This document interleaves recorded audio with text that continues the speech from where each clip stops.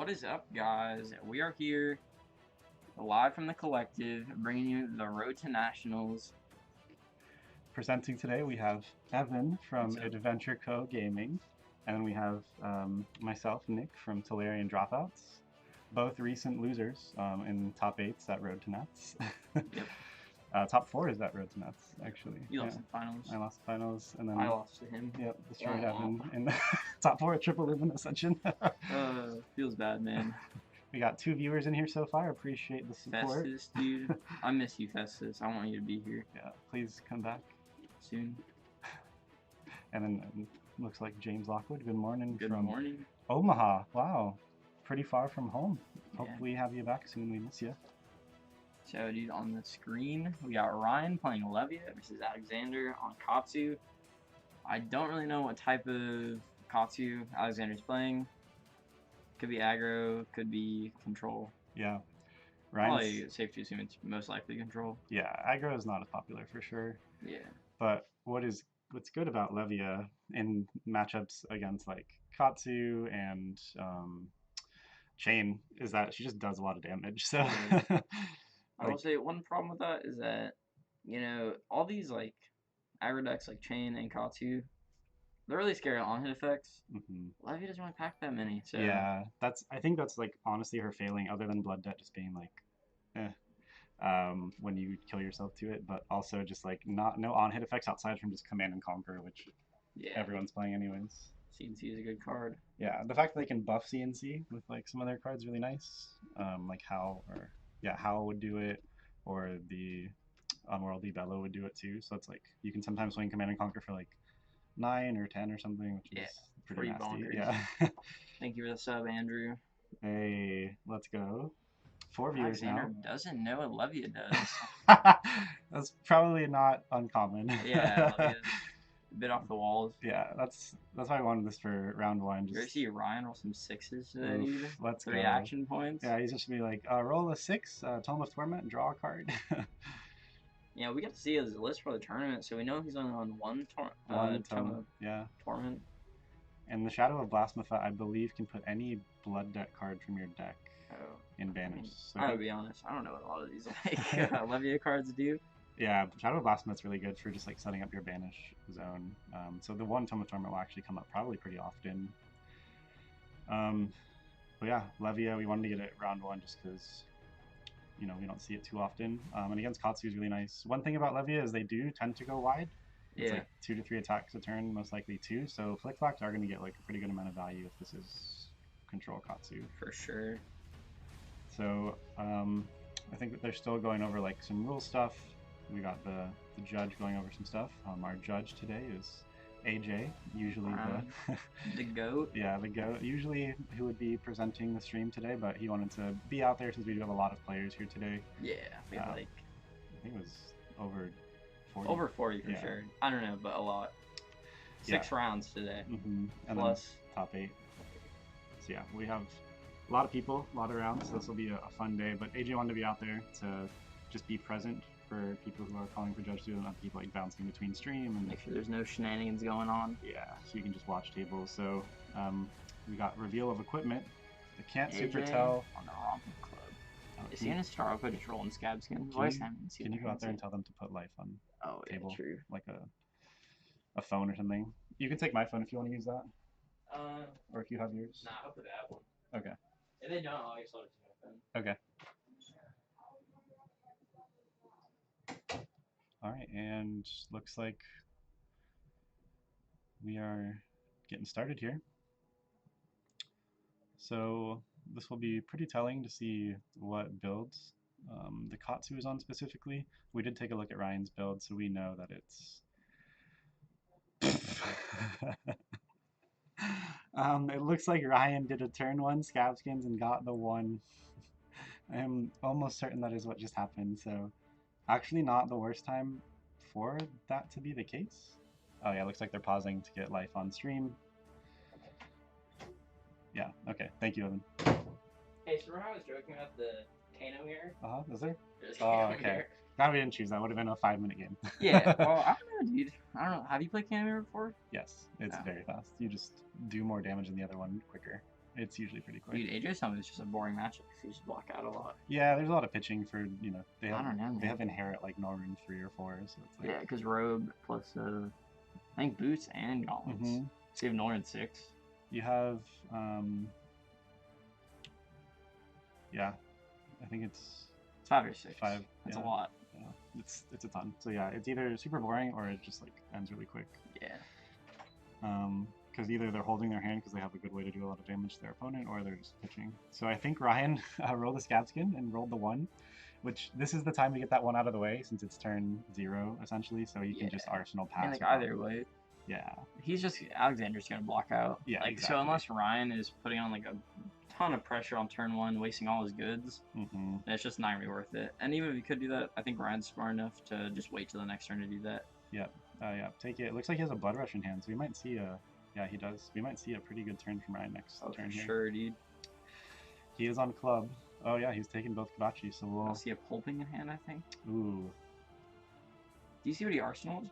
I did not. Yeah, I couldn't tell what his hand was. So yeah, oh, this is not what you want to see. Ryan is totally fine. Yeah, it's up for 1. Ryan is totally fine to just take this and let him have the mask draw, because what, he's gonna break Snapdragon Scalers? Give it go again? Yeah. That seems like really bad. Turn 1, I don't see that happening. I don't know, dude. Maybe he gives a go again and then goes through the entire, was it Crane Dance line? And so, then into a Mugen. Yeah, this goes to the other line. If he did Crane Dance into, what is the Fine Center? That'd be, he pitched his... Get his in-state token. Yeah. Pretty neat, it would save him somehow. Oh, he's blocking it. Okay, interesting to block that. Why is... Okay. I guess he chooses to Ancestral here, not to push damage, but just to cycle his hand. Oh, it looks like... I think he had double Plunder Run in hand, so I think he just... Arsenaled one of them. Yeah. That's kind of unfortunate. He does have at least the best card in the game in your Arsenal. Yes, 100% best card in the game if you have that in Arsenal. So yeah, 3. Okay, so Ryan's staying on the 1 action. Yeah. 3-card hand with a Blood Rush. So I don't know if he needs multiple action points because he has the Blood Rush. Yeah. I don't even know if Ryan would play here. He may just go like pitch, swing. Yeah. To be honest. Oh, it looks like he might play it. It's a little bit risky here because he's going for it. Because he doesn't know what he's going to draw into. Blue Dread Screamer. Yeah. No, what was that one? Dreadwood Rumbler. Dreadwood Rumbler. Yeah. Close enough. Something. Yeah, that was close. He pitched a Dread Screamer. Yeah. A blue one. So 2 floating. Yep. 2 in hand, not bad for sure. His graveyard's getting there. See a Dread Screamer, so it has guaranteed go again because there is a 6. Yep, and he turned off Levia's ability and started the Blood Debt clock. So there you go. So I imagine we'll probably just see the Dread Screamer and then maybe a pitch and just. I think it's gonna be Club, probably. Yeah, because Club would come in for 7 here, which is actually very strong. This might be a yellow Dread Screamer, it seems like, which is 5 go again. Yeah, it's hard to tell. Yeah, but I'm pretty sure. Oh no, 5 plus 2 7 go again. So yeah, he's really strong. He's swinging for 7 twice here. That's really good. Yeah. Yep. And he takes 4, so it was a yellow one, and then here's 7 again. Wow, that's actually a 14 damage turn from Ryan. Yeah, off a 3-card hand. That's really strong, and he keeps his arsenal. For sure. Ryan's telling him, "Yep, this is club for 7," and his opponent's like, "Wait, what?" Yeah, dude. And he already has 2 Blood Debt, so his Doomsday is... If he didn't keep this up throughout the game, like, he is golden. Wow, already up 9 health. So we know Alexander does have the Plunder Run in Arsenal. He has one in hand, too, and a Command and Conquer. I don't know if he's just going to do possibly Plunder Run, Kodachi, Command for 9. Yeah. If it hits draw a card, that seems very strong. It's probably more likely that we'll end up seeing just, like, Plunder Run, Kodachi for 1, and then blue Command and Conquer for 9. Yeah. But, was that a blue Plunder Run on here? Is it? Is he on blue Plunder Runs? Wow. Dude. Spice. On all 9 in the costume? On all 9. So starting off with the light tap for 4 go again. Not bad for sure. I can't tell if this is aggro or control Katsu because he's playing a lot of the cards. He's playing Snapdragon, so I'm just going to assume it's probably aggro. Yeah. Especially because we see a lot of Plunder Runs. That's true. I know Alex will play some, but yeah, we've already seen a lot. Oh. I have the rear guard. He's going to discard here? He will. I think he doesn't want Katsu to trigger here. I think that's smart. Yeah. Okay. He's filling up his grave a bit more. Once the rally goes in there, he'll have... Ooh, okay. Little takesies, backsies. It's okay. He didn't let his hands off. Chess rules over here. All good. Is that an Artborn hand? in Ryan's hand? I didn't see. So this I will might be wrong. this will push it to 5. So the rally for block for 5. So even if he has a ancestral, this won't hit. Yeah. So it's good. Yeah. Okay. So he gets rid of the Wrecker Romp. So after this rally goes in the grave, he'll have 3 more in grave. So. All good. Oh, is that the turn? Oh, he's gonna break. In the combat chain. Oh, so he is gonna do the command for 9. Nice. Yeah. Wow. 9 draw. If it hits draw a card, I don't think Ryan can actually stop this. Yeah. That's really unfortunate. He's not playing Husk here. I so... know. Oh, you know, he probably thought it was control. Control Katsu.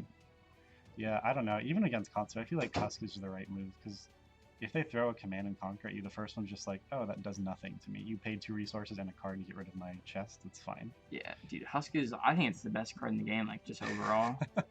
I probably agree with you. Oh, it takes it. He just takes 9. Gives his opponent. Oh, the Not tome. the tome. Okay. Actually, that's fine. That's fine. Like, realistically, it'll probably get, like, looped here. Yeah, well, so I and think then Ryan's okay with he just that. gets to draw a card. Oh, it isn't. It is an Art of War. So this is a Tunic turn, so we could What we could see is Ryan Tunics, pops the Ebonfold, banishes a card, draws one, and hope he just hits the nuts. He might Tunic, Art of War, banish the card in his hand. Yeah, if it's an attack. better. Oh, it's not an attack, so he just has to club. So I mean, he does get an, oh, but he's gonna take Blood Debt here. That's so unfortunate. Like 2 or 3, it's fine. I think it's 2. Yep, it's 2. So he gets an Arsenal Art of War with Tunic up next turn, which is great. So as long as Alexander is not threatening another command, Ryan should be good to just keep his hand and just have a pretty massive turn next turn. Oh, he has an Art of War in hand too. He has one in Arsenal and in hand. Double Art of War turn would be pretty bonkers. Yeah. He might pitch one though next turn. We'll see. Oh, this is one thing that's so scary about. Like, this is why I still think Husk is correct, because you can just stop a surging. We got an Azalea at the event today. Oh yeah, we're looking over the deck lists here. What was that? Was that Katsu? Kano. Oh, another Kano. Okay. Yeah, like I said, there's a Kano mirror, dude. That's the other one? Okay. Yeah, so maybe round 2 we'll get one of the Kanos, because one of them's going to be... Yeah, one of them wins no matter what. Unless it's a double tie, that would be really unfortunate. But here, speaking of the second Kano, here it is. Sick, they typed it. Very nice. Neat. It's only 69 cards. Doesn't even need the last 11. Wait, what? Just balling out, dude. I don't know about that. I think I very much disagree about that. Interesting. Alright, well, you guys will probably get to see a Makino next round. Oh, we got Ryan Fox's list. Here's the Levia list that we are watching unfold right now. And the Katsu list. Okay, very nice. So we can confirm that this is definitely aggro Katsu. Yeah, for sure. Yeah, they're only on 3 flicks. Yeah, just 3 red flicks, no more. So, yeah, I mean, that's probably all you need, to be honest. Yeah, it'll still get some value this game. You want to be going putting on the pressure, you know? Yeah. I used to not play him at all. If you're an aggro Katsu, it's like fine. So it looks like Ryan survived. Oh, he is doing the double Art of War. Ooh. Oh, is one of those beasts within? I think so. Oh, interesting. Wait, he's not scab skinning, is he? No. I don't think it's worth. I don't think he'd do it. No, he definitely chose go again off one of those Art of Wars. Dude, unless he just is a baller, thinks he's gonna roll a 6, but plays both for the +1s, and then uses +2 for the rest of the turn. So I think this is 5. I think it's probably 5 go again. Yeah, 100%. Part of me hopes that it isn't, though, just because, like, that'd be funny. That'd be hilarious. Well, he had the Doomsday. Okay, so yeah, it definitely was go again. This is really unfortunate. So is Brian going to take 2 more Blood Debt? No, he banished the... Oh, with the Art of War. So okay. good, good, I think. Good, good. Still has Tunic counter up, which is nice. Hasn't used Ebonfold yet. He's sitting alright. Ooh, we see the Heart and Break. Okay. Yeah, Heart and Cross Trap. Yeah. Just reduces his next attack action by 2. So this is a free surging. Yeah, dude. Really, I know a lot of people play in Katsu, see it sometimes in Prism, which I think is alright. It's fine, yeah. It's not bad. In Prism, I think Vestige is so much better. Oh, yeah, I think Vestige is like better than anything, but yeah. that might be better than Tunic. Yeah, yeah. It might be. I don't love Tunic in Levia. Or in Prism. I don't like anything besides Vestige in Prism. Oh, Vestige is so good, especially with Tome. Like, Tome of Divinity is friggin' nuts card. It is a pretty neat card. Pitch a blue, draw 3 cards. It's great. Really strong. Yeah, Ryan has to think here if he's going to do 2 cards from hand, because I think he already used the Scab Skins once. Yeah, he did. This is one thing about not playing Husk that kind of sucks. So do you let the Surging hit, or do you block the Gust Wave? That's the hard part, is like, I tend to block the Surging, because if I with have... a Blood Rush Bellow. Wow, if he has in hand. Yeah, okay. Is it a blue whelming? Always block the blue whelming. I don't remember who told me that, but yeah, it really is stuck with me. Definitely block if they do Kodachi blue whelming. That's how I lost against Akatsu and against Alex in a Road to Nats. Alex is just too good, man. Does Vestige let you pitch a Gorg Tome? Yeah, the Gorg Tome's not a light card, so no, unfortunately. That's weird though. Never block the Surging. Festus, should I believe you or no? Because I know you're a Katsu demon. I don't think that's true. I don't know, Festus. Yeah, because I guess you let them get the. I don't know just that like you let this thing hit. I mean, you might just to get like the Snapdragons out of the way. Right, because if they don't have the whelming, then their turn kind of just stops right there. Yeah, it's pretty womp. Yeah. But if they have Surging and whelming, it's like, okay, you had it. Yeah, dude.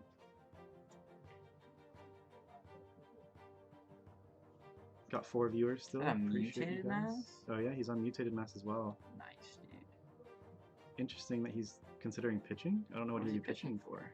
Oh, he's gonna Eben? Ooh, he has 2 cards in hand that don't block. I think that's the reason why. Oh yeah, this is pretty wonky. So banishes. Draw just to get a block card, because 1 card would block this. He did get it. Nice. So Alex could use bracers to give it. Oh, so he's just Ryan saying no, you're not going to do that. So he's blocking for 3 here. Ooh, Razor Reflex. He had the Razor. So it gets go again. Oh no. Yeah. Well, yeah. If it already had go again. We're gonna see probably a Katsu proc here. So we're drawing off whelming, and then we're gonna decide on Katsu. Oh, he's already got the Lord of Wind in hand. Oh no. Oh, that's actually a good thing for Ryan. Yeah, for sure. Seeing, I wouldn't have. I don't know if I would have discarded the E-Strike, but so we're gonna see a Mugenshi. Yeah. I mean, I guess you want to keep your Lord of Winds in deck. For sure. Yeah, I don't know. Yeah, I don't know. That's really unfortunate. So he gets to search for 2 Lord of Winds. Yeah. Plays so 1. I think it's. I don't even think. For 5. I don't know how many he actually has in his grave right now. Yeah, I don't think he's done that much. I think this might be like Kodachi, Lord of Wind for 2 or something. I don't know. Yeah, I could see that. Just to sneak some more damage in. I mean, what, he has 2 floating right now, so he could go Dachi, Lord of Wind. Yeah, our resident Ninja Player Fest saying keep the E-Strike because there's no targets. Yeah, I think I probably would have kept the E-Strike too. For sure. That just seems like, because you know this is going to hit, so you can do this into E-Strike. You're going to Mass Draw no matter what, so you just E-Strike, right? Yeah, exactly. Instead of playing the Lord, because like... So only grabbing 2 things. Yeah. Was that Mugenshi and something else? I think it was a whelming probably. Yeah, probably. Or surging. So swinging for 4? This is 4. But this is the problem with this is this does not have go again. Yeah. So he either arsenals that Lord of Wind he searched for, or he keeps it in hand, or he Snapdragons here. Now that I'm thinking more about it, he definitely should have banished the Lord of... Does Lord of Wind shuffle itself back or no? I don't think so. But even though... Yeah, no, I think you still have to E-Strike. Yeah, because instead of doing Lord of Wind here, you just like search 1 Lord of Wind and then do E-Strike for 7 to close out instead of a Lord of Wind for 4. Yeah, dude. Or you high roll, E-Strike 5, draw a card, get that arsenal. Yeah, hit the Wonder Run off the draw. Yeah, so I don't know why you search for that second Lord of Wind there. I guess you have a guaranteed blue in hand, but looks like he already has a blue in hand too. Yeah. So that's fine. Doesn't get an arsenal, but Brian's on 14 and got rid of basically his whole hand. So, wait, what is he? Is he rolling Scab Skins? So we have 2 action points. Oh, is he going to Tome of Torment here? Tome of Findo. Whoa. That was kind of heat. Yeah, that was hot, dude. I thought he was going to tome his Torment, but he had the better tome in this situation. That was pretty neat, dude. Yeah. I'm not gonna Oh, lie. and he has the pulping. Oh my. Oh, So that we was know one of sick. those is a hit because he just accidentally. Oh, dude's playing some mind games too. Yeah. Oh, there's a 6 in here. It's like, dude, one time against Alex, I dropped a Command and Conquer from my hand, and it messed up his entire turn. He got so scared of it, and I didn't even play it. Didn't even play it. So he misses. That's Ooh. unfortunate because Ryan would have loved to probably arsenal that or to keep it and pitch it. So yeah, dude. I mean, what color is that pulping? It's red, but the thing is here, I don't think Ryan can So do we're gonna see a anything block. else. He has a flick flock in hand too, so he's definitely not gonna let this thing have go again. It doesn't have dominate. Yeah, okay. Yeah. And that's Ryan's turn. That so was like, unfortunate. He's gonna take some blood debt here too. Kind of cancel that tome. Takes 4. Ryan has taken 6 damage this turn from blood debt. That is like the one really like one big reason I think Levia has a hard time is just so many turns you are just losing to your own card effects. One time, AJ and Steven, or not AJ, Ryan and Steven were playing, and Ryan does this huge big turn, and Steven's like, alright, I'm probably gonna lose this game. And I guess Ryan just didn't manage a 6, so he's like, guess I died. I die. Okay, we see a block on the head jab. I love red head jab. Okay, so then we see a Kodachi. For 1. Yeah, this is looking bleak for Ryan. Oh. Oh, that was an okay. turn. Alright, dude. Well, that actually We gotta see a is. bounce back turn Yeah. here. Ryan, let's go. Ball out, dude. Go off, king. Is this not a tunic turn yet? So pitch a blue. Dread Screamer, alright. Or at least hopefully we're not turn off taking. that blood debt. We're not taking blood debt this turn, boys. I think he has a lot of 6s in there, so. Oh, for sure. Yeah. He should be golden. This seems like, yeah, that's a lot of stuff. Wow, he hasn't banished in a while. I think the last thing he banished is that beast within. 1, 2, 3. Okay. See a ghostly visit? 2 ghostly visits and a 6. Okay. That would have been really unfortunate if it was like 2 That was ghostlies and something else that wasn't a 6. But we high roll in here. So you already know. yeah, I think it's a blue. Is that cold foil Evanfold? Oh, our boy is Ryan Fox is balling out, like I said, dude. What a baller.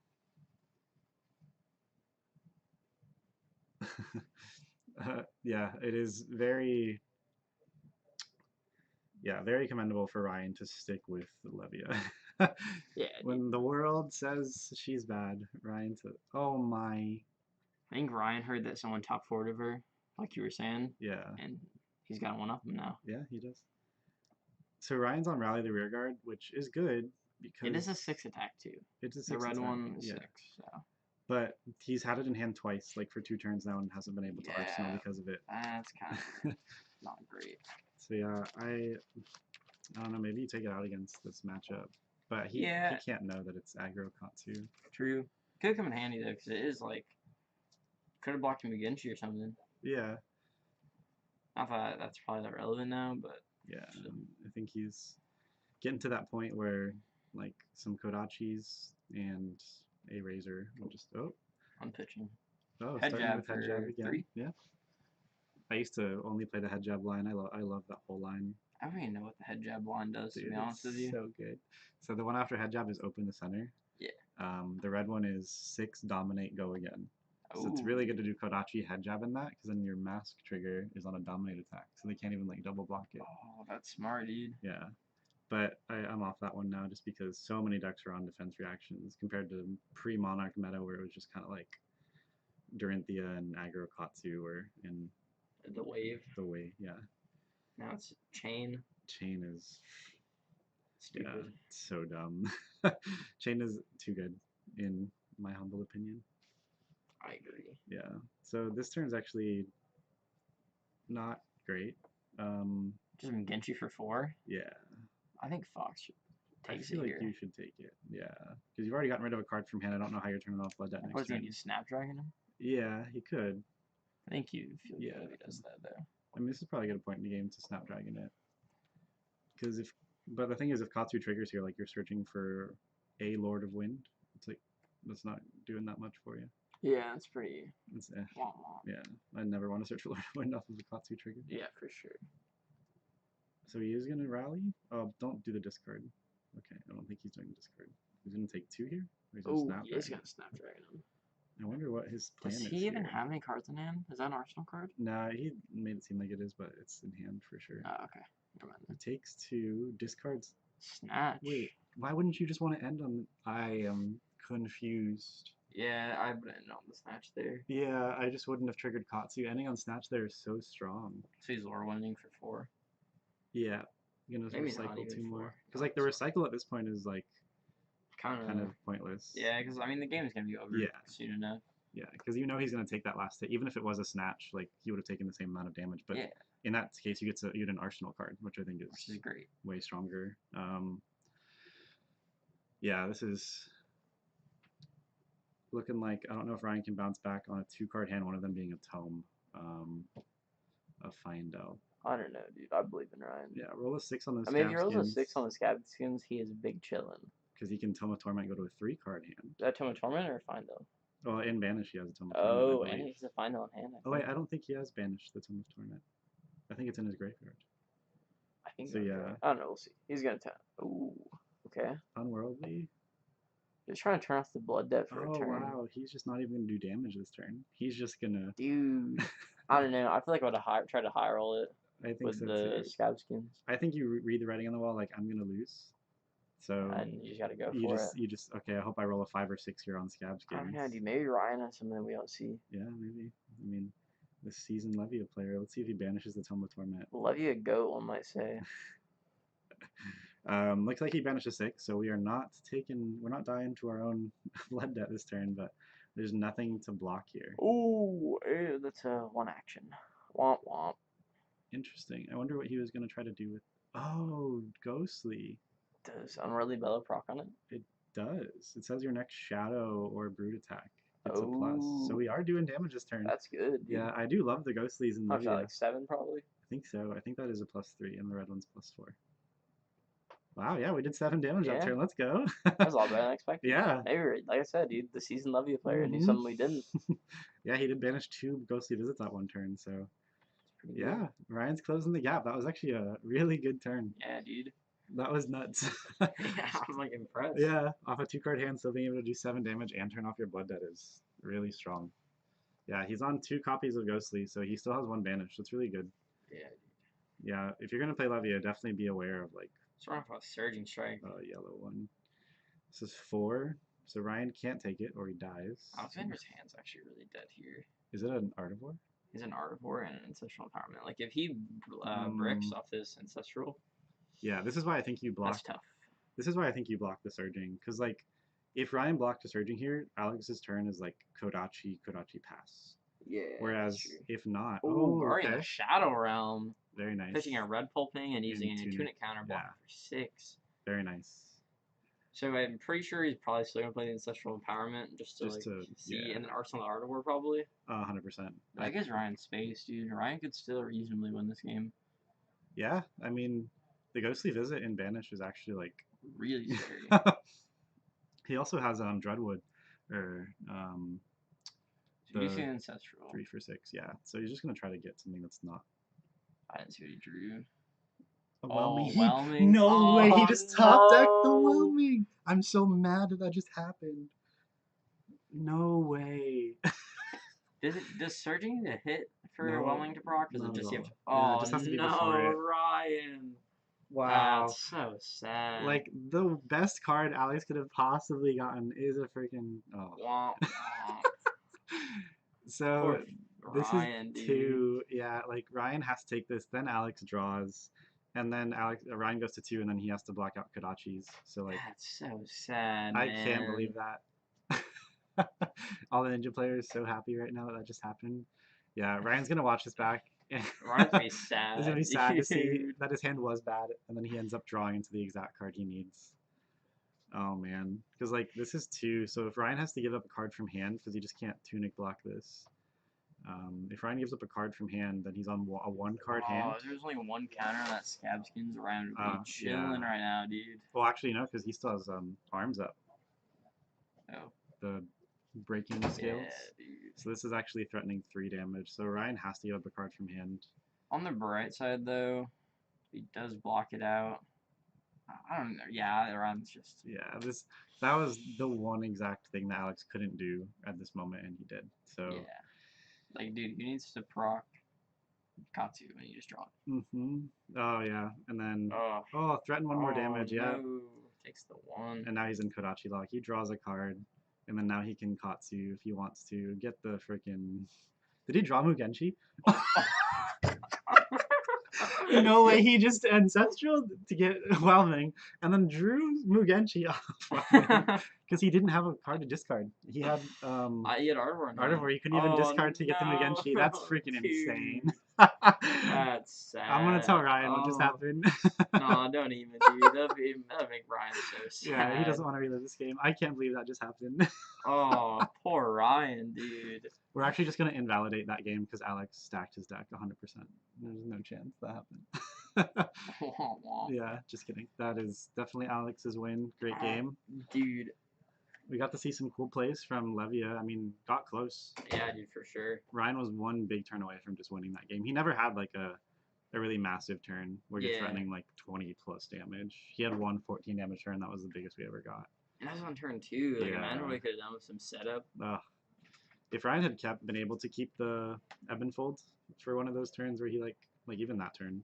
Yeah, for sure. That would have been good, but being at 1 just means you're in Kodachi lock and you just lose. But yeah, that's our round 1. And we're gonna go on a break for a little bit, probably get some food round 2. till round 2. So that was our round 1. Thank you guys for tuning in. And round 2 will be up pretty soon. I was not paying attention to how long this game lasted. I think it just announced 30 minutes like 2 minutes ago, so it probably lasted just over 30 minutes. Yeah, it will be like 35 minutes. Around probably. So stay tuned. Yeah. Keep watching. Go make a sandwich. I think there's 25 minutes left in round. Yeah. Okay. And then probably 5 more minutes. Yeah, between. probably like 30 then. Okay. Not that bad. So we'll be back. Before we move on, just want to shout out the Collective, a comic and game community. Really appreciate them. We love you guys. Yeah, what they've done for the Flesh and Blood community here in Orlando is really incredible. They care about our player base a ton, and this event's going to be great, just like all of our Sunday events. So thank you again to the Collective, and we will be right back. Thank you.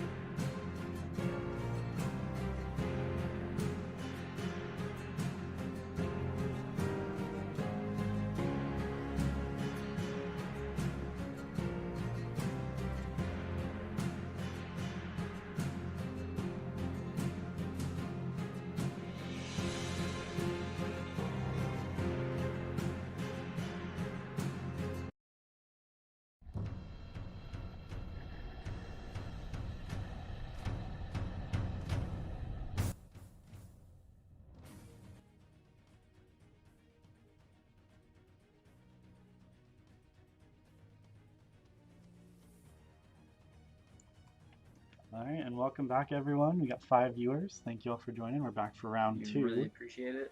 We got a Kano on Versus stream. Shane, dude. So this Kano beat a Kano in round 1. We have 2 Kano players here today. They played round 1. Mirror match. We were literally joking about it before the tournament started, and we looked at that. It happened. It happened. So this Kano beat a Kano. So we have no real information. We have a deck in front of us, but we don't really know how this deck plays and constructed very well. Just not a lot of... He's playing Aetherized, dude, so no Artivores. Dude, I want to see really? A play where, yeah, dude. It's a blue pitch. He's playing 2 Aetherized. Wow, so yeah, if he really want to see a play where he goes like Kano, like just like blind Kano rips it on his turn in response to an Artivore. Yeah, dude. Like before it resolves. Kano. So yeah, we are on 1 time snap potion, and I don't see energy pots. No, there's 3. Is there? Oh, they're up there. Yeah. So yeah, 3 energy pots, 1 time snap. 2 chains of eminence. I wonder if he plays it for this matchup. I guess you could, because you can actually rip it off the top. That's actually pretty cool. If you Kano and get it off the top. He's not on... Oh, for sure, dude. I wonder if he's going first here. Oh. Will you tell me to life counter it? Thank you. And he's not on the lens, the talismanic lens. He's just on Arcanite for every matchup. Yeah, so. I think you need more. I think you need more health in this format. Yeah. So it makes sense. So he technically has like 33 health. So Steven going first pitches the Eclipse. So that's gonna come up later. That's nice. I don't know, dude. I think this game's gonna like 3-4 turns probably. That's true, actually. See, pitch Eclipse, swing on a Rune Chant.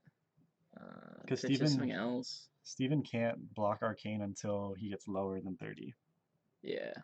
Or lower than his opponent. Opening the app. Yeah, here we go, getting some life up. So Steven made a Rune Chant, and then he might swing, or just...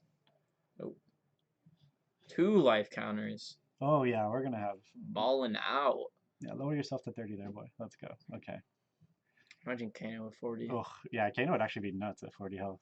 Like, you give him 35. He's nuts. He would be really good. I think even now, like, if you are an experienced Kano player in this format, you can do a lot.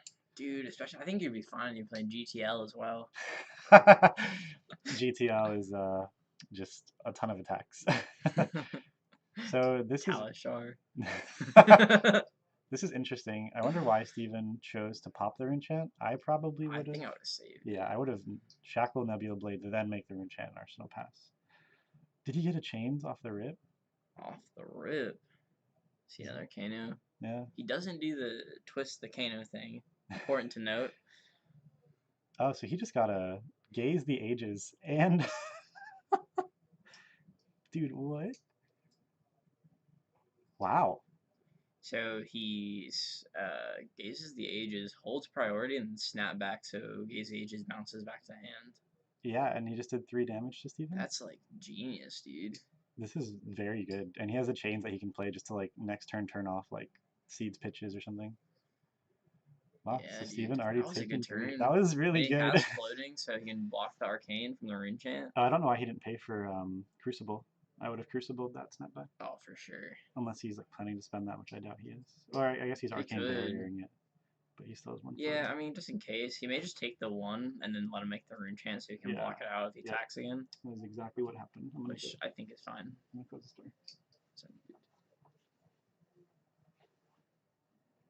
So we see a Chains of Eminence being played. I really wonder what he's going to call. I wish I could, like, actually, like, tell. Kind of sucks that we can't.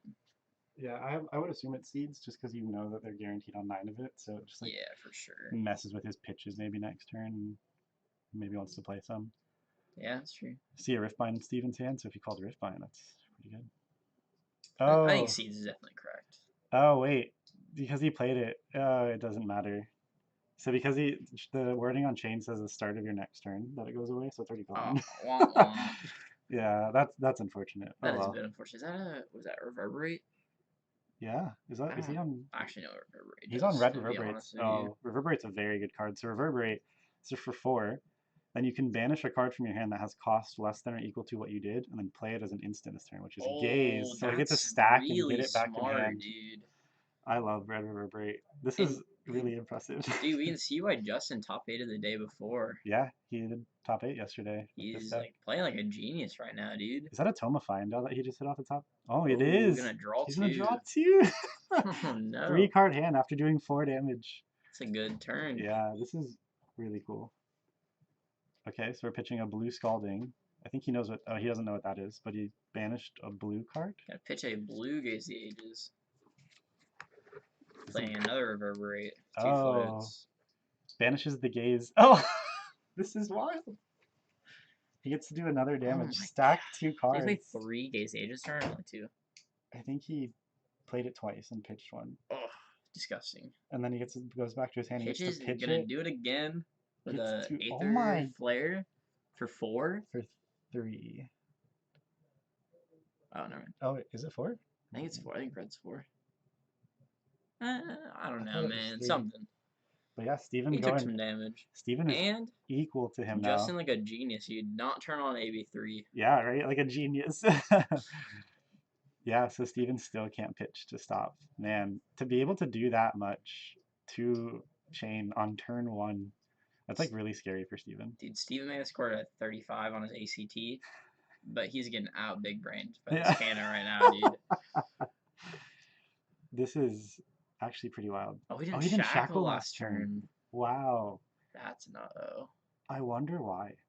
Like, I would think... You go balls to the wall shackle here, I think. I think you just do it because you're only going to get to like 3 or 4 shackles anyway, so now Steven's only going to get to like 2 or 3 probably. Where's that card in chain that just lets me make like 4 shackles? And just create 4 soul shackle tokens. Interesting he pitched for that 1 rune chant, and then he takes the 4. I feel like that is worth more to block the unhallowed and take 2 instead. Unless he's planning to play something this turn and he wants that 1 floating, I don't see why you would do that. Yeah, for sure. So does he take 4 again? Only 1 he's planning on attack this turn. Oh, you're right. Yeah. I guess that's fine. Dang. Steven doing some thunking. That's really unfortunate. Like, you have to every turn against Kano threaten a lot of damage. You gotta put some damage down. Letting him keep a 3-card hand is just like, I don't know, man. Like, this is for sure a womp womp. Oh, Steven, I don't think he. Is Justin gonna get a healing counter here? Well, his turn. Yeah. Okay, now it's he's gonna get. All right. So Steven on Husk, but this guy actually Crucible, the Aether Weave. He is playing Nourishing Emptiness, so Steven able to stop the Nourishing if it ever comes through. Which is Spindle for 5 off deck. Which is going to be opt 5. Yeah, that's fair. So basically, it's to pick his next hand. Pick his next hand, or if he pitches here, he'll get a free something. Because he still has 1 card in hand to pitch for whatever it is.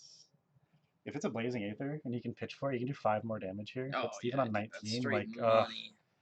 And the fact that Steven still can't use Arcanite. The Arsenal pass here, which so, probably is fine. I mean, so Justin knows his hand and the card under it because he opted 5. So that's really. Did he play anything on the bottom? I didn't notice. I didn't notice either.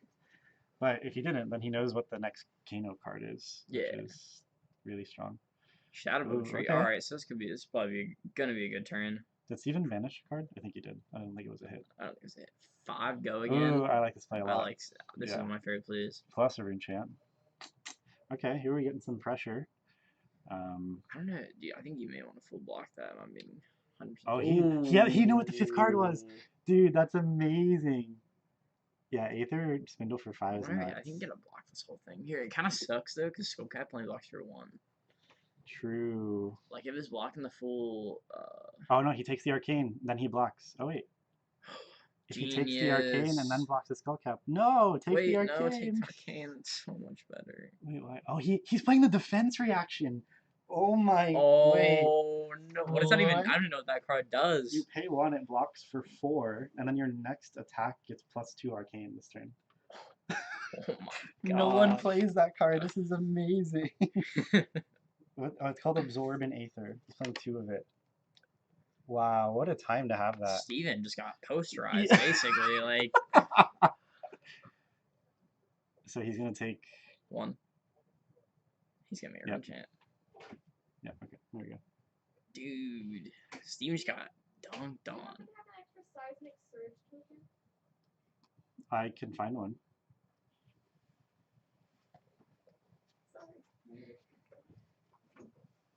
Poor Steven. See a Crucible the Aether Weave. Basically the card I end, but we're gonna see a snapback coming out for 4. Dude, I'm not gonna lie, that was pretty nuts. Brandon, if you're still here, for some reason you don't show up in the actual stream chat, but only on the screen. I don't know why. So, I don't know, they're discussing something right now. Pretty sure it's just, do I take 4 or not?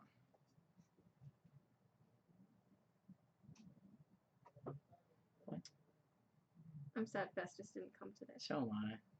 I really wanted him to show up. Makes me sad. How's this game going? Pretty good. To the non-trained observer, what's happening?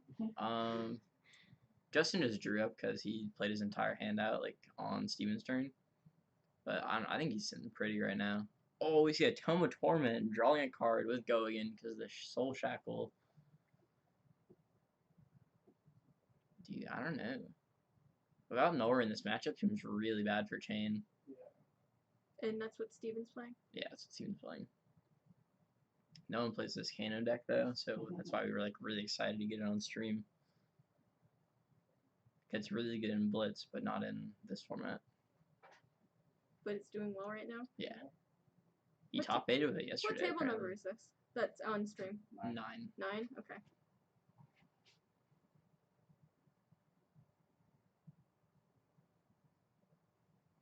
See a Shadowverse here. I didn't catch what he banished, but it's coming on for I think 5. No, just 2 hits draw card with Go again. That Plunder Run was not from the arsenal, unfortunately. Steven, as you know, is on 9 Plunder Run, the best variant of the Chain deck. Alright, I'll see someone out there has one. Thank you. Is there really not another Sizing Surge in that box? Dude, that's crazy. But you know, you at least have a Dominate Go again, Bravo. Yeah, baby.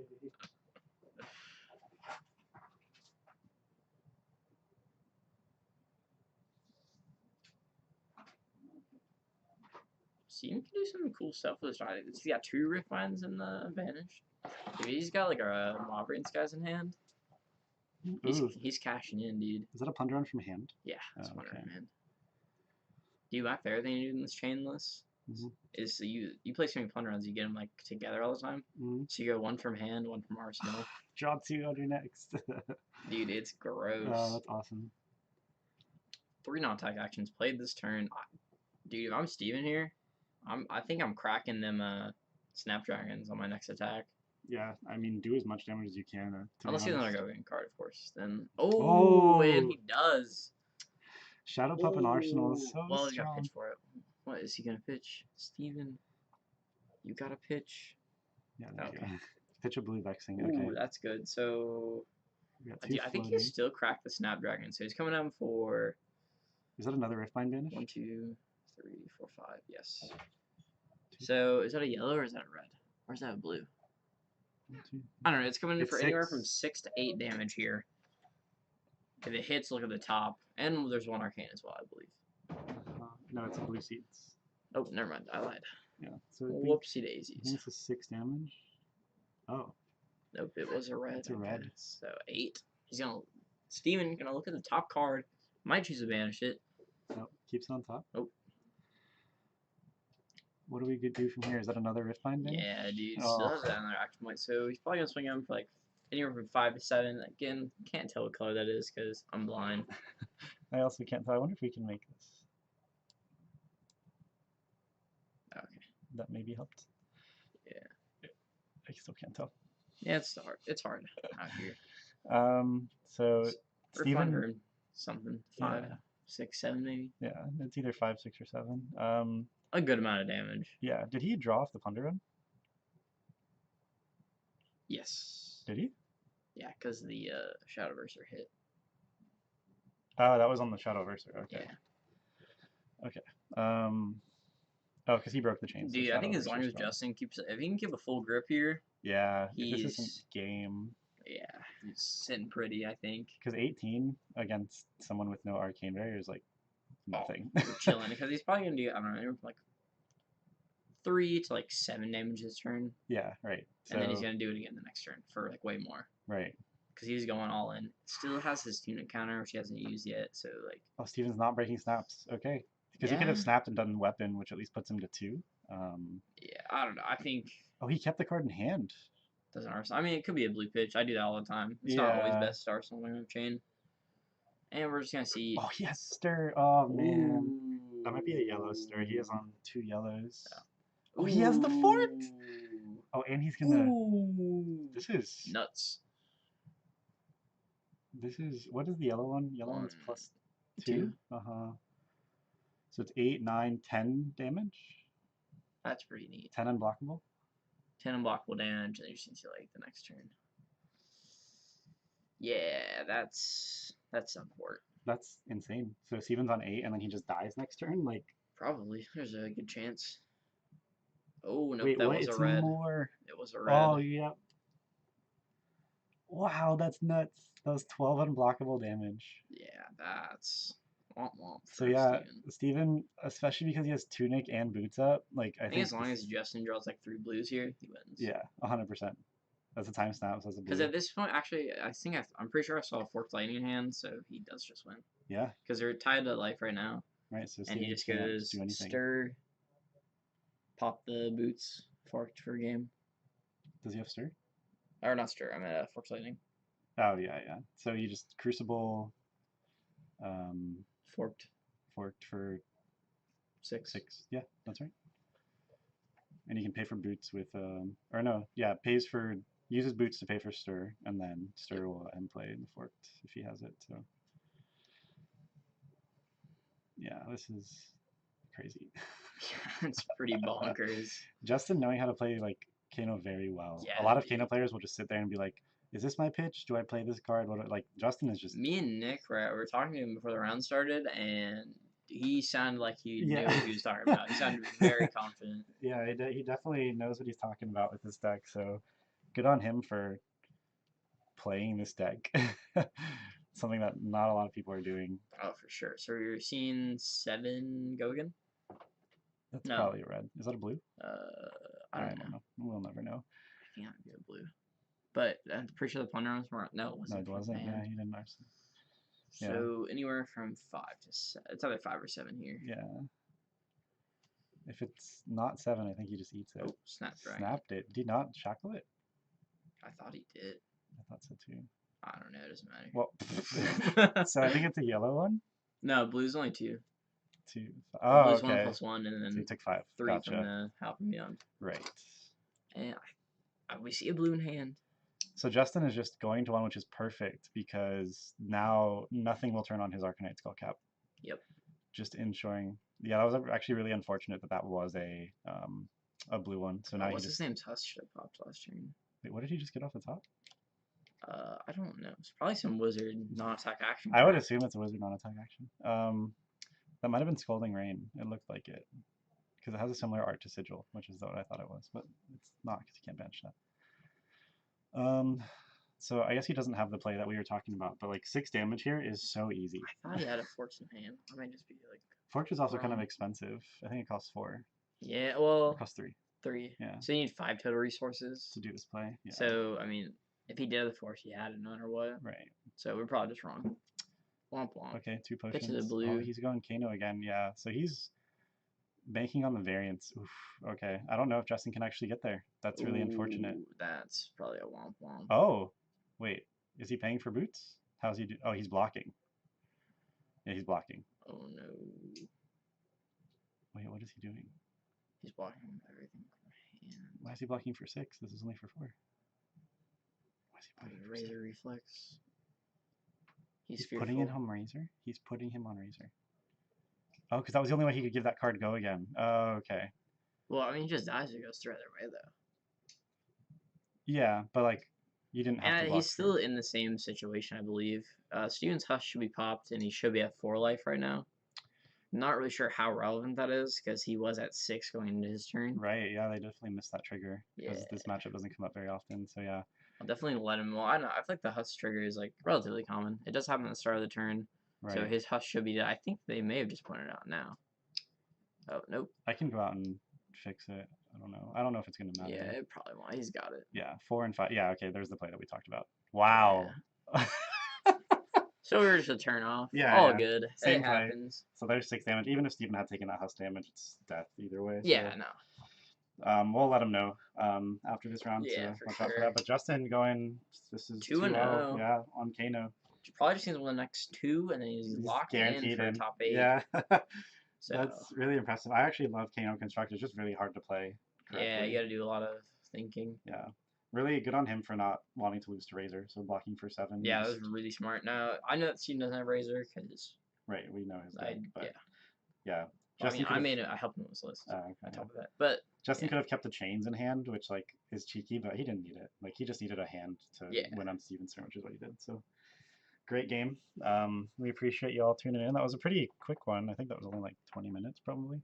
Yeah. Yeah. Kano games are pretty quick, Yeah. especially versus Chain. Yeah, The game lasts 4 turns, if that. They have the same game plan. Just I want to kill you before you kill me. Yep. I mean, it's not every deck's game plan. Yeah, I mean, not Katsu, not control Katsu. I guess. Oh. I want you to have no deck in a little bit. But yeah, these two specifically, definitely. A lot of decks have that game plan. But yeah, for sure. That is round 2. Thank you for everyone for watching. We really appreciate it. Again, shout out to the collective for hosting our road to Nats today. That's it for us for now. We'll be back in probably like 30 to 40 minutes. So. Oh, also, real quick, if you have Twitch Prime, haven't used your sub for the month, give it to AJ. He'd appreciate it. Adventure Co Gaming going live every Sunday at noon Eastern time. And you get some really high level play. We actually, I don't know if we mentioned this, we have five recent Road to Nats winners. There are 5 people here who have won Road to Nats. Bronson exclamation point. Sarah, I don't know her last name. Rob Seigel. Chris. Ray. And Jimmy Lee. Yeah. The one who beat me in finals. So yeah. 5 winners today. So this is going to be some high level competitive stuff. Yeah, so dude. Definitely stay tuned, and we'll be back in a bit. Thank you guys.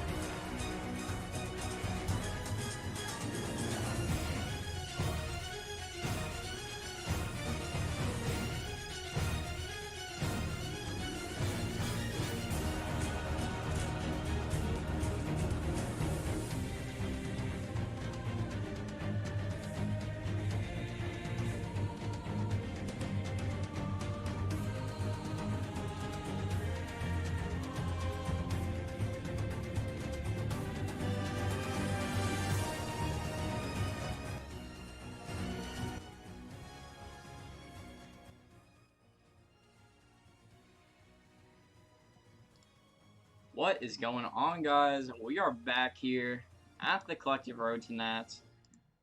Round 3. I wish I should know round it says. It's around on the screen. Where does it say that? Right there. I don't know how to change it. Oh, you're right. Yeah, dude. You right. So we got Rob Seigel. Let's adjust that. One of the best players. Recent Road to Nats winner. Yeah? He actually won it with the Bravo, so running it back. Versus his own favorite deck, I think. His baby. What he was known for. My man was tearing up Skirmish Season 1 with He's a complete demon, dude. Yeah, Rob isn't a huge fan of Dory and Constructed. I think it just has a lot of like unfavorable matchups, including this one. So yeah, we'll see if Michael is able to overcome the amount of blocking, defense reactions, and yeah, dude, pummel crush effects that we're going to see come out here. So I think Rob also has like an extra advantage since he just knows Dory so well. Right. He knows how to play against the deck as well too. Yeah, Rob knows exactly what's being telegraphed, how much is floating. Like he'll know most likely what. Like that's the problem. If you don't play against Dory enough, it's like pretty scary. Oh yeah, dude. Like you don't know what's going on. I'm actually really glad Rob plays Dory like all the time. To get used to that matchup. Yeah, dude. Look at get dunked on by Dory on Rob all the time. Yeah. He's just like a straight baller. Counting his deck right now, I think. Make sure he's doing some proper deck thinning, going down to 60 cards as you should. Yeah. I'm assuming that's what he's doing. Maybe 100%. Because he feels like it. No, but he definitely sided out a good amount of cards. Yeah, for sure. I know Rob actually like does care about it too, because I played against him at a Road to Nats last weekend, and he asked me how many cards I had in deck. Yeah, I mean that's an actual consideration with Dorinthia. Sure. Like Dorinthia can get to a point where the bottom of her deck is just all blues. Yep. And like maybe a couple of other good cards, but it's just awful. Yeah, then their turns are threatening like 4, 5 damage. Especially after they break boots and they don't have any Valors left. It's Yeah, just like, for sure. Sure, I'll take 4. You'll notice like a big thing in this game, like what separates really good players from like the alright players, is like pitching and like looking at how you stack your deck. Yes. To go into the late game. Oh, 100%. Yeah. Rob, getting the life counter out without us even asking. You think it's gonna do the armor cube here? Ooh, I hope we see the armor cube. That's armor cube is a pretty cool tech, if I'm being honest. But yeah, Rob giving us the business with the armor cube. Tolarian dropout staple. You know, I think I need to start doing the armor cube. Oh, armor cube's the way, man. Definitely the wave. Yeah. Yeah, Dorinthia is an interesting match against Bravo because Bravo has so many different reactions. Most cards blocked, most all cards blocked for 3. They're playing some heals. They're playing. I believe Rob plays Zealous Pelting in his deck, but I think he probably took it after this matchup. I think you do. You don't want 2 blocks. Yeah, really. no, that seems really bad. Yeah. And the fatigue strategy works pretty well against Dorinthia in general, so for sure. Pummels can really mess them up too. But we're just gonna, I think Rob or just Bravo in general is usually on at least 9 defense reactions, possibly more, probably like 11. Probably puts in a couple of red like unmovables or for sure, something especially in this matchup. Yeah, that's definitely fine. So we'll see. Yep, got the. He could be playing the Bronson special and be playing like 1.5 million because he plays yellow, so he flows and stuff too. Oh, that's right. I forgot Bronson's on there. Speaking of the demon himself, the Angel of Death. Oh, Bronson exclamation point. This is Dory Axes. I didn't expect it. What's funny is Rob was saying before this event started that Dory Axis is bad, so we can we can see if this is what convinces him otherwise. Do you think he convinces him otherwise? Oh my! What an eternal and towering titan! That's 100% the only time we're ever gonna see a towering titan played. At less than 4 minutes in the round, they put a towering titan down. Oh, that's so wild. That's the only time you're ever gonna see one played. 51 minutes left in the round, by the way, guys. Oh, dude, if Rob drew like anything here, that's tough. Any attack is just gonna ruin Dory here. Is that a Warriors Valor? Great start. I don't know what color that is. Yeah, the thing with axes is if he doesn't get go again here, kind of unfortunate he can't swing with the other axe. Do you think Rob just takes it all here? He might. I mean, the Towering Titan's gonna proc a ton of damage next turn. I think he did take it, and then he just. Wow. Do it on his notepad first, then the other thing. So the Yellow Valor, and this is axe for 3. I think Rob probably takes it if you get the first one. Rob's gonna. That's why he wrote it on the other side.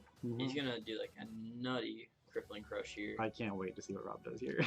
I'd be so scared. Watch probably like a crush comments or something. Yeah, just something bad. Yeah, dude.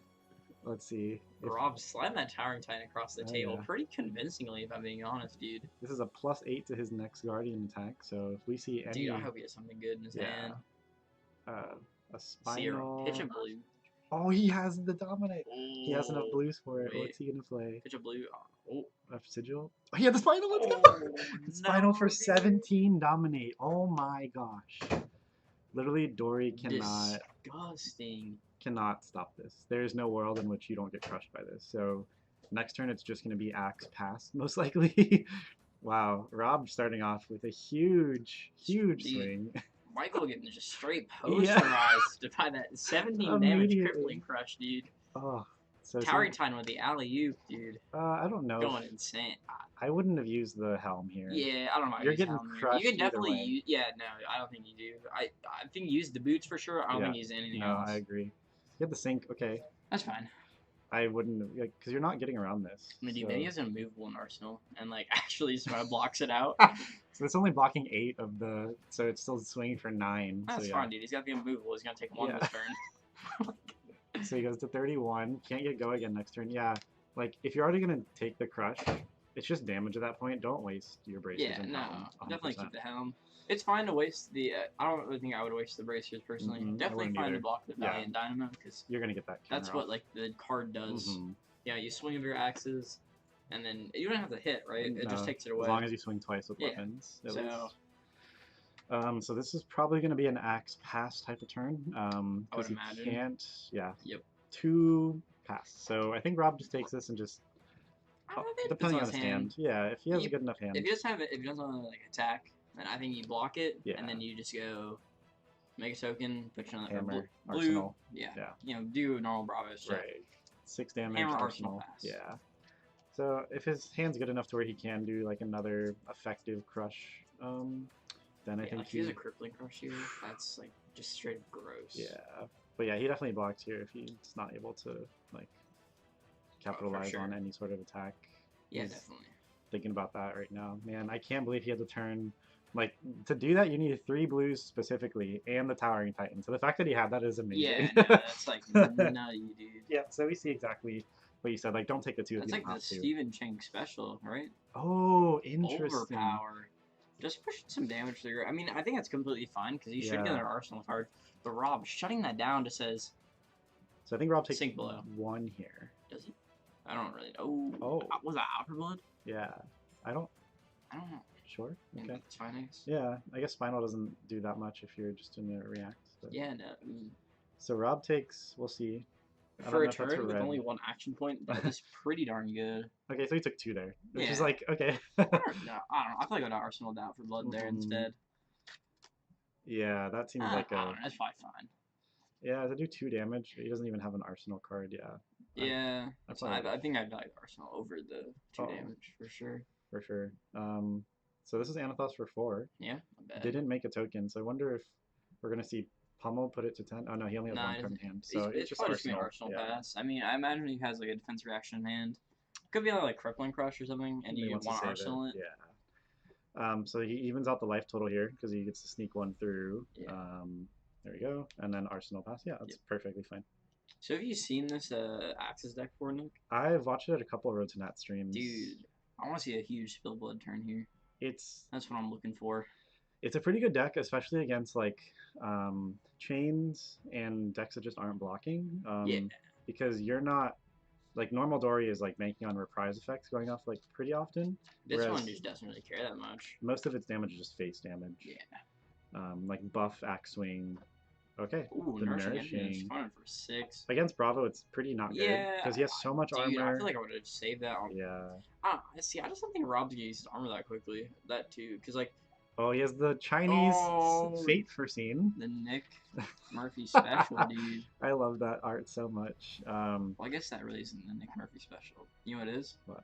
Pursuit of Knowledge. The Pursuit of Knowledge is definitely my favorite. So yeah, like he just used his turn to get 1 of his armor and 1 card from Rob. So it's like that was alright, I guess. Okay. I mean, getting the armor 1 piece is nice. Of it, yeah.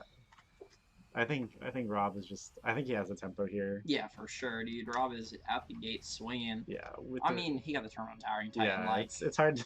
Hard to come back from that for sure. You don't give your opponent a mulligan, and you get to do +8 on your next. Does he he have the juice? Does he have the juice? Oh, was it?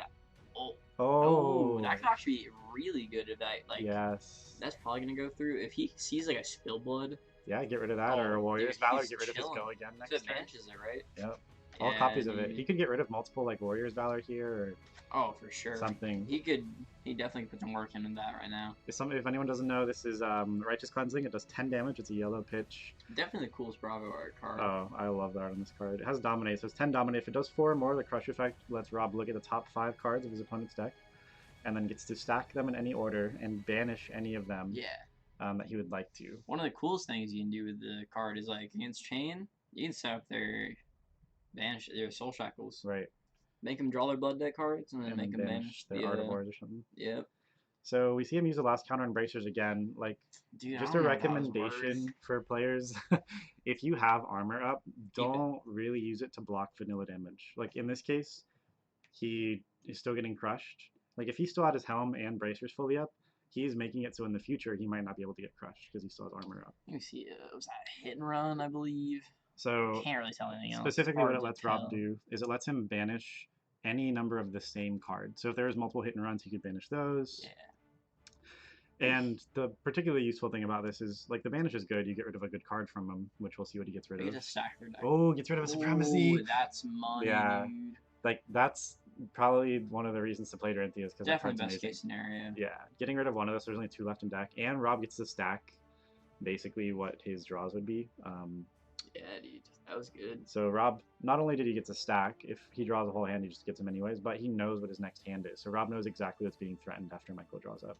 True. Unless there's, like, a Singing Steel Blade, which would let him, like, shuffle his deck. Rob knows exactly what Michael's next hand is. Yeah, and do you think you can play Singing Steel Blade? I kind of like it still on Axis. Actually look at the list. We haven't, like, we just have to search it out. It's probably smart, if I'm being honest. A lot of Dory Axes aren't on it. I think it's still good because, like, it just lets you search for whatever you need. If you want to, I don't know if people are playing Twinning Blade, but you get to search for a response, which can let you get over. It's like get the effect of a Valor, like we see Valor being. Yeah, ooh, we got a Viscera. Ooh, I haven't seen how the Viscera is doing, but that was my first deck I ever played in Flesh and Blood. So we see an Axe off of a Valor. So Rob can block this to try to, like, negate the go again, and then Michael would need to have a reaction or a glint to allow him to swing again. Yeah, allow him to swing again. Hopefully he has just the reaction. Oh, okay, so it doesn't matter. Rob just going to take the 5, so it seems like that was a yellow, or no, that was a red Valor. Axes are only 2. I'm just going to assume Rob has, like, something, like, the nuts in hand when I say. So I think he paid for Bracers. I don't know if Bracers lets you... I think it only lets you swing with the one that's hit already. I'm not sure. So I think... Can he do that? I don't think he has enough resources to pay for Bracers. Yeah.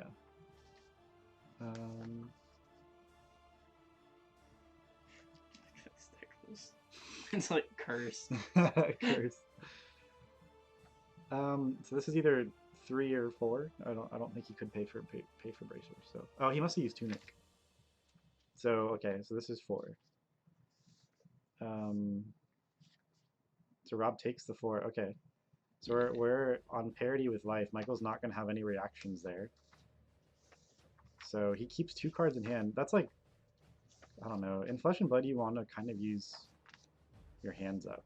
Like, get value out of your hand if you can. Not always, but he kept 2 cards in his arsenal. So Rob knows what he just drew into. And so Rob valued keeping all 4 cards in hand, so I think we're going to see some sort of... Yeah, that's really good. So what's really good about this play is Rob is threatening a pummel, because he has 2 in hand still. Okay, sick. So we have the Dorinthia deck list up. So what's great about this is he's threatening a pummel, and sometimes you don't want to dominate with Bravo, because you want them to waste cards in hand. Oh, yeah, for sure. Like, sure, dump your hand on this thing, that's fine. Oh, cool, this is Rob's deck list. Yep, Rob on the Sigils, I love. Sigil is a great card. 3 yellow disable, also agree with that. It's just a command and conquer you can give dominate to. Yep. So Rob was totally fine with just letting him use some cards from hand, getting the arsenal, and then passing. So what do we see? Is that an Iron Song and then Or wait, did he block with it? Yeah, he blocked with Spellblood and Iron Song. Ooh, Yeah, so we see one Spellblood gone. We have a Supremacy gone. I gotta be honest, I don't know what card he just pitched. That's a Biting Blade. Bite. He's on blue Biting Blades. What does that do? So it gives, the red one gives +3, yellow +2, blue +1. And then the reprise effect is the target weapon gets, the attacking weapon I think, gets +1 for the turn. Oh, that's pretty good. Okay, so if reprise is active, the blue is a +2. Or it's a +2 right now, and then a +1 for the next swing. So it could be 3 damage, which is like yeah, it's not bad at all. It costs 2 though to play, so it's like. Yeah. Ooh, wait, that's 2. Yeah, the red one's great because it's +4 right now, and then +1 on the next one. So it's 5 damage for 2 resources. That is a bit expensive. Yeah, that's why it's not played super often. It's another blue pitch, I guess, but yeah, it's not amazing. So he's on 3 blue Biting Blades, 3 blue Outford Bloods. He's on 1 Snag, just hoping it comes up. 3 blue Shunts. Oh, you see 2 sigils from Rob, dude. That's Gaining gross. 6. That's so gross. I love sigils as a card, and like. Remember when you didn't know it existed? Oh yeah, we don't need to talk about that one. This Dory deck has 3 routes in there. Oh, Second Swing. Second Swing is a very good card. Fun fact, guys: sigil gains 3 life and is an instant. Keep that in mind when you're playing, and you think you win. Play out your full turn. Yep. You literally had game and you just didn't even realize sigil was. Womp womp. That's so funny. I don't think it's that funny, Nick. Oh, I think it's hilarious.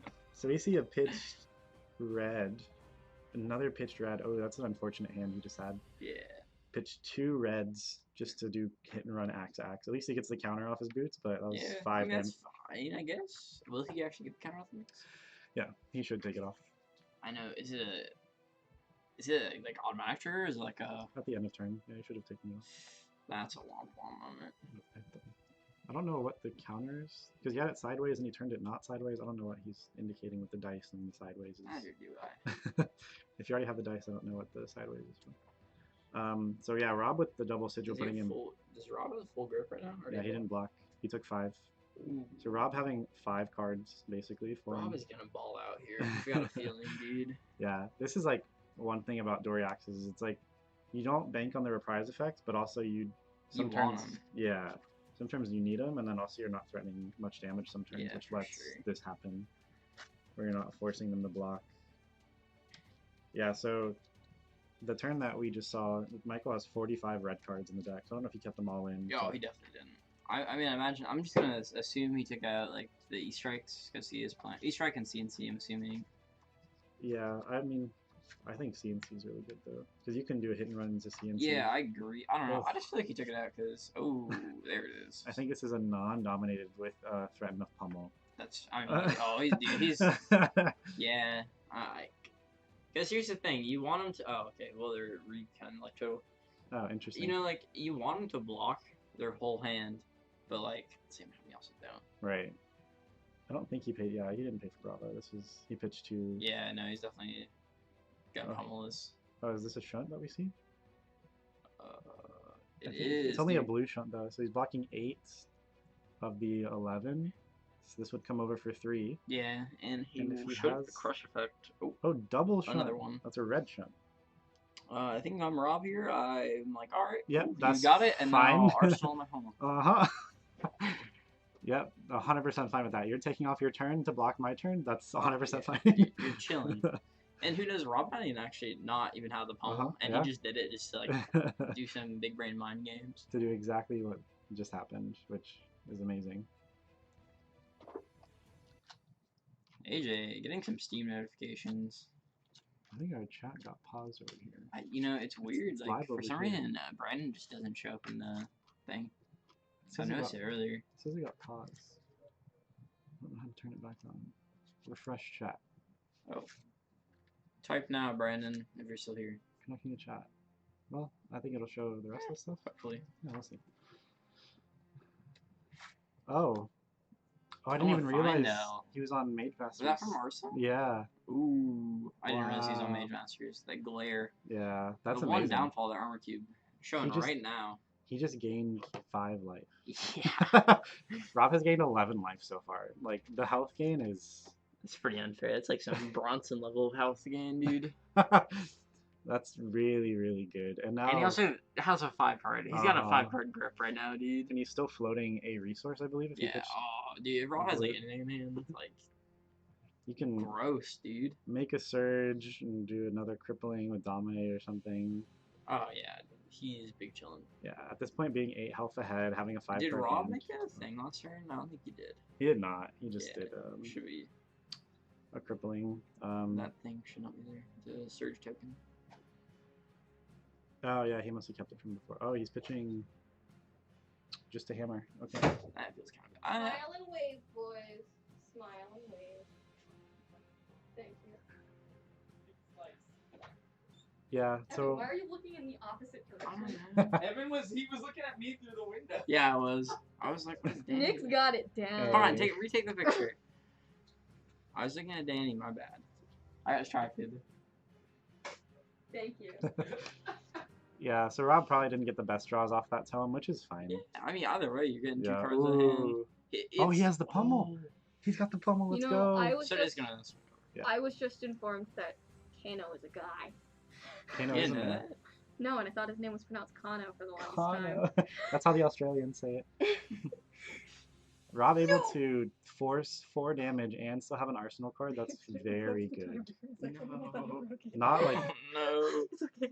We're good. There's 34 minutes left in the round, guys.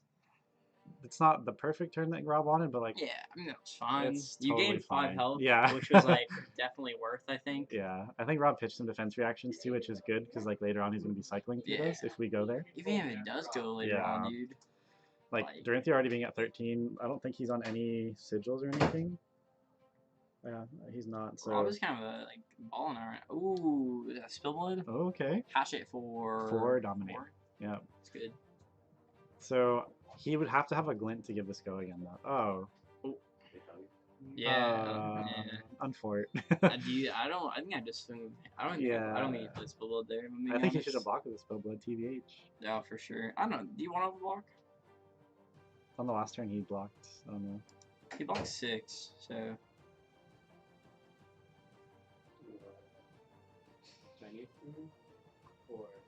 Oh, Rob had the freaking crippling crush again. Oh, he did it to him. This time it's dominated. So yeah. this is he's why we a lot of recommended. cards out of hand. This is why we recommended before keeping armor up, because like in this situation, he could do bracers for 2, helm for 1, boots for 1, and then like a defense reaction from arsenal if that was strong. And then just crushed. Yeah, 100%.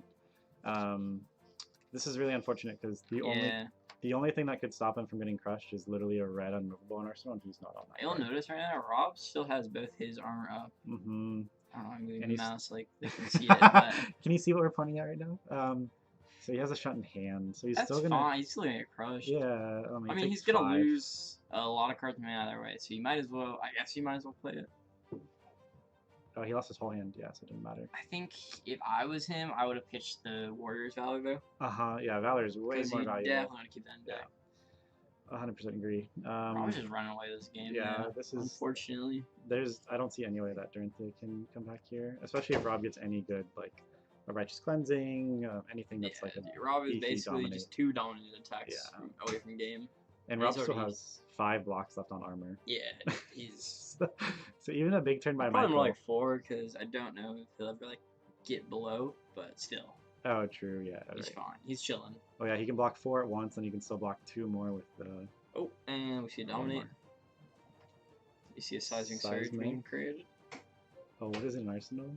Oh, yellow disable. This is the card we were talking about. So this is just a overvalued command and conquer with dominate. Command and conquer for 8 with dominate.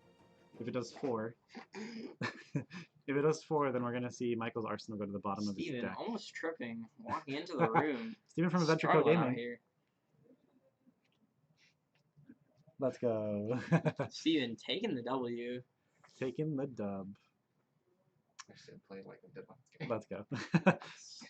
So sink below. A nice redemption arc for everyone on chat. The round Steven lost before that we watched against Kano. He won this last round, so still see him. Right. Here is why I think Command and Conquer is like miles better than. Oh, I agree. Because you don't be in the sync blood right now. Yeah, the thing with disable. It's still swing. It swings for 8, right? Yeah. Yeah, so he does get the arsenal. He still gets that was fine. Yeah. I don't know if I'm Michael, I probably would have given him my tunic there. Like, do I really? How close are you to a counter, dude? He's sitting on a counter, I guess, but I don't know. Yeah.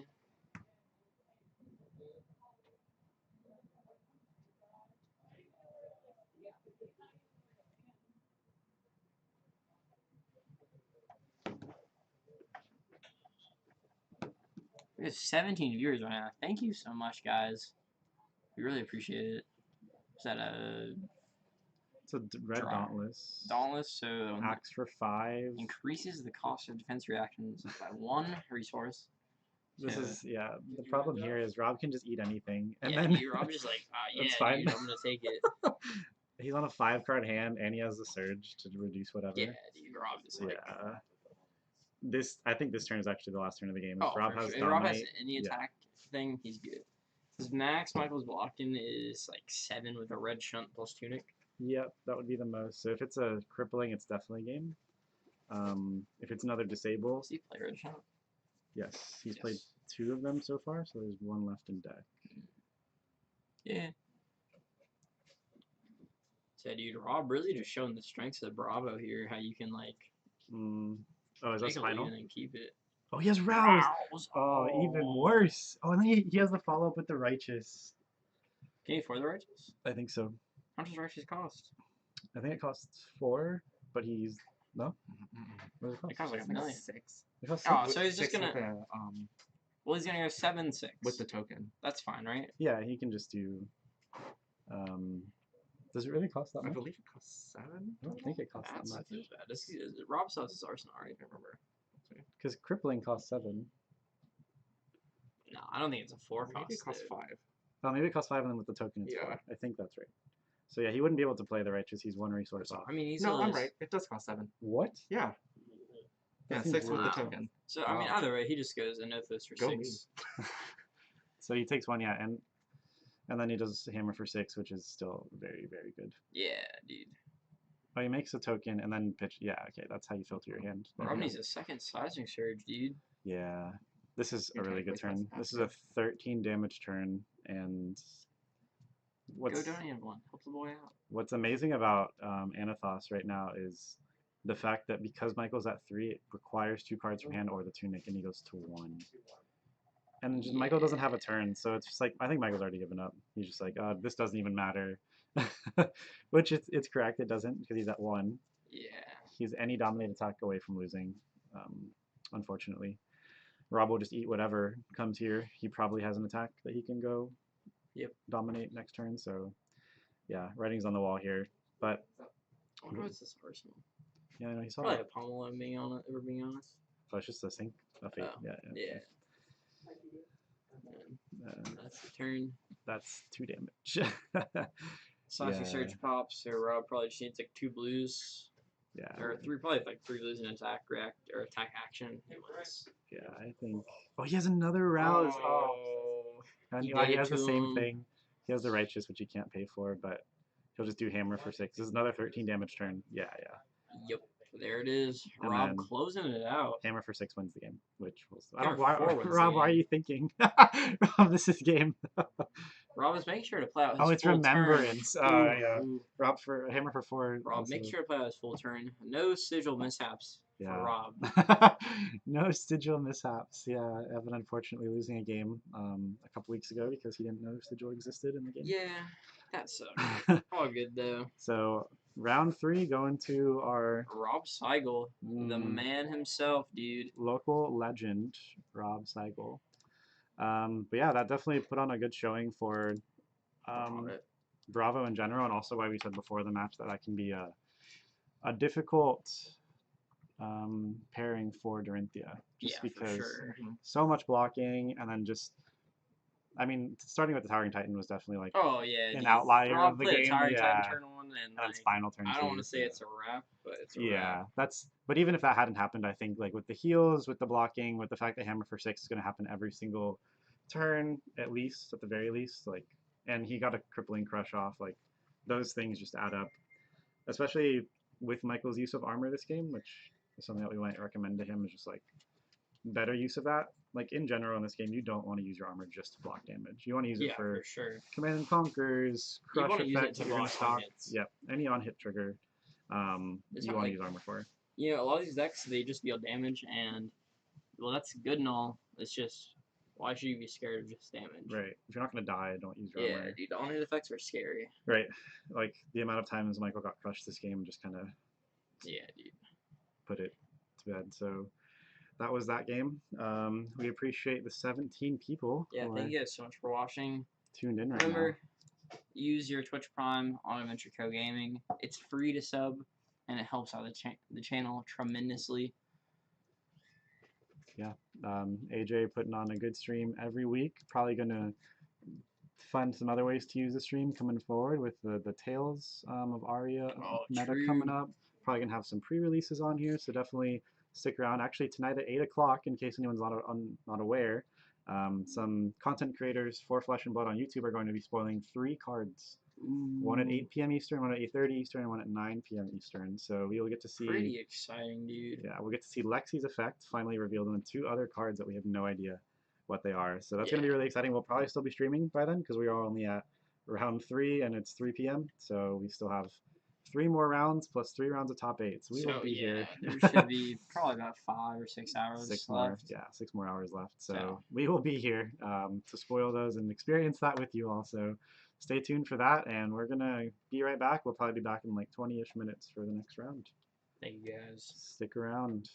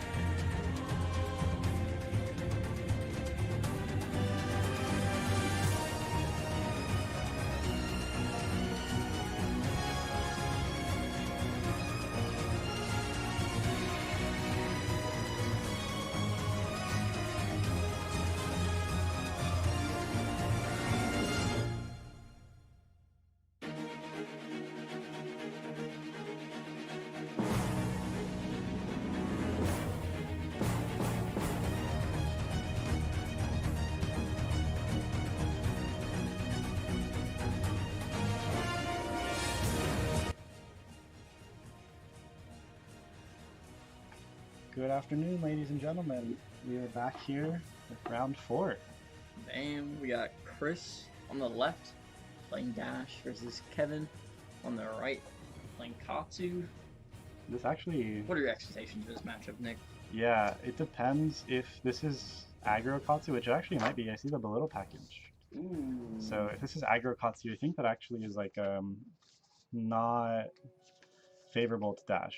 But if it's control Katsu, I think it's very favorable to Dash because control Katsu is playing all these defense reactions, and Dash is just trying to gun him 8 times a turn. And guns hurt, man. Yeah, and the defense reactions do really nothing against that. So yeah, one thing with the Dash deck is that it does just trade more efficiently. It's 1 blue for 4 damage versus 1 blue for 2. So we do have the deck lists, and it looks like it is aggro ninja because there's only 3 flick flacks. Yeah. Yeah, I wonder how Chris is gonna sign this matchup, knowing that he just like doesn't know. I mean, he might know. Probably did do a little scouting, some searching, but sure he has like an idea, but yeah, Chris actually Chris takes a different approach to the aggro matchups, which I really like. He doesn't play control. He just tries to just go in, dude. Which I agree with. And I've watched a few games of him when versus Chain, and he does in fact just go in, just do a lot of damage. There's not much more to it. Yeah, I definitely agree with that strategy. So we'll see how Chris sides. Yeah, I'm actually really curious to see this. It looks like he kept in the sinks and stuff, so maybe he's thinking this Surging for the induction chamber. I think it's fine probably keeping the sinks and the fates. Yeah. I wonder if we include the Art Wars here.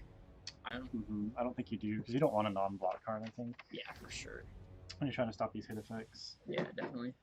Although you could defensively use an Art of War, which is only really good if it's an arsenal, but other than that, no. So, I mean, Chris probably, he doesn't have a choice unless he just doesn't want to play equipment. He's gonna run Skull Cop, Foundry Heart, Goliath Gauntlet, and what's the boots called? The Achilles Accelerators? Yeah, that's correct. Yeah, dude. That Arcane Barrier? We need to ask him to do life. Oh, yeah, that's true. I got it. We're gonna have him put life on stream. Thank you, chat, for reminding us. We usually try to just have a phone on the table, just easier to have them use that than anything else. We're trying to get a stream counter, but then we have to keep track, and sometimes it's hard to know what the color of a card is yellow surging or red surging. No one plays blue surging. But yeah, we'll just have them keep track of their own life, so we're going to have them rectify that. Looks like they're pulling it up now. Thank you, Chris. So yeah, definitely we wanted to get Dash on stream. We just kind of want to show off variety of decks before we get into the top cut, because the assumption is going to be that we're just going to see a good amount of Chain and Bravo in the top cut. Because I think a lot of people who are doing well right now. I've been asking. You're set, dude. Oh, okay. Perfect. Yeah, so we wanted to give a variety of decks just because we're probably going to see a lot of Chain and Bravo, I assume. Maybe some Katsu in the top cut. We might see this Dash. We don't have many Dashes, but I think Chris is a very good Dash player. Oh, for sure. Chris is a great Dash player. In fact, he's a recent Road to Nats winner with Dash. Yep, so we actually forgot we need to went 9-0. Put the respect on his name. So we see recent Road to Nats winner Chris on the left-hand side pitching 2 blues, it looks like. Or do you see his Sparky Juniors here? Oh, no. Okay, so he doesn't have the setup. I think it's actually just smart to not shoot there, for sure. Yeah. Loading, I think, is definitely better. And don't give the ninja the partial mulligan. Chris, throwing a card on the table. Man, disrespectful. Yeah, I don't think Chris knows this is aggro ninja yet, so we'll see how he... How could he tell? Yeah. We'll see how he pivots his strategy. I mean, the Snapdragon Scalers might be a sort of a... Did he shoot last turn? He didn't. Did Kevin block it? I don't think... No, there's nothing in his grave. He didn't. It's 40-40 still.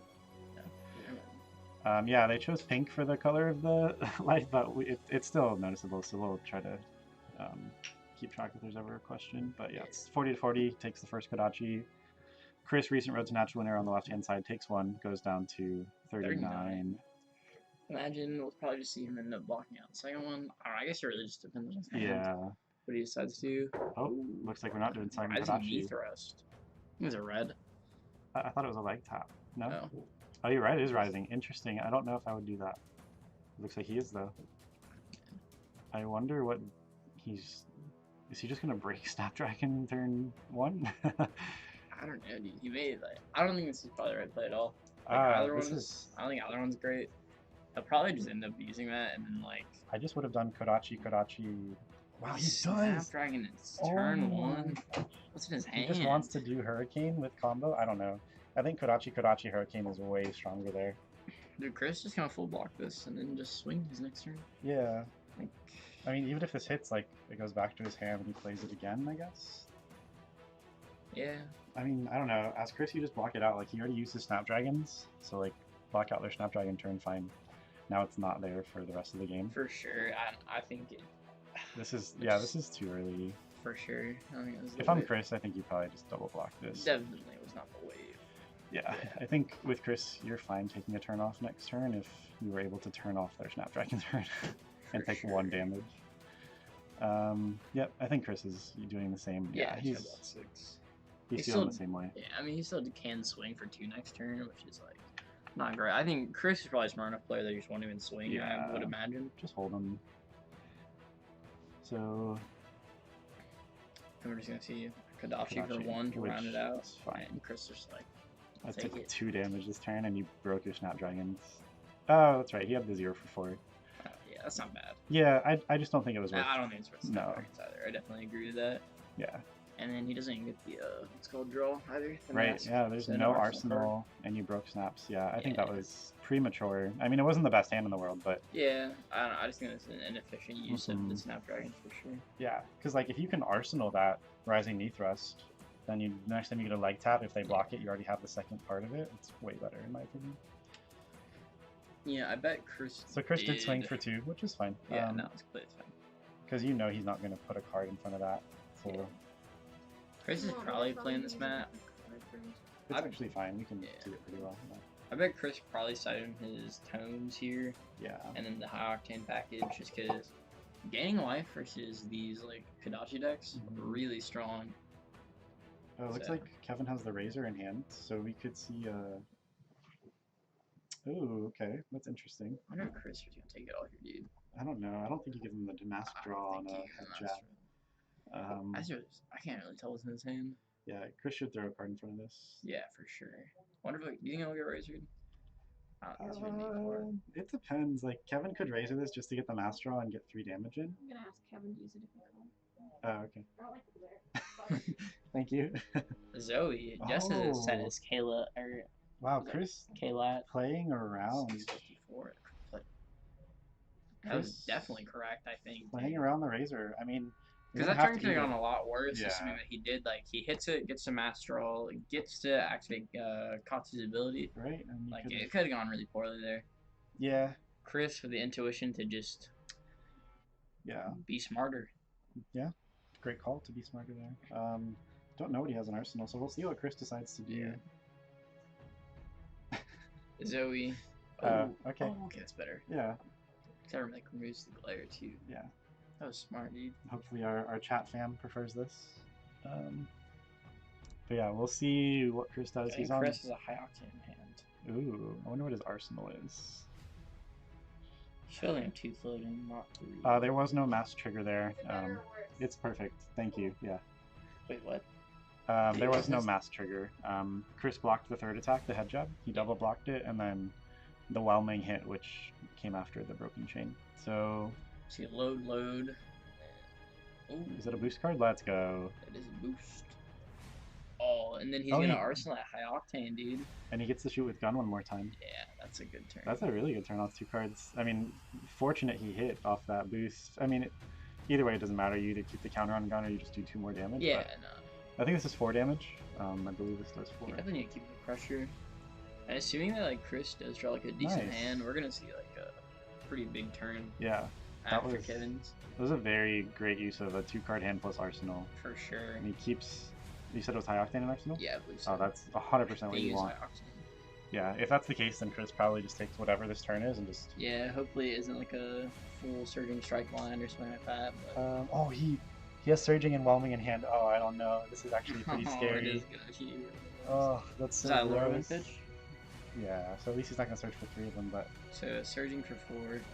And then it'll be, I think it's a red one. Do you even block the surging? I don't think you do. I don't know. Because you could turn off their turn. But... Yeah, dude, because I gotta make him think, like... Because you let the surging hit. He searches out Mugenshi, right? Yeah. Well, he actually doesn't have many targets in Grave. So even Oh, he has armor still, okay. Oh, okay, yeah. Yeah, that's perfect, actually. Definitely a good use of, like, the not so permanent, too. Oh. You can't Razor Surging. Okay, thank you, Chris, for catching. Nice. Good job, Chris. And now he's telegraphed the Razor. Razor and Arsenal. That's unfortunate. Yeah. That is unfortunate. Well, he already had the Whelming, so I don't know why he even wanted to Razor that Mugenshi, to be honest. Chris trying to close the combat chain. No, honey. I don't know why. I don't know why he wanted to Razor that Surging anyways, because, like, this is probably going to hit. I don't know. Like... Well, yeah, now you have, like... See, because that may have been, like, genius, actually.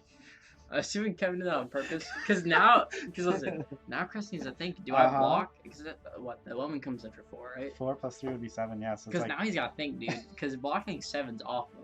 You have to use 3 cards. Dude, I think you block 3, and then hopefully you have the non-attack in hand. Is this not a red one? Wait, why didn't... Oh, does he have No, it's definitely a red one. Does he have a sync? He's got to have the sync, he's right? Good, dude. Please. Chris, don't... Chris. Oh, no! He gets the draw and the freaking Katsu. Katsu trigger. I mean, at least the... That's tough. The Lord of Wind isn't going to be as effective because... There's, like, nothing there. Yeah. Did the combat chain close? It has not. I don't know why he's doing this. The Katsu trigger is not an action. I don't think it'll matter unless Chris tries to use his armor again. Yep, so it gets the Mugenshi. He can't pay for it currently, so you have to pitch again. Which he does have blue in hand, so it's okay. Yeah. I mean, he does have is that 2 Lord of Winds I'm seeing right now? That's just gonna be a really anemic Lord of Wind if he just searches last one out, because I think he pitched one. Oh, wait. I don't even know. He pitched one and once I know he definitely discarded one. Yeah. Oh, yeah, he pitched one and discarded one. Oh, no. Is that a Razor in hand? Oh, okay.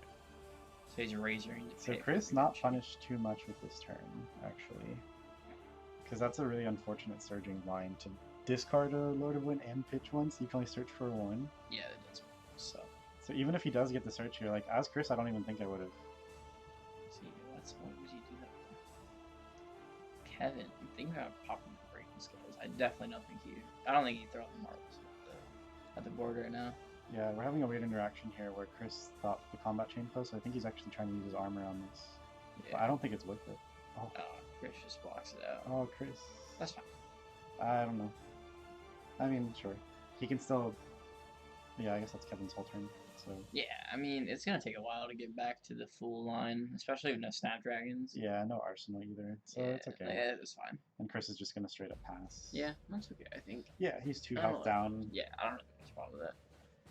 And yeah, you're right. We just still have a high octane arsenal, like, and chances are this next turn is going to be a way more anemic than the previous. As long as you... Like, if you don't see a Surging, Chris is like, yeah, I'll keep my whole hand. Which, for sure. This hand looks like very poor for Kevin. Yeah, it did not look good from what I can tell. So just need Kadachi for 1. Chris is going to take it because... Oh, he has a flick. Yeah, it's bad. Really still gets Arsenal for the next turn. Sure, yeah. That's good for a high octane turn. Oh, it's a leg tap. Okay, he actually has the Rising in hand, I think, so I didn't see the leg tap. This is not bad. That's not bad. Threatens Mask Draw. And then he can get... I don't know if he plays Blackout Kick. Does he have the search? Is he not on the 1 Blackout Kick? He's not. He already used the Hurricane, so... Yeah. I mean, so it's just going to end at the knee thrust, right? Right, yeah. It's fine. I kind of like the 1 red Blackout Kick, but yeah, he's not on it. What does Blackout Kick do? It's 1 for 7. Oh, yeah. That's gross. Yeah, if it has combo, it's 1 for 7 because it's base 4 and then it gets +3. So Chris actually taking the mask draw bait and just decides to block for 6. Playing around Ancestral there, and then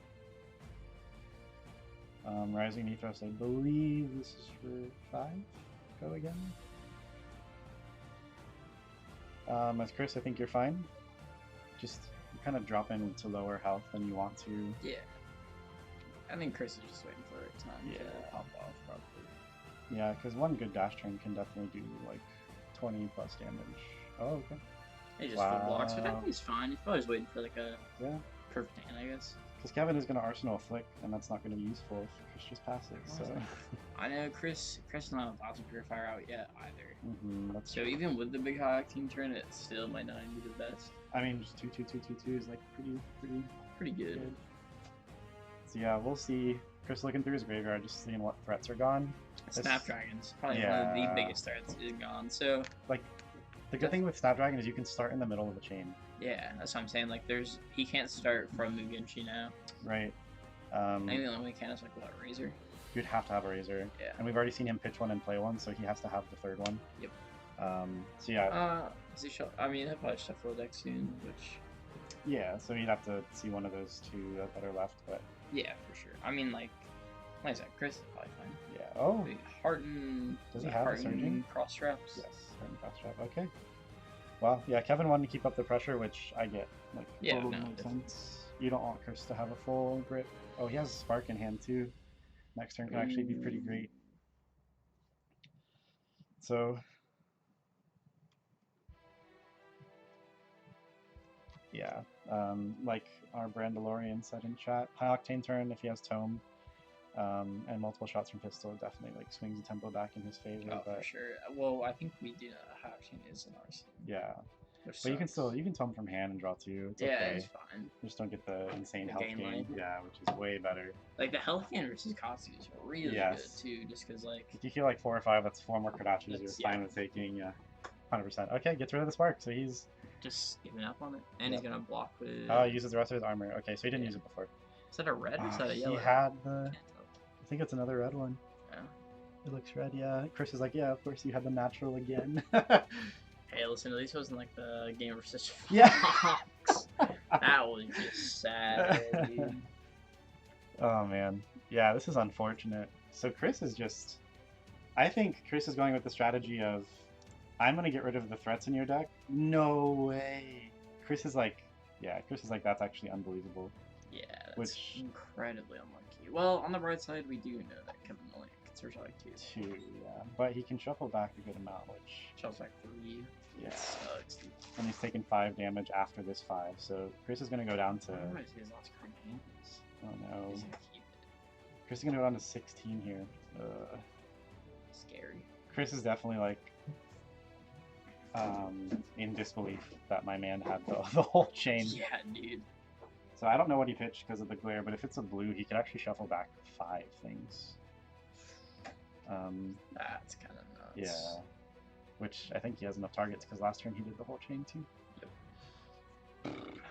Yeah, this is not looking great for Chris. Kevin's just had very, very fortunate like pressure turns. Yeah, for sure. Where Chris is just going with the strategy of blocking out. At this point, I don't know if a high octane turn actually does wins in the game. Because I don't think Chris is going to use last card in hand. Depending on what it is, maybe he can't even. Lorwyn can't shuffle Lorwyn back, right? Cannot. So, I mean, he's going to run out of gas pretty soon. Yeah.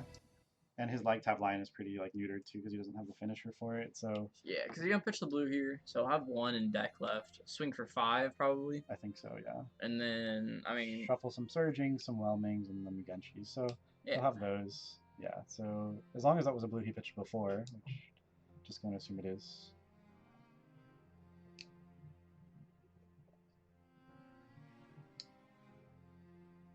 I don't know why he just took 2 damage.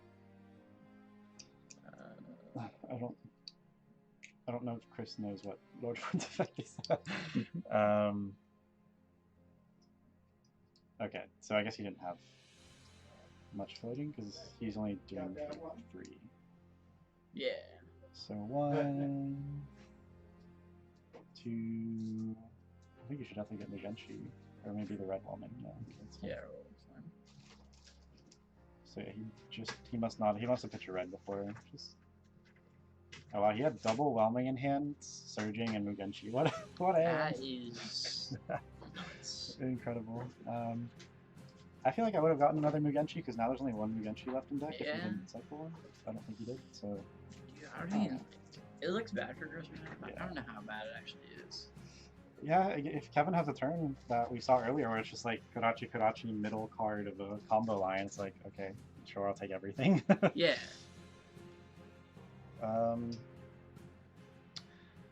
So we're just confirming that all the damage was taken and combat chain will close.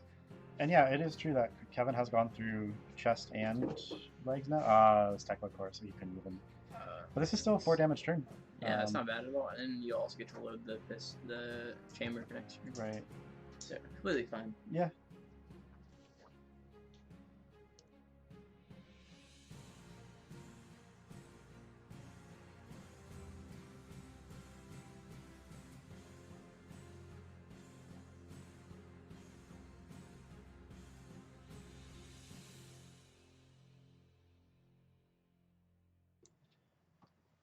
Another swing for 2. So this ninja hand, You see a CNC, which actually is pretty brutal, yeah. Especially if Chris draws into those sinks and fates if you kept him in.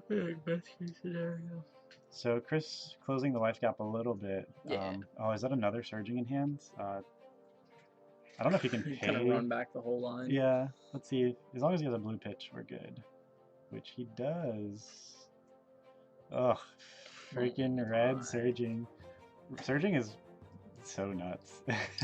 It's good, dude. It costs 2, but just what it's threatening is pretty scary. 2 cost for 5 go again is like pretty reasonable, I think. Yeah. Oh, interesting. Okay, good call. Sinking here. Yeah, definitely. Because there might be a Command and Conquer coming your way, and you don't want to hold that. Yeah.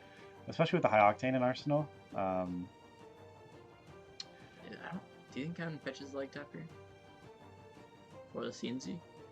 I don't think does he have a leg tap? Or is that a crane dance? dance? A crane dance. Yeah, it's a blue crane dance. So he could actually Oh, Kodachi. dude, he's got a money turn then. He's gonna Kodachi CNC. Yep. Oh, what a turn. And the CNC would threaten the Master, which doesn't matter. Yeah. The Master here doesn't matter because he already has an Arsenal. Can't suck, but I think. Oh, he can't.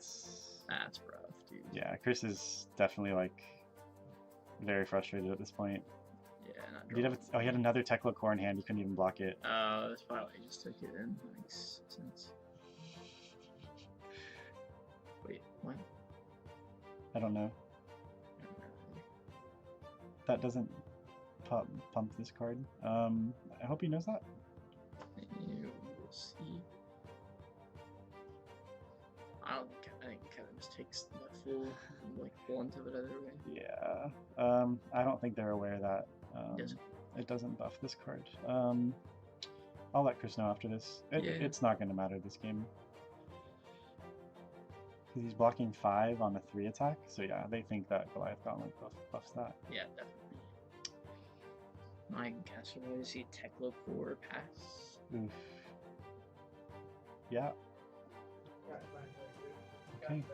Yeah, Chris is too far behind, unfortunately. Maybe Chris is just playing mind games or doing that. Acting frustrated when he knows he actually just has it. Yeah. It's like, yes, give me a card from him as well. So Kevin has a Snatch in hand, which isn't... I love Snatch. Yeah. Oh, he has a Torrent. Which you blocked. Double block, yeah. You already have the Tekla, so... Because his swing's 4, so he's not... 5. Oh, he's going to sink it? Yeah. Yeah. He's probably not going to sink. Oh, he is. Okay. He had a little think about it, and he decided to do it. So that ends Kevin's turn. Only a Razor could not, but you have to pitch, then Razor, and then you can't do anything else. So that feels bad. So not the best. Like that's the kind of turn that Chris was looking for, to then have that high octane turn, and then he just unfortunately Kevin had the guess before dude, this. Especially the Tekla core out. If he's able to keep that high octane, he was sitting pretty. Yeah, 100%. So we have 1 floating. Swing for 2. 2, give it go again. And probably just another 2.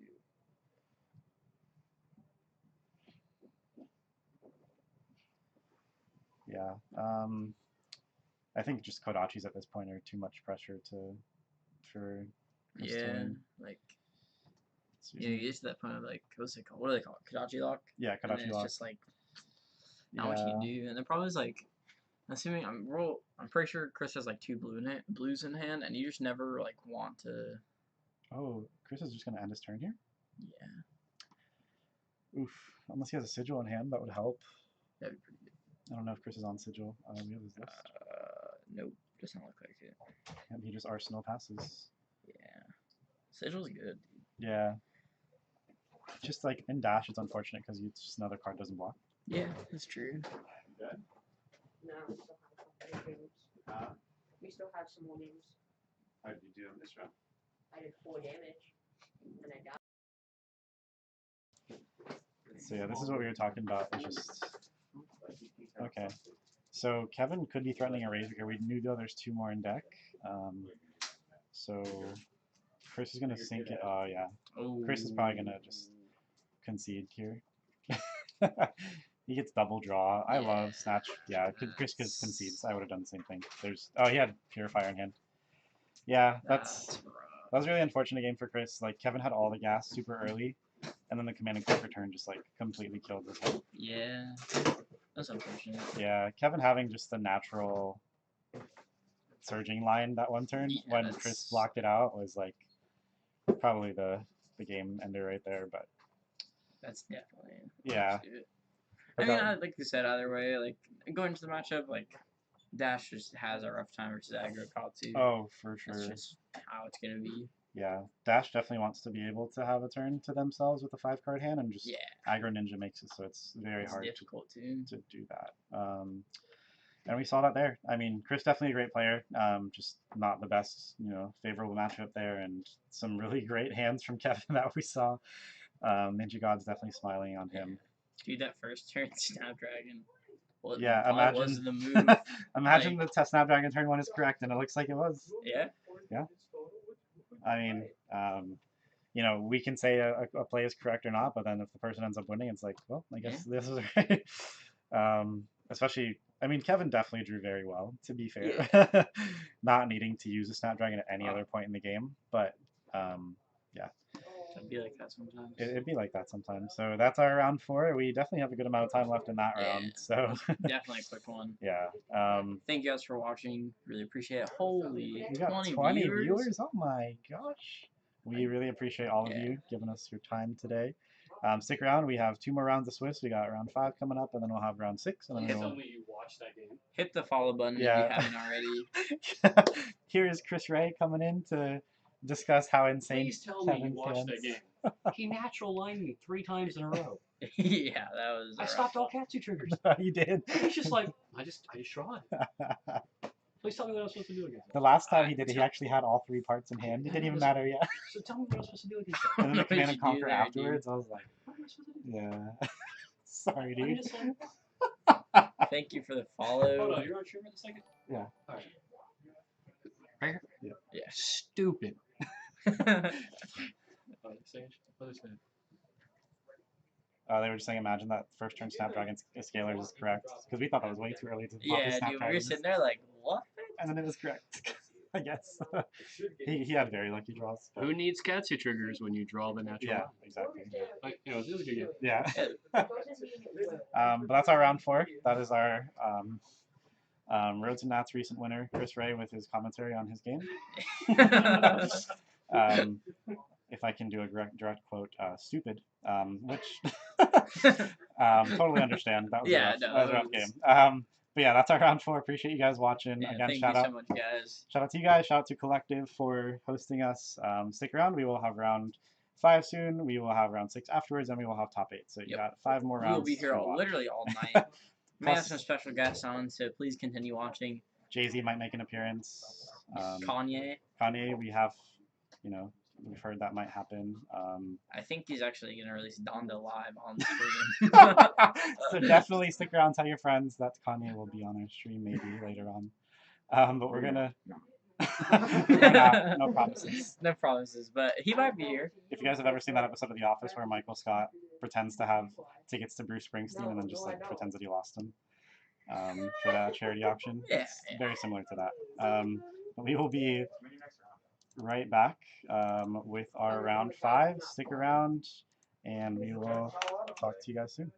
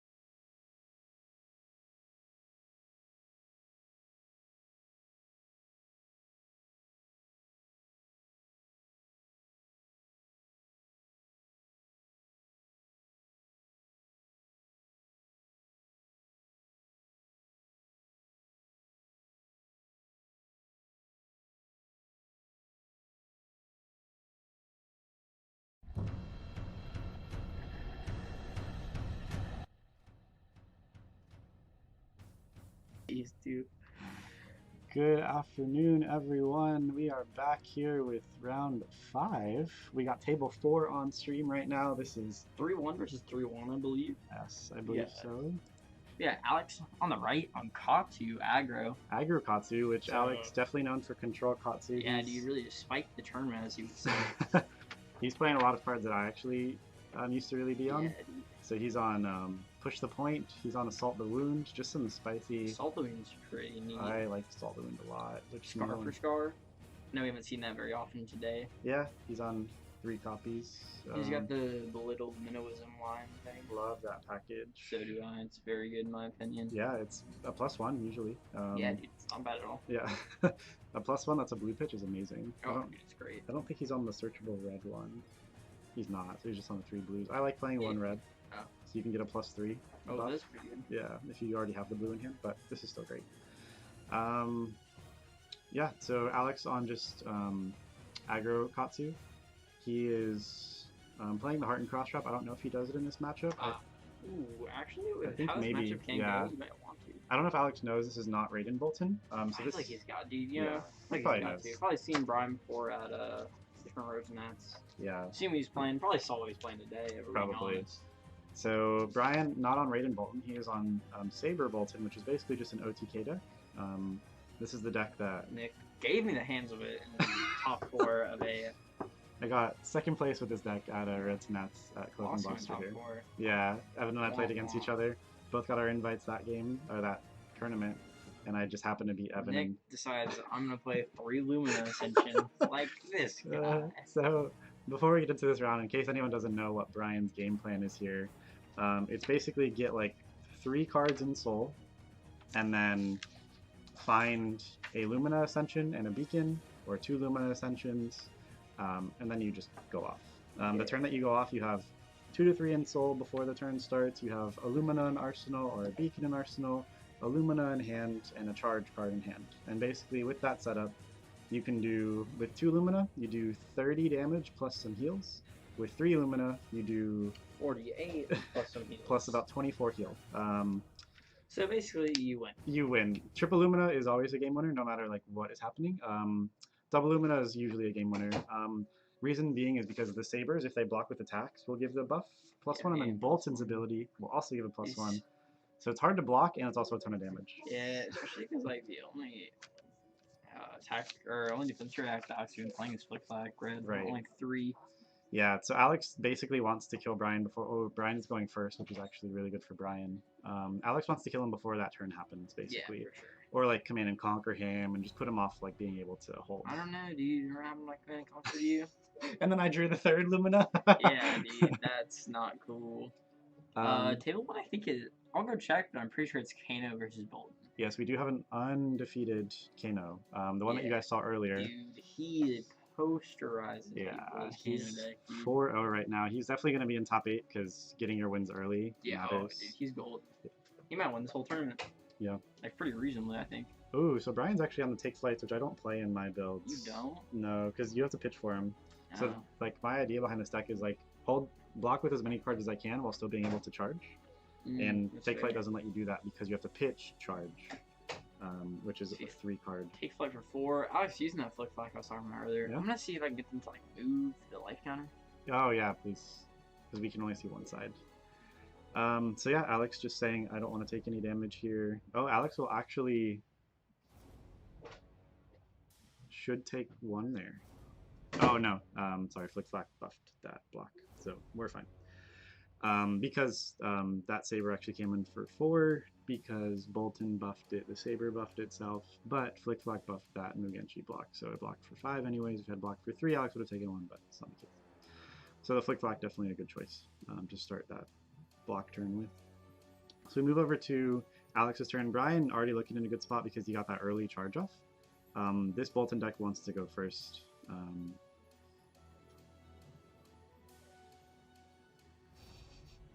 No, not good enough.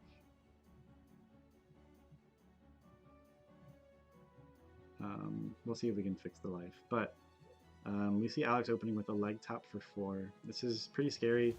Brian is on Sinks so he's not on Fates. He's not on that many defense reactions.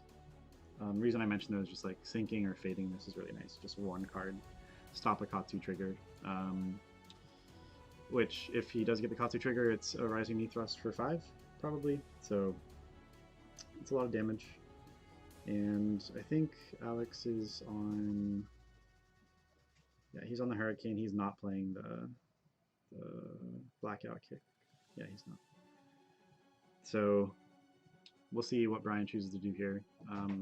Okay, so I think Brian is going to take it, and then Alex will Katsu. We still can't really see the life. Evan, we can't. Yeah, they tell him to put it here. Just put it in front of his armor cube. Sorry. So we'll see what Brian is on here.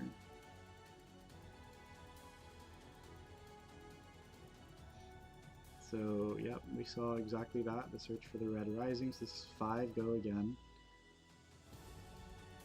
So this is okay to block with 2 cards. Brian next turn probably just wants to charge. He probably arsenaled the... he had the attack reaction last turn. The attack reaction Beacon of Victory. I think that's probably what he arsenaled, just because that'll give him the search for his Lumina that he's looking for. So he basically is 1 Lumina away from being able to do the turn he wants. Oh, he has a Lumina in hand already, so the only thing stopping Brian from going off is getting more in Soul. So he does have Bolters. I usually played Snapdragon Scalers. I think that's the correct choice. Because the turn you go off, you want to... Oh, interesting. So we just see an E-Strike for 7. There we go. Yeah, that's perfect. So Brian playing an interesting build of this deck, because he's on like Plunder runs and stuff. So he has like a kind of mid-range build that he can not do the Lumina turn and still threaten some damage, whereas like when I play this deck, I think you just play for that Lumina turn. He has a Lumina in hand that he's going to arsenal here, but he only has 1 in Soul. I also think playing the Refraction Bolters is probably not the move. I think you probably play Snapdragon Scalers, because the turn you go off, you want to do a charge card, Snapdragon, give it go again, so you don't have to waste a card in Soul. Does he play Snapdragons? No, he's only on Refraction Bolters. The only thing he'll switch out is Null Boots, which I don't even play Null. Dude, that plays 3 blues? Yeah, which... That's crazy, dude. I actually only played 6, I think. I played Time Snaps and then Snags. Or Time Snaps for? Prism. If they Arclight something you lose. Oh, yeah. That makes a lot of sense. Yeah. And Type Snap's also just like a 1 card charge, because it gives you an action point on the turn you go off instead of having to like have a charge card. True. You still need a charge card that turn, but like before then you don't have to like put another card in Soul. I also play Soul Food, which he's not on, which I think Soul Food is nuts. Yeah, dude. Because if Brian turned when he went first had Soul Food in hand, he could have put 4 in Soul, and then he's ready to go off whenever he gets these 2 Lumina. But yeah, this is Alex putting on the pressure. Why does Brandon not show up in our chat? He's just like forever like confined to this chat. He might be watching on YouTube. Let's go to multi-stream at the top. Oh, that makes so much sense. There he is. Oh, that makes so much sense now. Let's go. Wow, dude, Brandon. I didn't know it was a thing. That's crazy. There we go. We can see everyone's chats now. Nice. Oh, so he Soul Shielded that. Okay, so Brian's going to go to 2 in Soul, so I think he's 1 away from being able to go off, which is really good. I think he just has it right now. To do the turn, you definitely have to have a full like 4 to 5 card hand. So it looks like he has E-Strike in hand plus something else. I can't tell. But I know he has Lumina and Arsenal. I also don't agree with Braveforge in this. I think Gallantry Gold is better. Yeah, dude. Because it just gives +1 to both. Braveforge's going to give +1 to one of them. Yeah. If one of them hits. But yeah, it looks like Brian's on more of like a mid-range kind of OTK build where... I think it's fine. Yeah, you do some damage early on, and then the Lumina turn is just kind of like the finisher. Which, yeah, dude, that makes a lot of sense. Yeah. I mean, so instead of having like one really big finisher, you just have like a sort of good, okay finisher. Yeah. Yeah. But I mean, you do more throughout the game. So right. Seems fine. Yeah. So Brian's going to go to 2 in Soul here. Interesting that he chose to use a 2 block on that. Okay. I don't know what that is. It's Torn Tempo. Yeah. Ooh. Counter with 4? 5. 5 If it hits, go again. again? Yeah. Nuts. So if Brian does a double block here, Alex could Snapdragon, even though it's early, but he has 2 cards in hand still, and you could just get some guaranteed damage. Yeah, I don't know what you do here as Brian. Like, I think you're kind of okay to take it if you're going to keep these 2 cards in hand, or you double block it. Yeah, I don't think you have I don't think there's an in between. Yeah, no. You don't half one block block. it, you're just like, it's your throat. Yeah, that's pointless.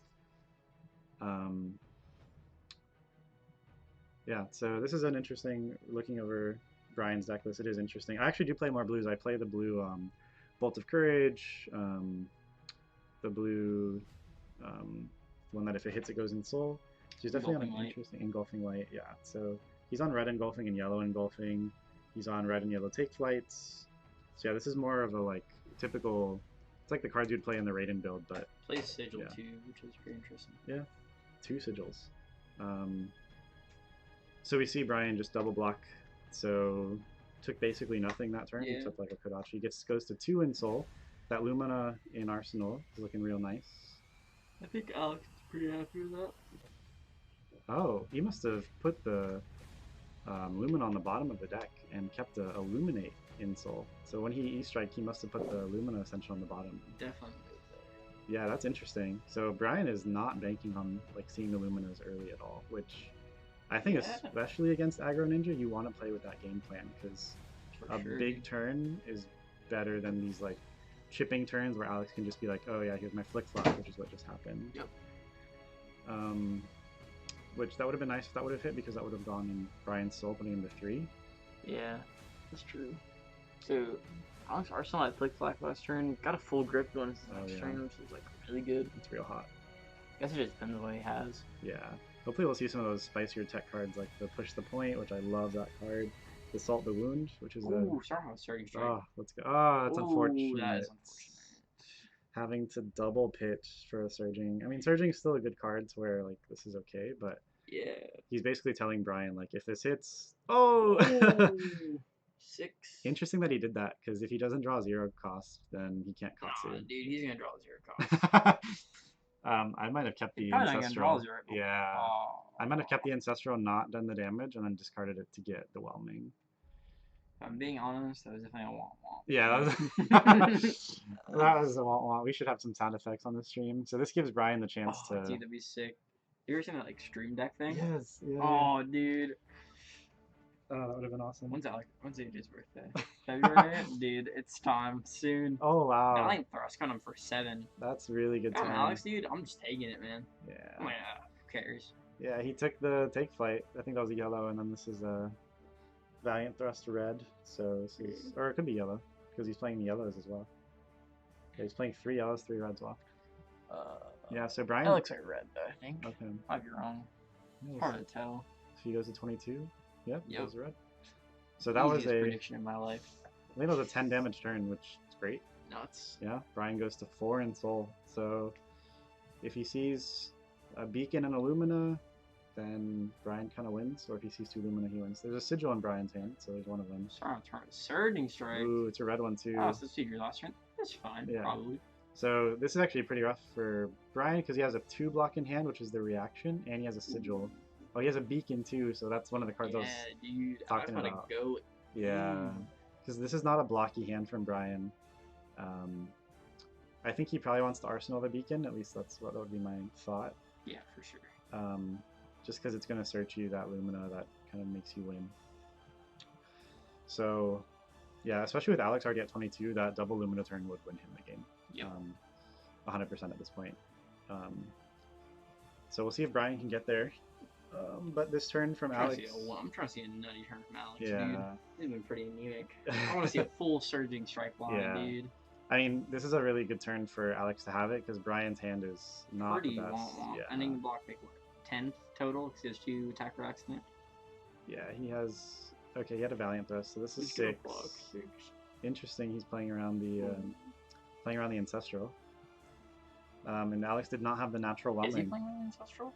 Yeah, he blocked for 6, Whelming this for Oh, both Surging of for Courage 5. blocks for 3. Valiant blocks for 3. Well, no. Valiant What blocks. is what is that one? It's blocked for 2. Oh. So 3, 4, 5, 6. Oh. Yeah, he blocked Wait, for 5. I forgot that. I thought Surging Hex won for 6. No, yeah, Never that's fine. mind. Yeah. So Alex did not have the natural line. So it looks like he might have an E-Strike in hand. So if he finishes the turn, that'd be freaking... chilling. Yeah, because that would threaten the mask draw too. Okay, or Brian's just gonna say I don't want you to mask draw, so I'm gonna block this. Which is fair. Okay. So he uses a skull cap for a 1 block, so he might not be able to block with that again. I love how Alex turns his cards to the side. Oh, let's go! Oh, it's push for no effect though, so it's just 4. Wah, wah. Yeah, I actually like keeping the E-Strike for next turn a lot. I think that's what's in his hand. I might have misread or misseen it, but yeah, we'll see. I think Brian's gonna take 4 here. There's nothing that's being threatened by this. I mean, Alex could Snapdragon Katsu, but I don't see that happening. He's gonna. I love Alex always declares Katsu's effect and then Arsenal passes. Oh, okay. I don't know, Brian, why you would do that, but okay. What, Sigil? Yeah, he sigiled on his turn. I mean, I guess he was just gonna Arsenal and pass anyways. Fine. Yeah, but I guess you don't really lose anything from it. yeah, it's just like you didn't have to do it there. Yeah, he's just gonna. Okay, if you're gonna Arsenal pass, it's fine. But yeah, if you guys ever only have a card in hand and it's a Sigil, definitely Arsenal that Sigil. There's another Soul Shield in hand. I don't see a Lumina or a Beacon, so he's not going off next turn, but he can definitely defend out and maybe just play a charge card next turn. Yeah, dude, if I think like put some damage on here, like he needs like 2 turns or he does like. Yeah. Ooh, from hand. That's a chain play if I've ever seen one.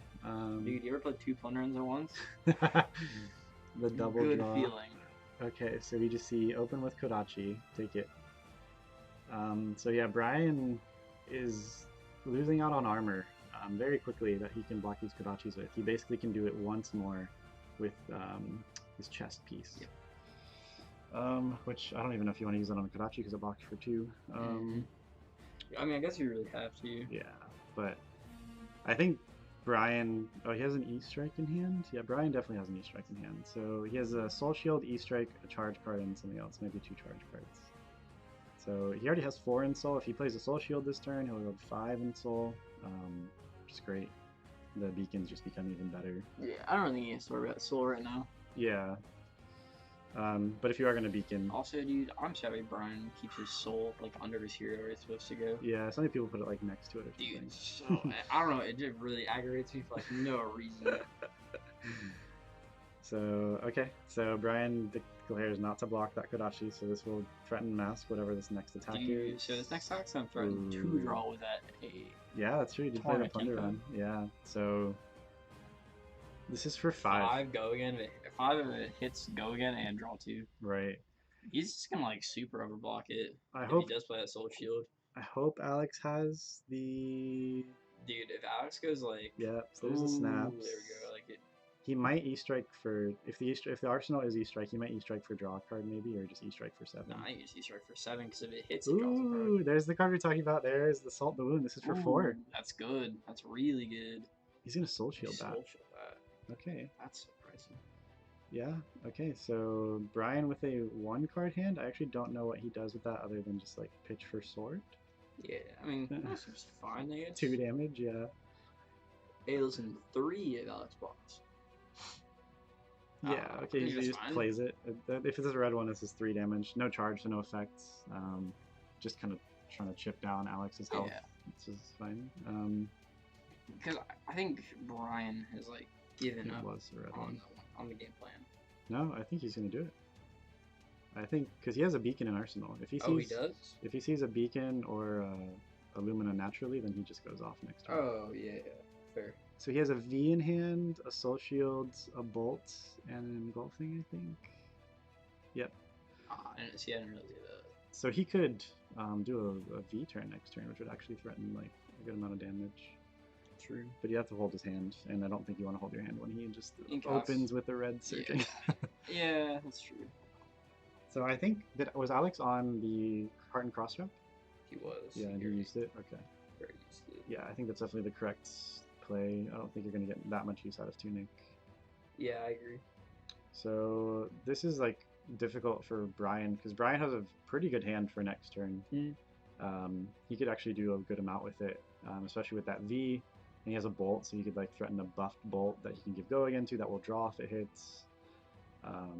Plus he has the beacon in Arsenal, which he could just use offensively just to not even search for Illumina, search for like a Valiant Thrust or something for like 8 damage. Yeah, I think this is the turning point turn. I think if Alex has like another piece in his hand, I think that might be it. So we're gonna Katsu trigger here. So if he searches for the Whelming, she probably will. Won't surprise me.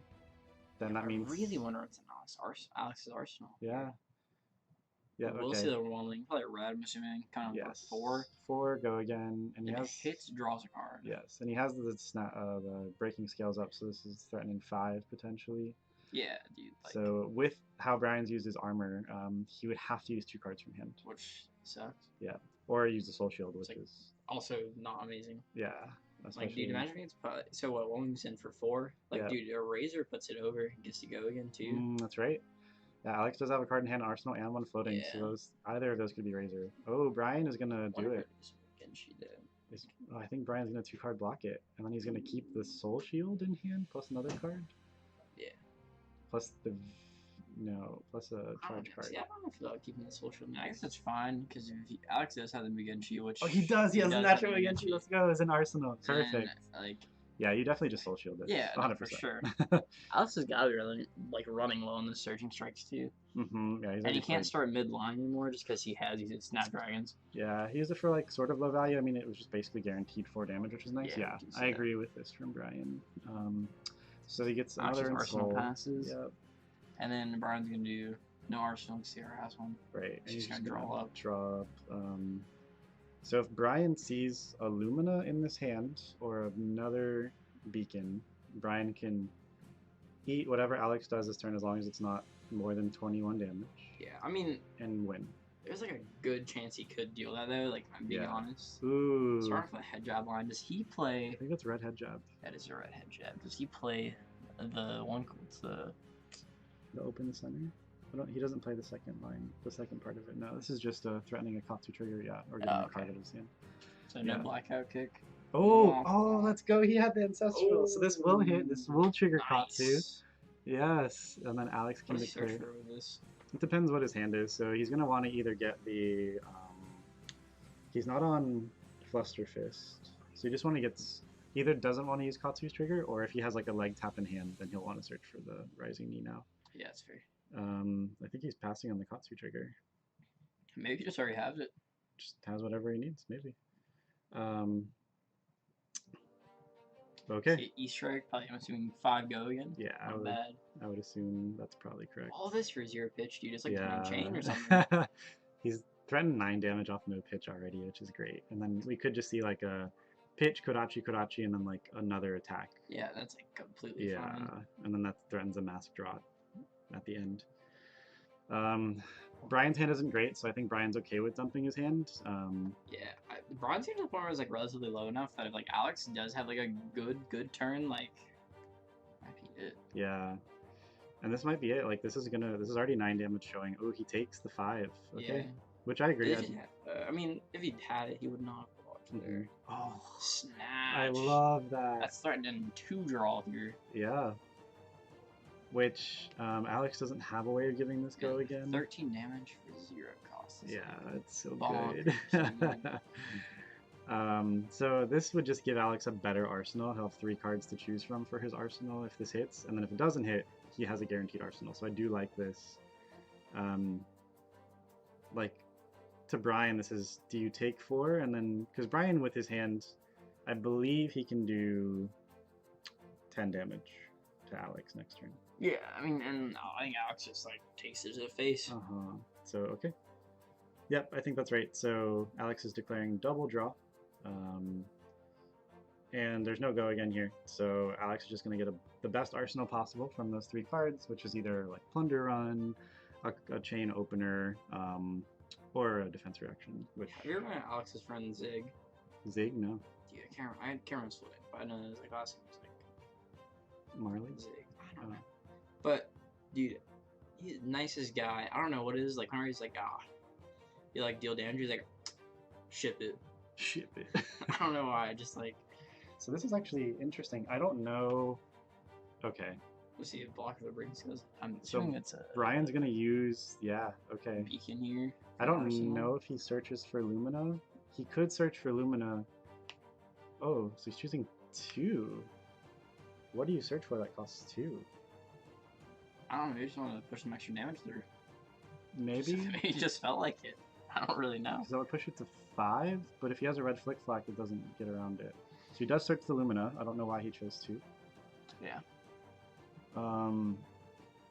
Yeah, that's interesting.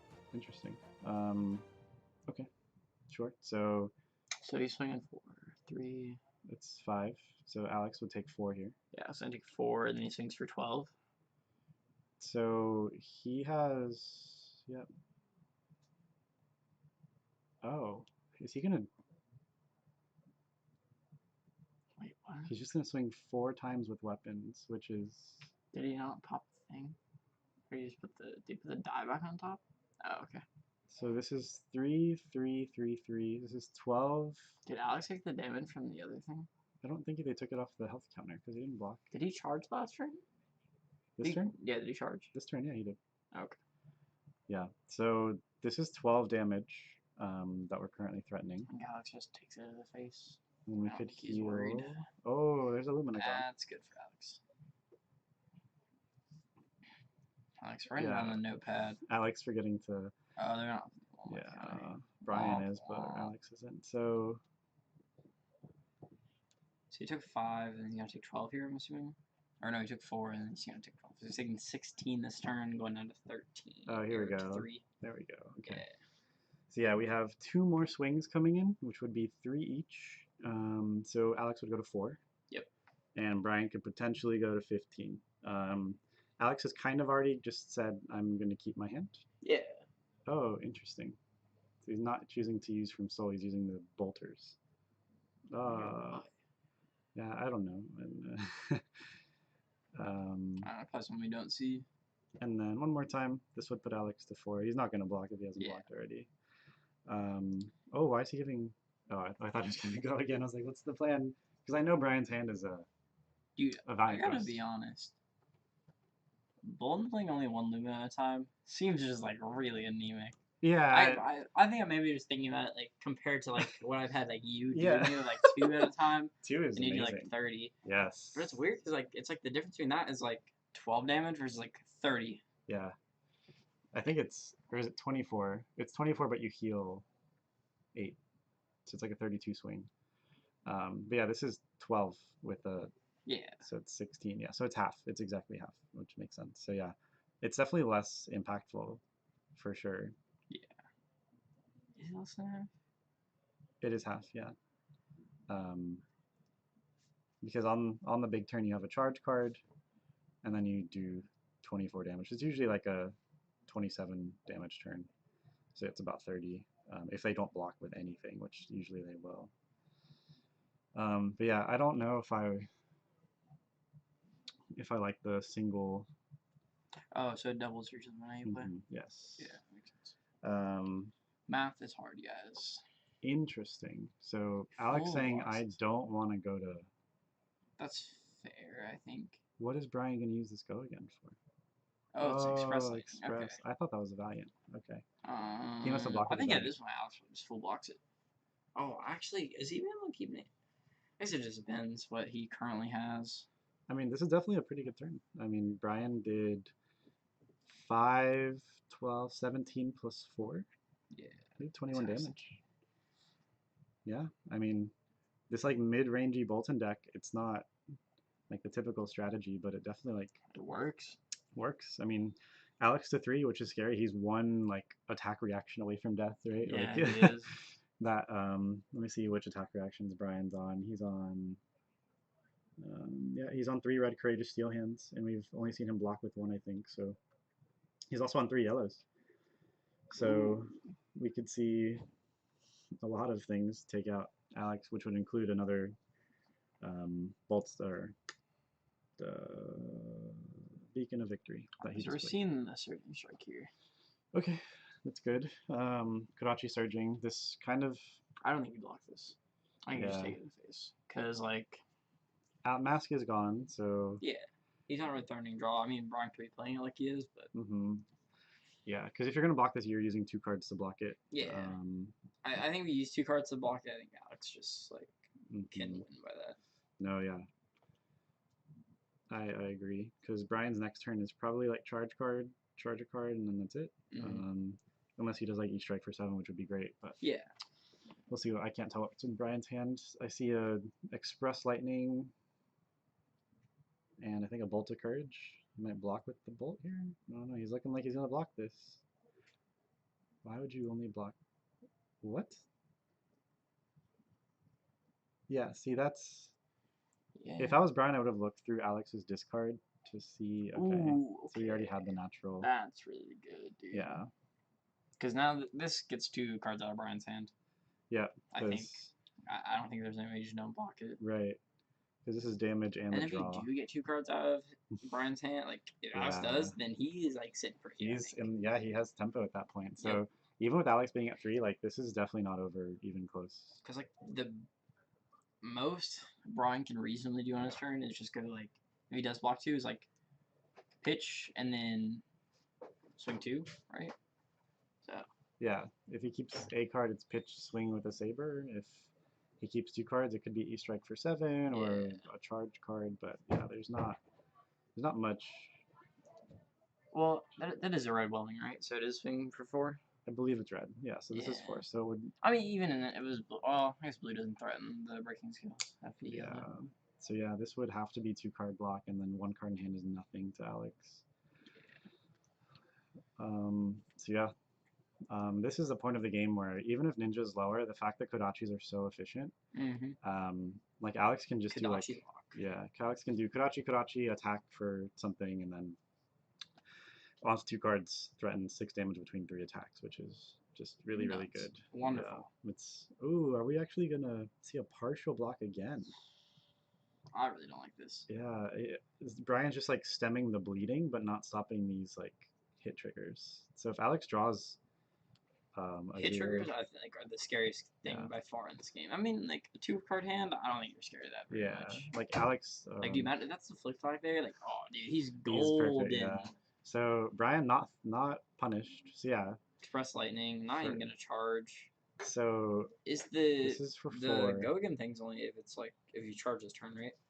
The +3 is the Beacon of Victory. Does he have a Courageous Steel hand? Or does he have is it a Courageous Steel hand? Is that how it buffs it? Yeah, but he would have to charge to use it. Oh, yep.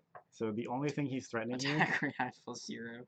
If this is a Beacon of Victory, he can... but Alex does have to block, so... If it is Beacon Victory, right, that's just fine. I think you just dumps all the cards himself. And just buff it. Yeah. He can't search, but he just gets a free buff. So what's interesting about this position right now is Alex has to block, or else he dies. And every card in Alex's deck, aside for a couple, are attacks, which will buff this by +1. Yeah. So Bolton definitely becomes scary. Like, best case scenario here is he actually just has like a Plunder in hand. Right, a Plunder Run and Ancestral would be perfect. Yep. Oh, Ancestral. Yeah, that's Razor Reflex. Ideal. A Razor, yeah. I think Alex wants to 2-card block this, but the problem with that is Brian will give this go again and then swing with Saber. He'll pitch and swing with Saber for 2. So that will put Alex to 1. Well, wait, he can't. If he blocks, it doesn't matter. He doesn't have go again because he hasn't charged his turn, right? He can still give go again even if you don't charge. Oh, but it doesn't get the +1. Oh, he didn't charge. Yeah, he doesn't charge his turn. That's what I'm saying. Yeah. Oh, yeah, the buff doesn't matter. Yeah. So he just blocks for. I mean. Yeah. You hope he doesn't have Beacon of Victory. Right, if he does, that's you just the only way. There's nothing you can do. Yes. So I think you just block with 1 card, and then block with 1 card, take the 1, or see how it goes. Yeah, or just you lose to Beacon, which I mean he blocked with a Beacon and played 1, so the chance of this being Beacon is very low. Yeah. I think it's a bluff from Brian, but Alex. Good bluff either way. Yeah. Alex is a good player, and he doesn't ever want to lose to a reaction like that and just kind of get blown out. Yeah, or like a Sigil or something. Yeah, so we could see a 2-card block. Which is fine. Yeah. It's okay. Like, he could block for 5 here. He has a head job in hand. But I think the better play is definitely just blocking with one card. yes. Block for 3, take 1. I would prefer to keep that head jab, do a 3 go again next turn, and just like either do 3 damage or just get a card out. So, yeah. So you see block the leg tap. That's interesting. So Alex takes 2 here, does not get punished, goes to 1. Brian arsenals and passes.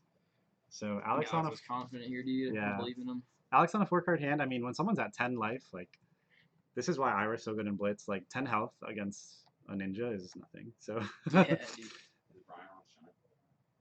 Brian is not playing shunts. Oh, he's playing 2. Is he playing 2? Oh, he's playing 2 red shunts. I don't know if he I put him in. I don't. Yeah. But Maybe yeah, he did. that could be a way that just like spike the Alex gets blown out is just to a red shunt that for whatever reason Brian kept in this. Oh, okay. So we see where he blocks with leg tap. yeah. He's got another one. Although it would have been really nice to do leg tap. Yeah, that's true. I mean, we don't really know. I can't really tell what else is in his hand. Yeah, interesting. He didn't block with the head jab. Like I feel like blocking with the head jab is better, and then he does leg tap. But in this case, he can do leg tap, head jab, kodachi, which is actually, or leg tap, kodachi, head jab, which is great. Does head jab block for 2? 3? Yeah, block for 2. Yeah. Ooh, Either way, is 2. yeah, not great. Alex also not on any life gain, so I don't believe. Was that double courageous steel hand block? Oh, oof, yikes. That's definitely a win con for Brian at this moment, and we see in Brian's hand double illuminate. I think he's only on the red ones. So yeah, those are 2 red illuminates. Illuminate's really strong though, because now they swing for 4, and they you have to 2 blocks. You don't have any health. Yeah, so Brian on 1 illuminate next turn is actually like very threatening. Yeah, Alex will have to get those out of his hand somehow. I don't know how he's gonna do Yeah. it. What's after? What is it? Was it Rising Knee Thrust is the next one on the line? Yeah, but he's not going to get the Katsu trigger here, so Yeah. unless he has the Ancestral. Okay, yeah. So I think we're going to see swing for 1. Kodachi head jab. I'm pretty sure. I'm pretty sure Brian just don't have the steel blade shunt. Yeah, he would have definitely won there. I was like, yeah, so just doesn't play it, just like slow rolls it. There's the head jab. Yep, head jab for 3, go again, and then I don't know what Alex's last card is. I like how he's still showing what card was blocked, even though he doesn't have mask. It's really funny. I think he's just doing some mind games. Yeah, you know, Alex is like the master of that. Like, you ever play against him and Command and Conquer for 6? He's like, dude, just give me the husk, dude. Okay, he's getting Brian pretty low. I mean, okay. So Arsenal Alex, that's good. I don't know what the arsenal is. If it's a flick flack, that's amazing, because Alex gets to keep a 4-card hand next turn. If it's not, Alex will be on a 3-card hand next turn. The illuminate threatening 4 damage. Yeah. But with Brian being on 5, like I feel like this game's probably just a wrap. Yeah. Oh, Plunder from Arsenal. Illuminate for 7. Oh, and he can give it go again and swing illuminate for 4. Oh no. That's wild that Brian's last card was Plunder on, and he has double illuminate. That's crazy. Yeah, dude, that was good. So he gives this go again, then swings another illuminate. This is 11 damage Brian was able to do with 2 cards in hand in the arsenal. Jeez, man. Yeah, Alex actually, I think, unfortunately, is probably going to lose here, because that's like the worst case scenario possible. Yeah, no, dude. That's like the nuts. Yeah. Because Alex can't take any of this damage, and this is 11 damage. Yeah. And if any of the cards in Alex's hand do not block for 3, he can block 11. If 2 of them don't block for 3, Alex dies. So, and he has to use his whole hand. Yeah, so I think if he just does use his whole hand, he also just loses. Right. So even if he is able to block this turn, Brian will go into his turn with a 4-card hand, which any Courageous Steel hand will. Oh, so yeah. You see a block 8, I'm pretty sure. Yep. Maybe 7, who knows. He's going to go again, and then another one. And that's a wrap. I think Alex scoops. Yep, he does. Okay, wow. Brian taking this game. Really interesting build. So we will probably see that deck in the top 8. Yep, should be there. He's, I think, 4-1 now. So yeah. I don't see a situation in which he's not, especially with this being table 4 at the moment. So that is our round 5. There Definitely still should be a few XQs coming in the top 8. So Alex isn't out. Right, yeah. But Alex definitely still in this, but that was really interesting to watch. That Bolton build is really interesting because it kind of does both pretty okay. It does the Hopefully I just have to automatically. Whoops. I don't know how to use this. Then we'll do that. Yep. There we go. Double click that, or click it, and then go double click that. Announcement. And then we'll just do round 6. Oh, you like.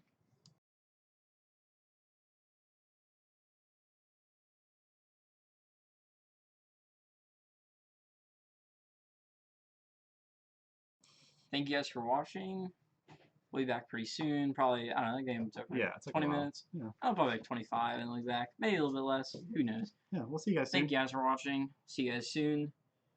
Remember, stay tuned. Thank you for 16 viewers right now. And again, hit that follow button if you haven't already, as well as use your free Twitch Prime. Or just pay money and subscribe to Adventure Co Gaming. And on top of all that, follow me on Twitter at MotionYow. Thank you.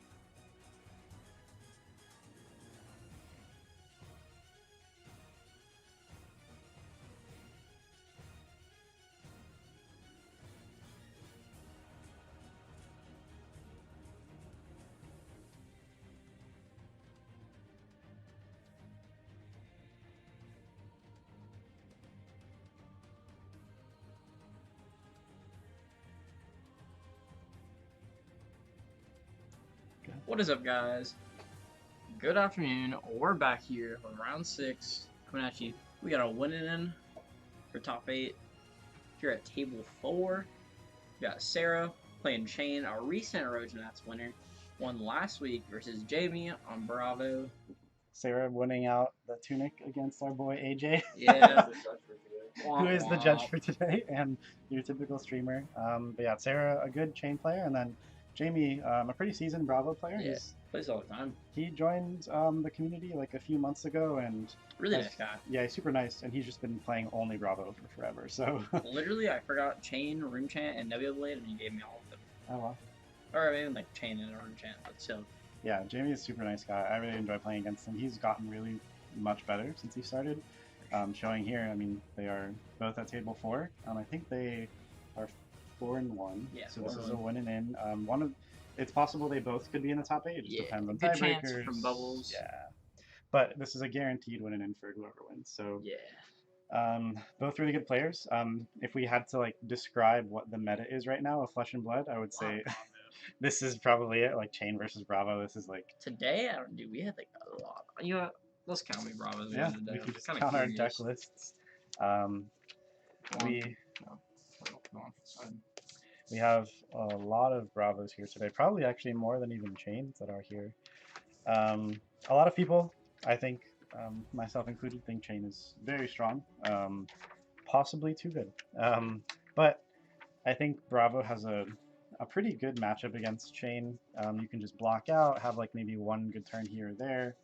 Maybe try to get a crush effect off, or literally just do nothing and block the whole game and just have them deck themselves. So you can do a good amount as Bravo against Chain. I would say these are probably like 2 of the best decks, if not the 2 best decks in the meta currently. If you look at like the Road to Nats wins over the past few weeks, I would say these probably have the 2 highest win ratings. So it'll be interesting to see, you know, which one can take it. This should be a very like competitive match because, you know, 2 best decks probably. And yeah, we're about to get started here. Sarah, she is a recent Road to Nats winner, as I mentioned before. So like 10 out of like 40, so 25% of the field. Yeah, so 10 of our 40 people on Bravo. So I think we have more than 40, but it's like probably about 20% of the field. Chain probably takes about like a little over a quarter. Yeah, so pretty split amount of Bravos and Chains, which makes sense because I would say they're probably the 2 best. You know, just looking at this Chain list, nothing really out of the ordinary. We see Ivaphidia in Chain, not really seen too often. Not bad though, for sure. She's got 2 meet and greets. 2 meet and greets. Blue. Playing Crown of Dichotomy as the like 5th equipment of choice. Not really sure. I don't think Crown's very good, but not really even relevant in this matchup either. And besides that, pretty like 2 normal Sleeping list. Shadows. Yeah, 1 Tome of Torment. Okay, yeah. Which is pretty normal. Doesn't play Gorg Tome, which is like probably like the most notable thing besides Ivaphidia in the list. Oh, and not playing the card that makes you discard. What's that card called? Consuming, yeah. 0. I don't think you'd even play it in this matchup though. Like, yeah, they're just gonna block your all I'm throwing in, and I don't really know what our sideboard looks like, but all I'm throwing in is 2 Sleeping Shadows. Yep. And Command and Conquerors. Pretty sure everything else can like stay the same. Right. Yeah. You probably don't even play the meet and greets in my opinion, just because like. Yeah. Arcane's hard to come by. I'd probably cut the Rip Throughs as well. Yeah. Jamie's list has 3 Zealous. Effort. Yeah. Hopefully we don't get to see that this game. I don't really know how we would like ever would, but yeah, that'd be pretty neat. But he is on the 3 snags, so. Oh, 3 snags, a lot. I don't know. 3 snags seems a bit like overkill. Like 2 is like enough for sure. Yeah, but 1 at the right time. Yeah, one at the right time, that wins the game. Yeah, so even if he has 1 on turn before, he can just pitch it for our Arcane that's gonna happen. So it's like alright. I mean, I know how this game usually goes. Yeah. Sarah's gonna like Riftbind twice in a turn for like 10 each, and if you can stop that to like 6, to like 10 damage total versus like 20, that snag is money. So see Jamie pitching a Crippling Crush, make Sizing Surge, and then pitching a blue, swinging for 6. This is pretty good for Jamie wanting like going first. Putting Sarah. Counter. Is that a yellow Riftbind? Oh, he started with the Sigil too. Ooh, that's really good. That's really strong. I'm gonna go ask you to get a life counter now. Thank you. Yep, so we're gonna get a life counter on stream. Jamie is at 43. Sarah took no damage here. So yeah, that's where we're at currently. Jamie starting off with the Sigil is actually very strong, and also going first being that Sarah is like not getting to shackle before Jamie has a turn, and then Jamie gets to Arsenal here, so that's probably like exactly what Jamie wanted to see. The only thing that would have been better that turn is opening a blessing and then sigilling. Like that's basically it. Fool's Judge in the life counter for him. Oh, let's go. Sure. So we walked over there at least maybe. He just like ignored me. It was just like yeah, I gotcha. And it was just like, yeah, no. So we'll see if we get a life counter up here. I hope so. I don't have one when you guys are. Can you? I don't. My set that second right now. Oh. The calculator life app. Oh my gosh! I'm opening everything that's wrong. Here, AJ, you want to take it? No. Okay. Nick, heading out for a second, so I get to commentate for now. So we're gonna see. Well, I don't really know. Jamie can't even pitch here. The damage hasn't even procced. So we see Nebula for 4. I'm assuming he has go again. Yo, this stream's really missing AJ.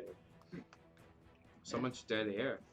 My bad, dude. I'm sorry. Usually Nick's here to help, like, make it less awkward, but We love Evan.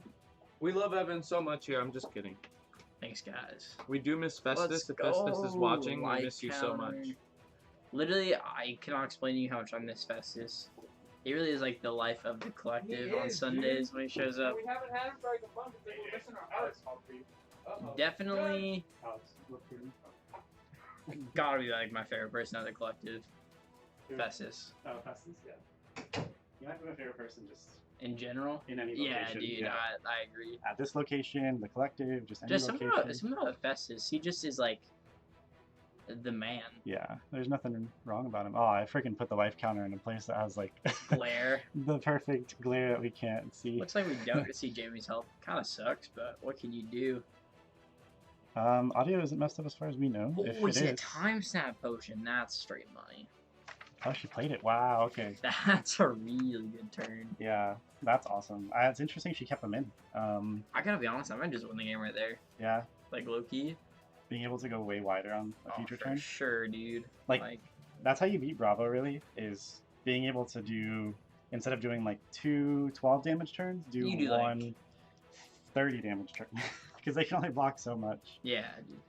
So the time snap just giving that extra go again in I mean, combination we can with. see reasonably we can see our Refine turn for like, we'll say just 2 reds and 1 yellow. We Yeah. can see a Refine for like reasonably like, solid like 35. Yeah, 100%. Especially if there's like an Artivore, Snapdragon, and Yeah. Time Snap, it's like, it's so much pressure. I think how much health that Jamie at 42. Yeah. So it's 42 to 40. Yeah, we see when he moves his arm, we can tell. So Jamie actually sneaking in some damage. That's awesome for him. Being able to only have taken 1 last turn and then Oh yeah, dude, he's chilling. getting her down. Hopefully this blessing like hits pretty well. Mm-hmm. See Sarah banishing his seeds off the top, which is like Yeah, off 1 shackle. again That's money, money. straight cash. Yeah, just just bills and dollar bills. I don't know if she even wants to play it this turn unless she needs the non-attack for triggers, but Yeah, you probably just hold it. yeah. Like I think in these matchups, your health like literally just doesn't matter. Right. Yeah. That's like when I'm Jamie's- playing Chain. That's exactly what I'm thinking. Uh-huh. Against Katsu, against Bravo. Yeah, they're not going to kill you. I'm like, so oh, just- dude, yeah, I'm gonna die to myself. if Yeah, anything. exactly. Like it doesn't matter.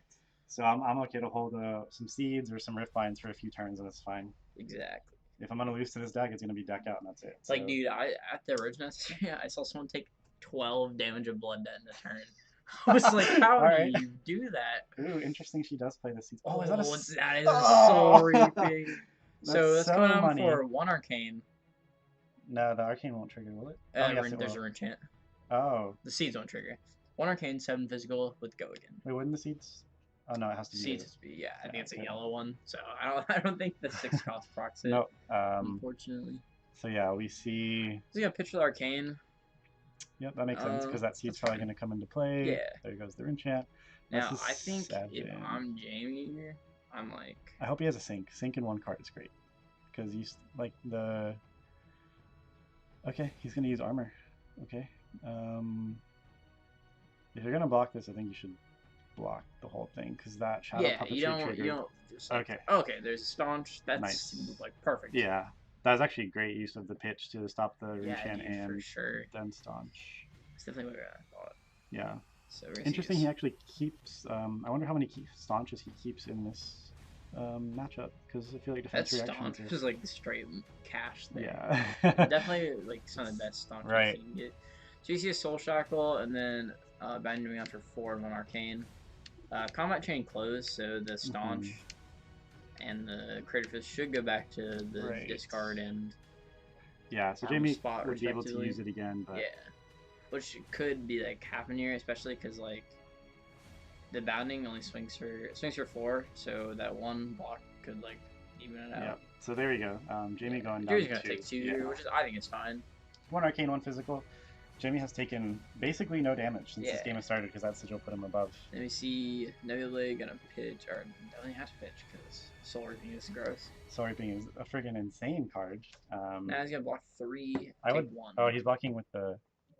Interesting. He didn't block with the Crater Fist again. I don't think he knows the combat chain close because I would have. He should. Would have just busted it, but yeah, I would have busted as well. Because like that's essentially blocking 2. Yeah. But he didn't, so he has that for a future Nebula Blade, I guess. Which is not bad at all. So we'll see what he hits here. Blessing, revealing top 3. Let's go. Let's see if variance is in his favor. 1. Oh, it's a blue one. Okay, so he heals 1. Oh. Yeah, it was a blue blessing. That was a red. Yeah, that's that too. That was kind of womp. Yeah. Whatever. Okay. Not terrible. Right. Heals 1. We are back at 40. So I mean, I guess every point of health matters. So Jamie just gonna. Sure. Especially in this matchup, like. Yeah. You can live by 1, die by it. Sarah accidentally. She should have taken a blood that last turn from it as well. Yep. We'll see if they catch that. They do. Okay. Nice done, dude. Yeah, fixing the game state, not a big deal. Now Sarah will banish 2 more cards. So she's already got a Riftbind in there. That looks like a yellow one, but I could be wrong. That is, I think it's a yellow, which is fine. Okay, that's shadow really good. That's straight money. Because she has a seeping in hand, so if she wants to put that seeping in the banish. You don't. I think you just pitch it for now. Yeah, use it later. But she at least has a blood debt card to give back go again if she wanted to. She probably has other ones. But we'll see what she does this turn. Again, against Bravo, like holding some blood debt and then having like 1 really big or 2 really big turns instead of like 5 pretty good turns. Definitely the move. So yeah, for sure. We'll see what she holds, if she holds her banish, if she uses it. The fact that Jamie's been able, after 2 turns, to stay at 40 is really, really, really good for him. Yeah, dude. Like, the less chip damage you let through, the better it is. She's Arsenal the Seeping. That's interesting. It's like not a card you usually want. Yeah, I think you definitely want to pitch this. Yeah, but she had the blue pitch here, so and that's a great card to use it with. We're gonna see an E-strike for, I'm gonna assume 6 draw card with go again, although I could be wrong. Probably just 8 go again then. She did not draw a card. So 8 go again with a Rune Chant. This is 9 damage right here. We'll see what Jamie does about this. Okay, no, she chose what I thought. She had 6 go again, draw card. That's definitely pretty good. Yeah, that's probably what I would have chosen as well. Yeah. The 2 damage is like not worth. Yeah, no, you definitely get the extra card, especially because you already use your resources on it. Right. Yeah. On the Seeping Shadows. So she has the Shackle still available because the Seeping giving the go again here, and then she also have Nebula Blade being live this turn. So I think Jamie took the Arcane, and now he's thinking on the 6 damage. Yep, it looks like he didn't want to pitch. Using his armor for the 6, I don't know. Okay, so he's just going to Fate plus chess piece, just to not take anything. I probably would have saved armor for like a Command and Conquer or something like that. For those turns when you like don't really necessarily want to block from hand much, but it's fine. Jamie is at 38, I think. Jamie's at 39. K-Lat. He took 1 damage so far this turn. He was at 40, he took 1 Arcane from a Rune Chant, so he is at 39. Looks like Sarah's thinking about her next move. 2 cards in hand, none floating, because Seeping Shadows does cost 3. In my opinion, it's slightly overcosted for a card, but it also can open up some really crazy turns, so I kind of understand it. People starting to play the yellow ones in most chain builds. At first, people didn't really play it at all. They thought it was just a bad card, but yeah, I think the yellow one is definitely worse. Yeah, a lot of people like saying blue is worth it. Blue's awful. No, you want to use it on a Riftbind. Yeah, yellow is definitely. Yeah. You want to give your yellow Riftbind go. Yes, 100%. So we're just gonna block that. So That's fine. I mean, we're not taking 2. yeah. And so then, let's get Nebulate for 4. That's fine. I think. yeah, that's okay. She didn't shackle this turn, which is interesting. I feel like you kind of want to ramp those. I definitely. I mean, maybe like a reaction turn, but I feel like these turns where you're like, she didn't push any damage through. She takes 2. Waste the Shadow Verser as well, which I think is like really relevant. I would have held that and banished TBH. Yeah.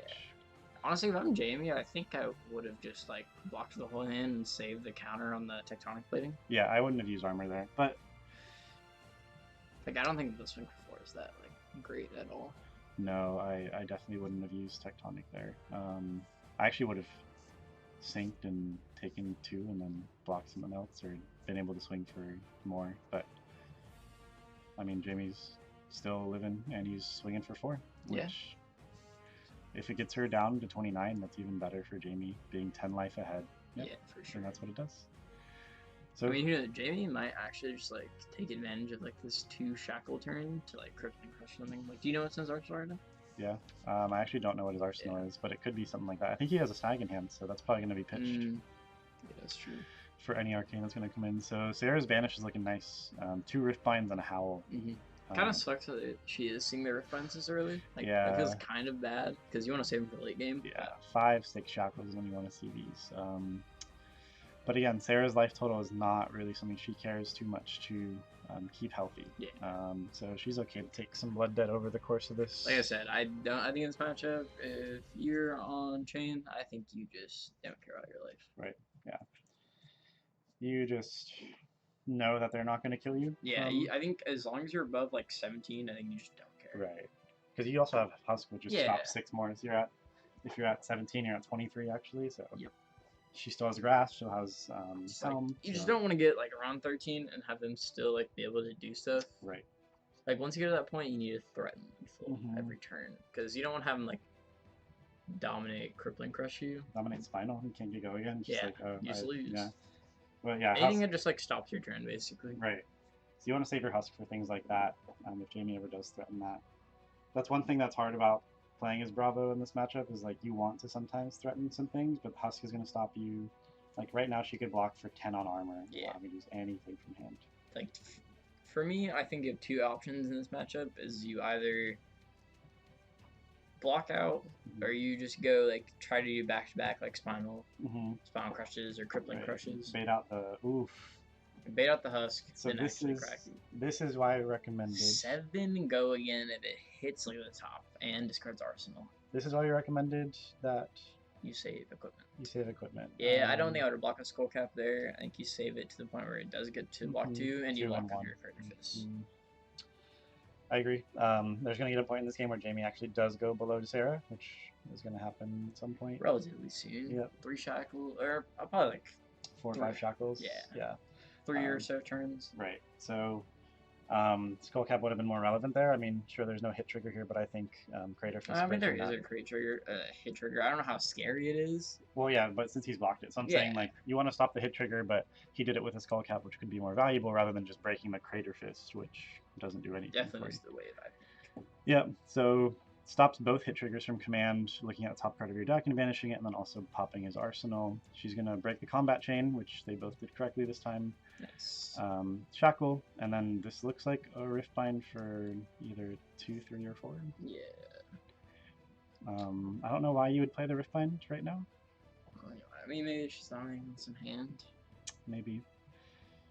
Because then she might pitch Nebula Blade. I don't know.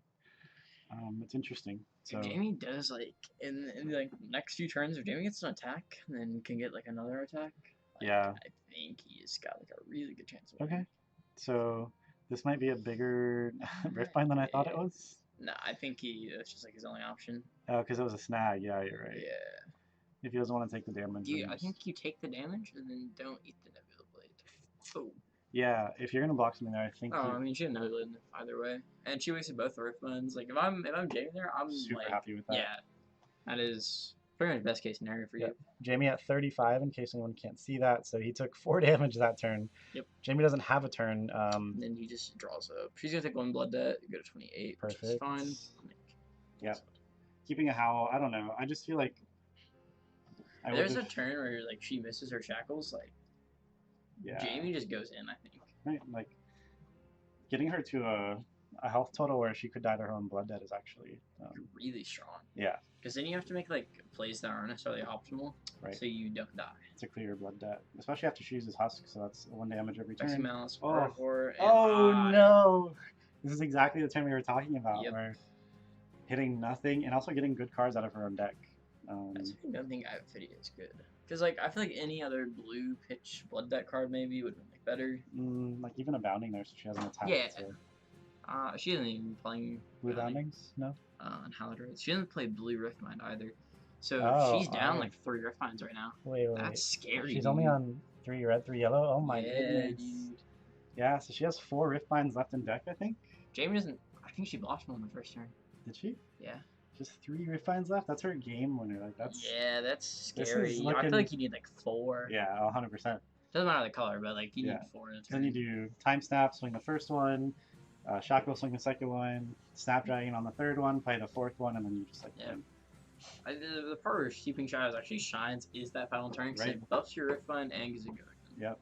I mean, it is expensive, but like, yeah, you want to, as a chain player, you really need to be watching your pitch, like making sure you know what you're drawing into. Yeah, and at that point, your hand is just your pitch. You're playing from Banish anyway, so you're fine with pitching a blue for a Seeping. Like, you would have like a hand of like 4 blues and then Banish 8 seeds and like a Riftbind or something. And you're like, that's chilling. Yeah, so this is actually, I don't think Jamie knows that she's not on blue Riftbinds, but like us knowing that she only has 3-ish left in deck, that's not great. Like, that's your game winner. You know, I think it's actually good for Jamie because I bet Jamie probably realizes that she does have more Riftbinds than that and is going to like thus play more like defensively and which is going to help him win this game.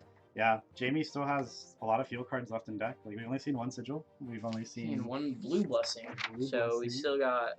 Oh, he doesn't play red blessing. He doesn't play red blessing, so we still have 2 red sigils. Yeah, 2 red sigils. 2 blue blessings. Yeah, which I mean will probably just end up being blocks if we're being honest. Yeah, but that's fine. So he has 6 life. Essentially, he's going to heal. So let's pretend he's at 41 health. Sarah has to chip through all of that with only 3. So Sarah's playing for 7 here. 7 go again. Nope. I think you block 6, take 1 maybe. Yeah, or if he has the defense reaction, even better. Yeah, it'd be like a. Yeah. Jamie, don't use your armor on this. It's okay. You can take 1 damage. Save your armor. Yeah. But yeah, like the fact that Sarah basically used up this howl as well. Yeah, like so we just see the block 6 here. Perfectly fine play. Yeah, take 1. Definitely the move, I think. It's perfect. Yeah, so the time snap that Sarah played earlier actually is seeming less effective at this point when we're only on 3 Riftbinds left in deck. I actually think a time snap is great in this matchup, though. Like, honestly. Yeah. I just don't think this is like the situation. Yeah, right. You also see invert existence in this matchup, which I think is fine. Yeah. I just don't think you really need a game winner in this matchup. Like, I think it's more like I strip all your cards in my hand.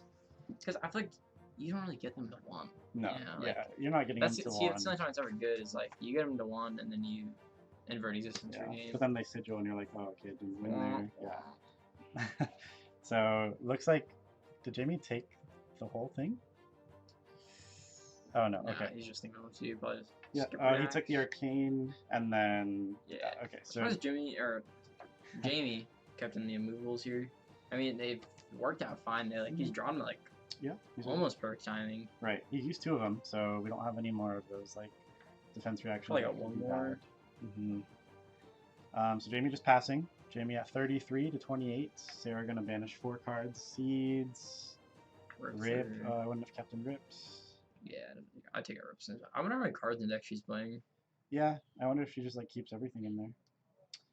Just to have more juice against problems. Playing like 65 is fine. Anything more than that is definitely too much. Yeah. Like she probably dropped the 9th Blood of the Blood Oath. Yeah, those are definitely out. But she could be on like 70 cards. Yeah. 72 probably. Yeah.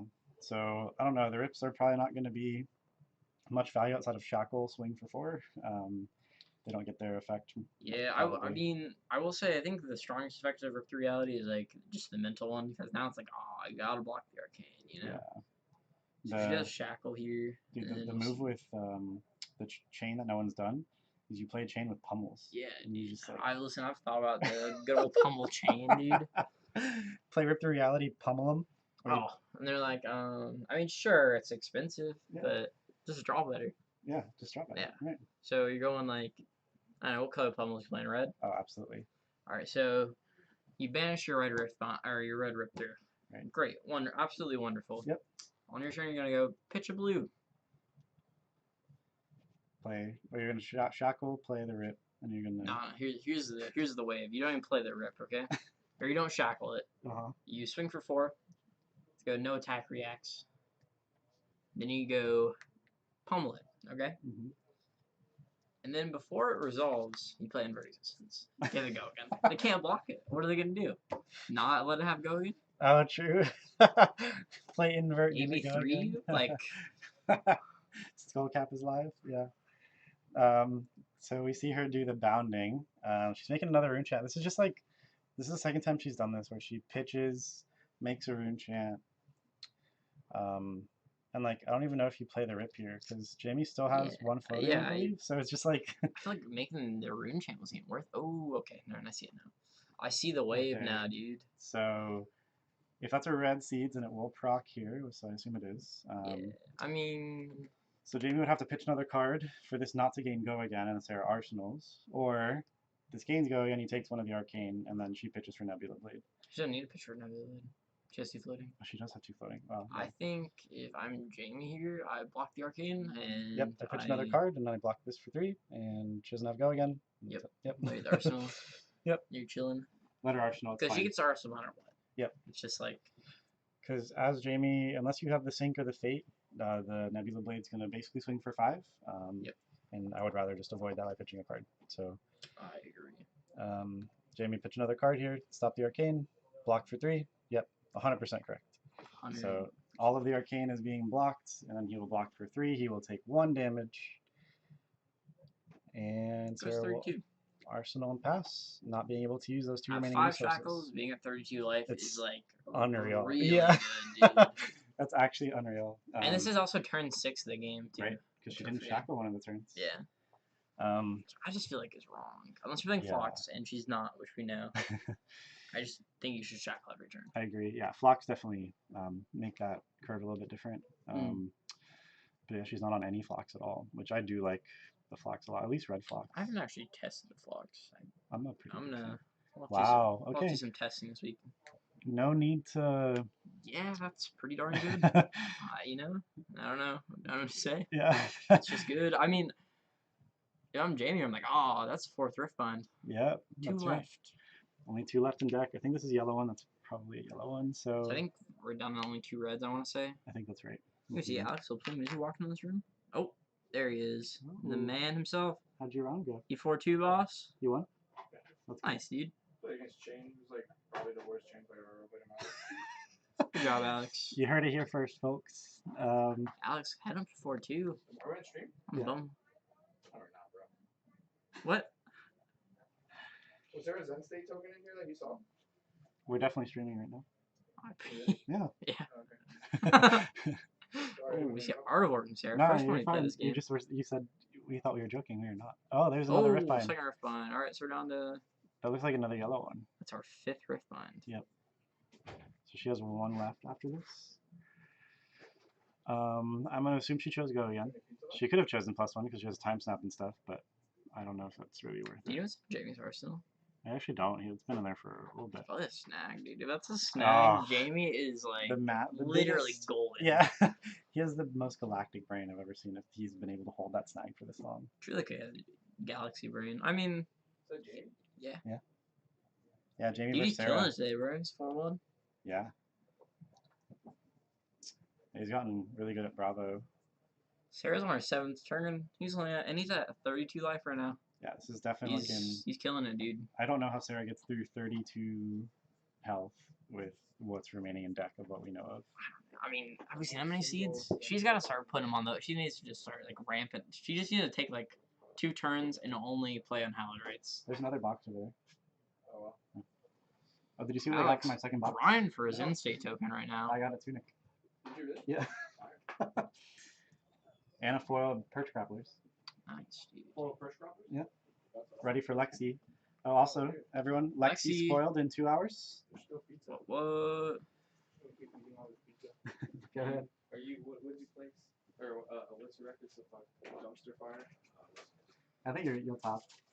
Brandon said, what's good, Alex? I was on table 9. What's good? There will be a few X2s in. 3. No, 2. There'll be 2, yeah. What's good, Alex? Possible. Brandon's asking. What is good? Hanging out, man. So he's just Well, he's hanging asking out. you a question. What's good? Like, what is good? Pizza's pretty good. He's enjoying his Answer is pepperoni pizza. and sausage pizza that the collective ordered for the stream team today. Mm. Super nice. We love them out Speaking here. of the collective, great store. Thank you again for hosting us. The website, buy stuff from them. Yep. It's definitely the move. Move to Orlando, come here and play here. I love you. What? How many people are watching? We got 17 people. That's awesome. Yeah, we've had a pretty consistent 17 Yeah. for a while. What was peak?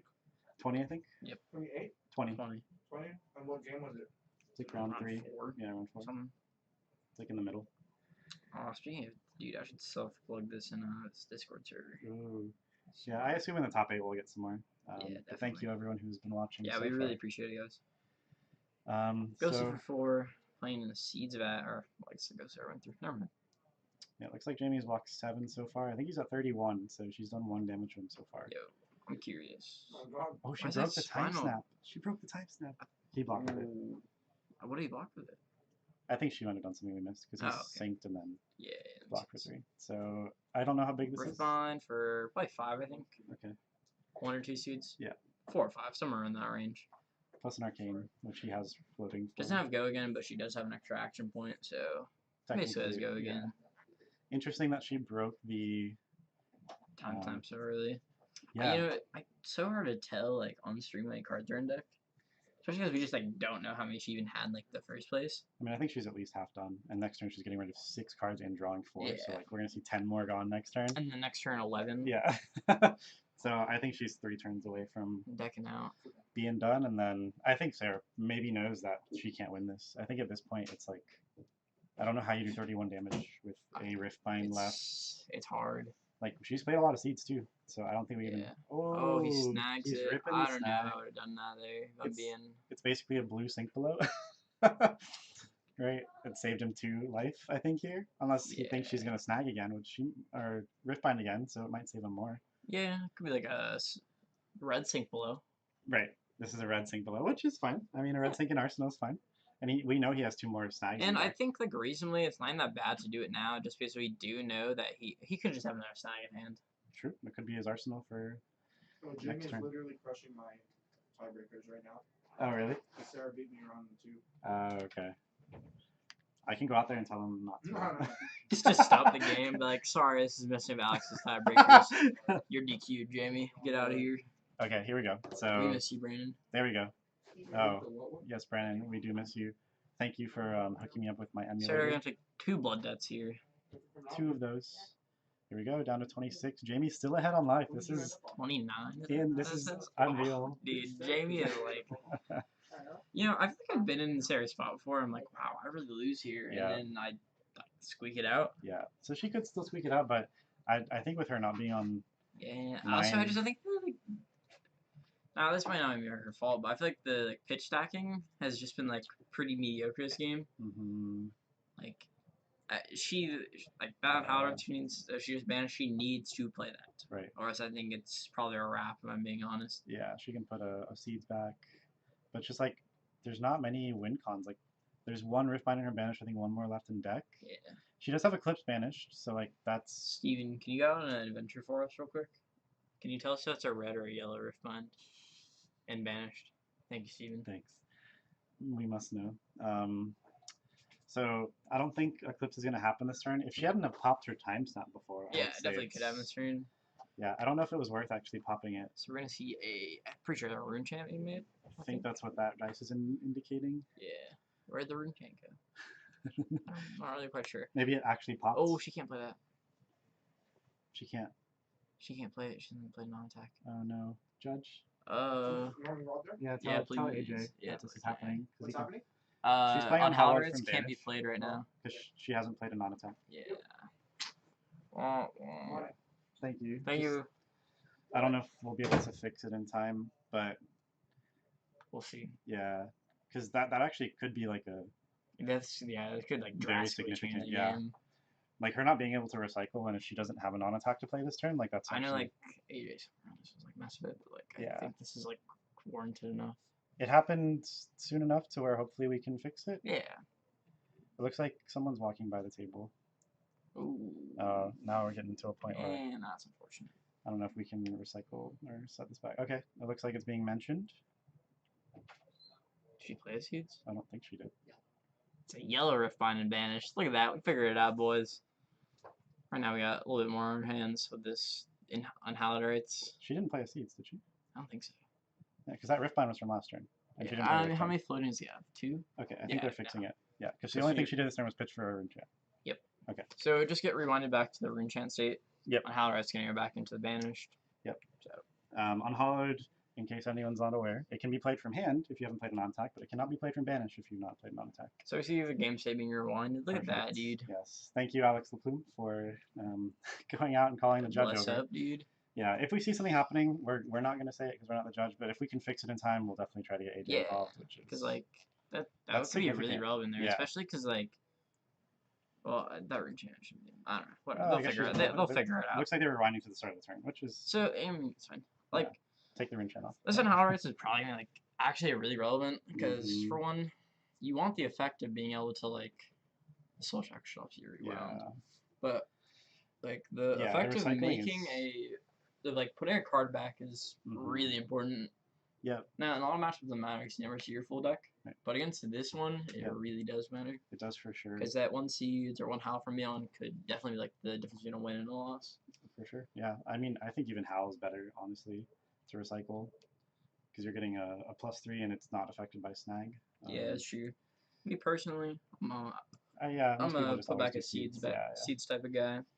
yeah, but especially with how many Riftbinds she Yeah, doesn't I mean, have left. especially like if you see a snag, it's probably worth.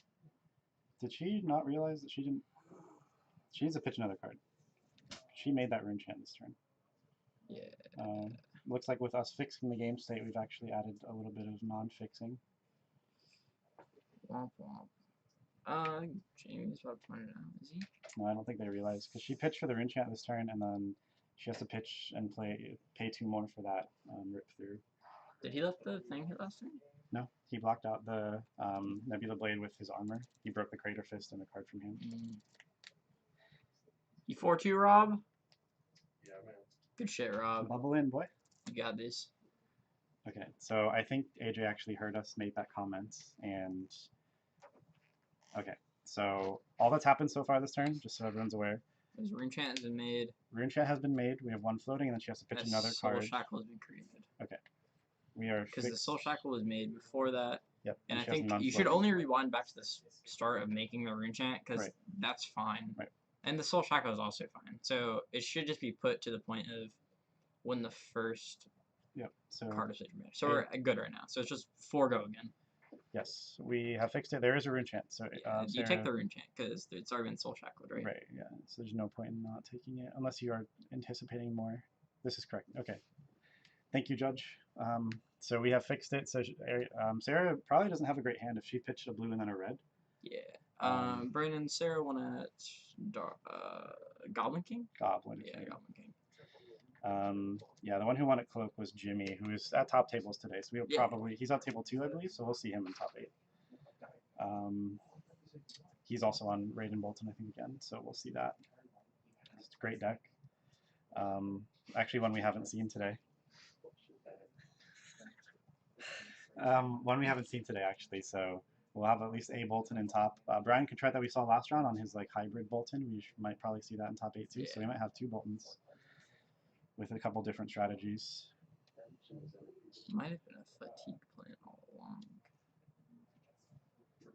Might have been a fatigue plan all along. For Bravo, Yeah, definitely. yeah, Yeah, no, 100%. That was like yeah, every yeah. matchup. That's 100% what Jamie's trying to do. Yeah, I mean, Sarah, I don't think has much juice left. And the fact that she couldn't play the unhallowed rights, because I don't think she actually will this turn if she didn't start with it. She would have needed to like pitch the blue to play the Halfermion, Which I don't know which why I think she is didn't. completely fine. Yeah, I feel like that's what I would have done, but she also would probably banish that Howler. She had another red in hand. So we see a meet and greet. So it is actually kind. Is that a red? Yeah, I would assume she arsenaled a red. These are red. Especially still playing these in this matchup. Yeah, I would have taken those out. Though. I mean, he's already taken the. You just block. Probably just block 3 here. Let 1 bleed. Oh, do you block it though? Because it'll make a rune chant. Yeah, it makes a rune chant. I would block it. Yeah, I think you block your armor is fine. That's perfectly fine. And then block out the. I'm assuming, but it's probably the Nebula Blade, but she can just arsenal. She's arsenal passing. I take 4 blood debt. Because at that point, probably would better just block a 2 for me, but you can't really know that. Her deck is very thin. I think we have 2 turns left for Sarah. I don't think in 2 turns she can get through a full hand from Jamie. There's a. It's only 3 blood debt. One of those is Eclipse. Okay. Yeah. I just don't think she can get through a whole hand from Jamie and do 27 damage. That's gonna be difficult. Especially because Jamie is going to be able to swing for 4 here, and then Arsenal maybe a defense reaction. Yeah, and again, like we said, I mean, we haven't really seen like that many seeds get put back too. So I don't know why he made the switch, but this is 6 now, so yeah. I mean, it's fine. Do you really want those in Arsenal? Yeah, I guess you. I think the Surge is fine there because maybe you draw into like the nuts. Yeah, sure. I guess you don't want to Arsenal either of those. Yeah. I will say Sarah does still have like a decent chance. She does have Snapdragons left, so you can see a 3 or 4 attack a turn. It's just there's only 2 Rift Binds, and she'd have to banish the next one. Yeah, it'd have to like. She'd have to get pretty lucky. She'd have to like 2 Rift Binds and then Ursa. Right. Which like this next banish is like 7 or how many sacks do you got? 6 seeds at 1 Rift Bind. Then, golden. Okay, unhallowed. Oh, okay. So I mean, if you got like both those on hall this turn, then it'll be a good turn. Only 1 seed so far. Tome of Torment, Shadowversary. So not bad at all. Yeah, it's just like she does have an Arvor left. I think the last one to get played, 1 banished. Yeah, she has 1 left. If she has it in hand right now, it's like it's actually great. Golden. Yeah. So this is a big turn for Sarah for sure. So Jamie's just gonna block 12 this turn. I see no situation where it's not gonna happen. So Skullcat might be live this turn, so he blocks 13, and then Sarah has to win next turn. So if Jamie can survive this turn and 1 more turn, I think he wins. So this will be very much determined by... So Sarah needs to deal... Well, let's run the numbers here. So we'll say Sarah needs to deal 27 plus 13 plus 12. So she needs to deal 52 damage, 53 damage these next 2 turns or so. To win, that's right. Which is pretty rough, if I'm being honest. And that math is but 2 Chain hands. can like definitely do it. Yeah. That math is 2 hands from Jamie plus his Skullcap, and then... Yeah, I mean, also, if Jamie gets to 1, he does lose. Invert is live, that's true. That's something that could kill him at 1, but I don't know if that's going to be the case. Yeah. Especially because I think Zara's deck is gone next turn. What I'd like to see from Sarah this turn is literally all she does is just go Shadowverser, like she did. Actually, I probably would have saved the Shadowverser, kept it for the next turn. And then I think you just try to go, like, seeds on Hallowed Rights on Hallowed Rights. Right, and so that's recycle some stuff, yeah. And then next turn you make banish. your next turn better, basically. Yeah. Take some blood debt because you're not going to die to health this game. Yeah, this is definitely interesting. Like these small chip amount of damages, I don't think are mattering at all. Oh, she is inverting. So Jamie's going to just stop 1 of this, take 1. She probably does have the second one in deck still. I think she's going to Eclipse this turn. I think that's why she's playing it because she's already played 3. She needs to play 3 more cards. So we have a Shackle. She draws 2 another seeds. She's go. As long as she has seeds, man. She's fine. She's banking on the Tome of Torment hitting something. She has Snapdragons, which I assume she's going to be burning this turn. She has Snapdragons to get it off, which I think feels less good. Yeah, right. Because I don't know if she can actually swing with it after she summons I've been trying to keep track of my seeds. So we got 1. 1's going to go back on the bottom. She probably has max 5 seeds left. Probably less than that. I think she's played a lot, yeah. Yeah, I'm probably looking closer at like 3 or so. Right.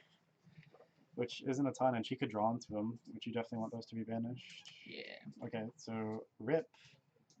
Okay, so they did take. So it doesn't have go again. Swinging for 4, arcade. which is like fine. Yeah. I think you'd probably just block 3, take 1. Yep, 100% what's going on. Yep, Jamie takes 1. Blocking the last ditch effort. Blue. Taking 1 damage, going to, what's that, 23? Yeah. So Jamie's still ahead of her in life.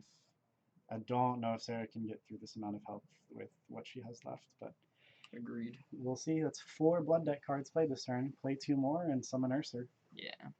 which Jamie won't be She's able not gonna. to. She probably won't be able to swing with this turn. Right, Which but sucks. Jamie won't- Actually, she should be fine. Yeah, Jamie won't be able to kill it next turn unless he keeps these 2 cards in hand. Do you keep the 2 cards in hand for her though? That's the question. I don't think you should. You definitely don't go sleep with 0. You play both in Howard. Oh, 100%. You need to recycle. I don't know why she's holding them. Do they have go again? Oh, she's snapping. She's snapping it now. It's fine. Yeah, so then she plays one of the Now, if unhollows. you're Jamie, do you keep the? Oh, he only has 1 card in hand. Yeah, so Never now mind. at this point, he Yeah. can't kill the Ursur. But Yeah, you have to keep that card in hand, which I just don't think it's worth. did she not shackle this turn? Oh, wow. Interesting. She shackles now. Yeah, interesting she broke the boots for that. So she wants to swing with Ursur after she summons it, which makes sense. Which is fair. So he unhallowed rights for 4. Go again. Probably get a seeds. Yep, red Yep. seeds. And then we'll probably just end up seeing Jamie's going to take block 3. He's going to take 4 here. Go to... Go to 18? Yep, which is fine. I think 18 is a good amount going into your final turn. Yeah, the Again, Eclipse here it is just actually... depends on like the banishes. Right. So we'll just see like So, the Ursur, he's going to block 3, take 3. yeah, so 6 more damage coming in.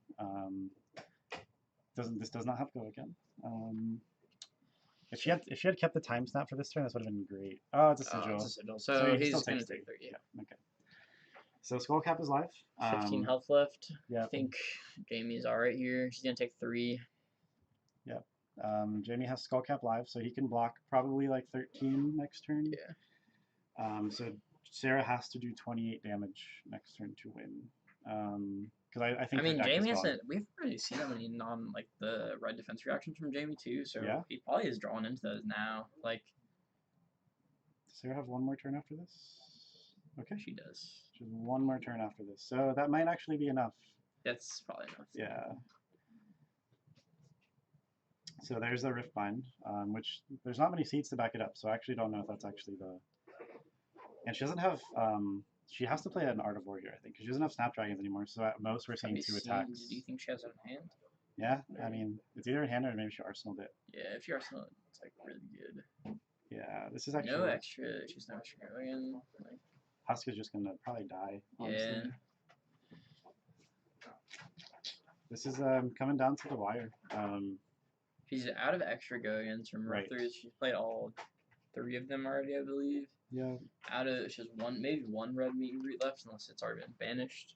Yeah, I think that actually might have been. Oh, there's the Art of War. Yep. So. Yeah, that might do it. I'm being honest. Go again. Draw 2. Because she does have the Ursur, so she can like. Okay. So what do you banish here? Oh, bounding. Okay. So swing with an attack.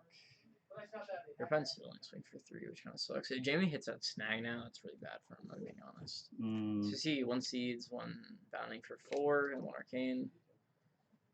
If I'm Jamie, I'll probably take the arcane. Yeah, good call. Unless one of those cards in hand doesn't block. Yeah. I don't think we're in that situation. Okay. See, block for the crippling crush, taking 1. Yeah. I really don't like letting them blood that out like that. Which is like yeah. to the banish. She kind of messes with like, the combat chain. Right, because like that one turn where she like accidentally put in the discard. Yeah. Like she caught it and then we fixed it, but yeah, I don't like putting it there. Ooh. That might do it. How does this have go again?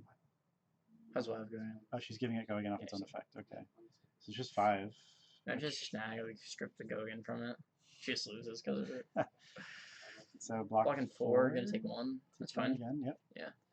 Jamie still has 2 cards in hand. Yeah, so we're probably gonna see a Soul Shackle. Oh, that's good. That's really good. It might be a blue one though. I mean, blue's still good. Rob, rooting on Sarah right now. Trying to get that resistance bumped up. Respect. Is that what's happening here? I'm trying to bubble in. Yeah. Dude, I want you and Alex to bubble in. Did you lose to Sarah? Okay. You got that. What's Steven's record, Andrew? What's your record? 4-2. Wow, just a bunch of 4-2s. Huh? Steven's 4-2? Yeah, but he was at table 3. It's a pretty. That's fine. Evan and I haven't lost all day. Yeah. I don't think I'm getting bigger. We are just better. So Jamie has 1 card left in hand. So yeah. Blocking this Riftbind, which is only for like 4. So, yeah. So I don't think Sarah has go again. Having this turn, but I feel like it just like What is? If she swings her last return here, I think. Does Sarah have go again? I don't believe she does. She does. She shackled it. Oh, think so she she can shackled swing with Ursa, right? Let's She- see. Oh, no, no, the camera died. No, the camera died. No, it'll reconnect. You sure? All right. Well, this intermission. How's your day, Nick? Oh yeah, it's great. Just been streaming today. I don't know if Yeah, you watched.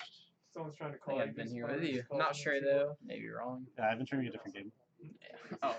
Okay, there we are. Back. Oh, we're back. Let's go. Thank gosh. So we'll just see a swing for 6. Jamie's gonna go down to 1. Oh, what? That's game. Did he really go down to 1? Wow. And that's a wrap. That's all she What was wrote? the outcome? I think Sarah wins. should win. As I feel like doesn't punt. Yeah, which she could if she doesn't have enough go again next Wait, turn. does she not have a? I What? thought she had an invert. Oh wait, she played the She played server it. turn. Never mind. She played it. That's how she summoned the Ursa. So Ooh, If- that makes sense. if Sarah cannot do 13 damage, Jamie wins. She does have a howl. Dude, it's gonna be hard to miss 13 damage. Yeah. It may not even be that hard, if I'm being honest. Well, there's some seeds in there. Oh, okay. Yeah. That's, That's okay. a lot. that's game. Well played by Jamie. I mean, it looked like Sarah wouldn't be able to get it through, but Jane just being able to do a lot of damage very easily. Plants and seeds. Yeah. The seeds, I think, are going to do it here. Yeah. And then the Shadow Verser is actually super helpful. Yeah, especially if she has like another season in, which she probably does. She's Yeah. probably will end up drawing into Oh, it. she has another E-Strike. What? I can't believe she didn't banish that and she drew into it. That's That, there's so many of wild. them. Yeah. She's been able to play, I think, all 3 of her E-Strikes. 4 arcane, 5 go again.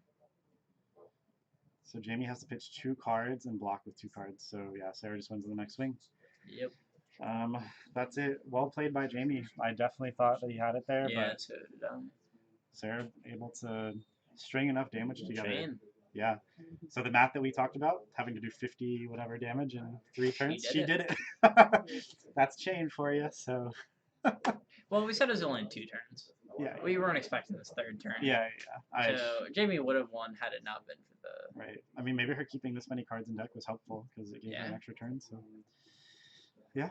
Well played by Sarah. Camera's gone out again. So. Yep. But I mean, game's over. So. Yeah. Jamie, because there's 4 arcane, which is the perfect number, he has to pitch 2 cards. The E-Strike is for 5 with go again, which means it's 2 cards, and that's all of Jamie's hand. So literally anything else will kill him. And she still has Ursa up. She has all his attacks and banish. She has a sigil. Okay, so he only has to pitch 1 card, but still not Good. okay. So he's at 3 because he pitched a blue and then took 1 off the arcane. But he has to 2 card block this, which is No, for you him. block 1, take 2. 1, take 2, go to 1. Okay. But she And then still you has. lose to Ursa. Yeah. You lose to Ursa, or she plays Shadow of Ursa, give it go You lose again. like literally anything. Yeah. She has soul shackle. Right. So Yeah. Just she played well, but like chain. Yeah. This is There's not much more than just chain. yeah. This is why I don't like the strategy of just blocking out chain, because you think they can't do 60 damage in 2 turns and they do, and then you Yeah. lose. So I think Jamie needed some like hit triggers in there, or some like I don't know, some sort of like You can't. pummel attack. Realistically, you can't just block them out unless your name is Bronson exclamation point. Yeah. Now I don't know how Bronson does it, but he just does. Yeah. He just bodies people. Do you That's understand Bronson. it? I would never I understand. don't understand it. But Oh, I should have howled a banish. Okay, that takes the last card, and then literally anything wins. Ursa wins. Just swing with Ursa. Yep, that's time in the round, but I think it's like first. This is our first like game's gone over like Yeah. 40 minutes. yeah, what a game. Who would have thought it's the one with chain? Yeah. Crazy. Yeah. I don't know. Both players played well, but Right. again, chain just prevails. Chain at 9 shackles, which is what we were at, is just like 8 or 9 shackles. It's Gross. So gross. Like Yeah. she didn't even need much go again that turn. Like the Shadow of Ursa was enough, plus the Like the she shackle. didn't need like. She could have had like 1 or 2 let's go again and still won, I think. Yeah. I think Jamie should have tried to put pressure those earlier turns when he was just kind of not taking very much. Yeah. Like try to do a spinal, force her to use the husk, and then try to do a spinal again. I think that's probably the best game plan. Yeah. When you anything see the that's spinal, like, I think you want a crippling first if you can though, because that gives you the husk. that gives you that's for sure. Yeah. Because with spinal, they can go use their 2 equipments, And then the crushing hand and and not, then not and then they'll get crushed. right. So you crippling and then try to spinal afterwards. Yeah, for Because spinal just giving them no go again at all just sucks. Like turns off a I mean, turn. usually when I get spinal crush, I just shackle pass. Right. Like I don't think it's really Right. worth doing anything on your turn. Yeah, he definitely took out the pummels. We didn't see any blocks with them, but I feel I mean, like good on him for taking out pummels. Knows that they're bad in this matchup. Yeah. There's only 2 blocks. So fair enough. yeah, that's fair enough. It just I don't know. I think you have to string in some amount of crush effect in there. Agreed. But didn't happen, and we see Jamie probably still gonna make it. We're gonna do the cuts top 8 here in a Yeah, second. there's a good chance. I'm pretty sure being Jamie and Stephen Chang. Yeah, that's probably right. I mean, I don't know. He's at table 2. That will probably also will be one of them. Maybe. And one of these guys is gonna bubble Mhm. out of those 3 tables because there's only 2 spots for 2 XUs. Right. So yeah, one of And them will. I mean, unless there's a tie, Yeah. that's technically be. You know, I think I don't really know how ties actually work in this game. So Ties are worse than losses. losing. Yeah. Never mind. So yeah, ties Womp would be bad. So I'm gonna. Thank you guys for watching. Really appreciate it. We got top 8 coming up next. Getting pumped up. We'll bring you guys the standings and what decks they're playing. And then yeah, that's that. Yeah, that's that. So we will go to our be right back screen for a little bit. We're probably gonna give Play some action background music, no copyright. no copy. You already know. And again, guys, hit that follow button. Subscribe with Twitch Prime if you have it. It's free. Or spend actual cash if you're a real one. Twitch Prime, I think, is actually better for some reason, though. It gives the streamer more money. Also, please don't forget, follow me on Twitter, @emotionyo. Thank you guys for watching. Talk to you soon. We'll probably give them a break of like 15-20 minutes before we go to top 8, so just keep that in mind. You But have we will a Twitter you like to shout out, Nick? I used to have a Twitter, but not anymore. Go for it. You can hit me at Tolarian Dropouts, YouTube. Check out our content. There you go. But yeah, we'll see you guys in about like 15-20 minutes.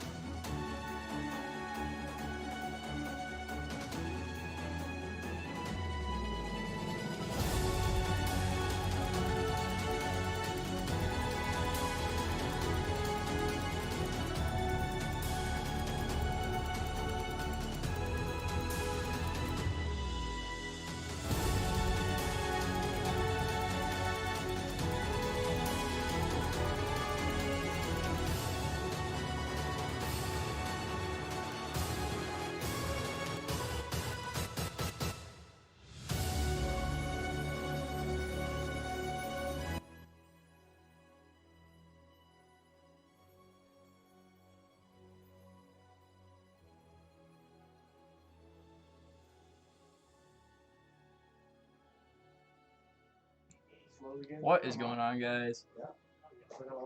We're back. Not on top 8 yet, but with the standings. Let me pull them up real quick. First seed, we got Jimmy Lee, 6 wins, playing Bolton Raiden. Second seed, Alex Keeler with 5 wins on Chain. Alexander King, I'm not really sure who's playing. Brian Cotrette playing Bolton Sabres. Sarah Vande on Chain. Michael Stevens, I'm not really sure where he's on. 7th seed, Justin Graham playing Kano. He will be going on stream. And 8th seed, Jamie Grantham. You just saw him play on Bravo. Thank you guys. We'll have top 8 with you soon.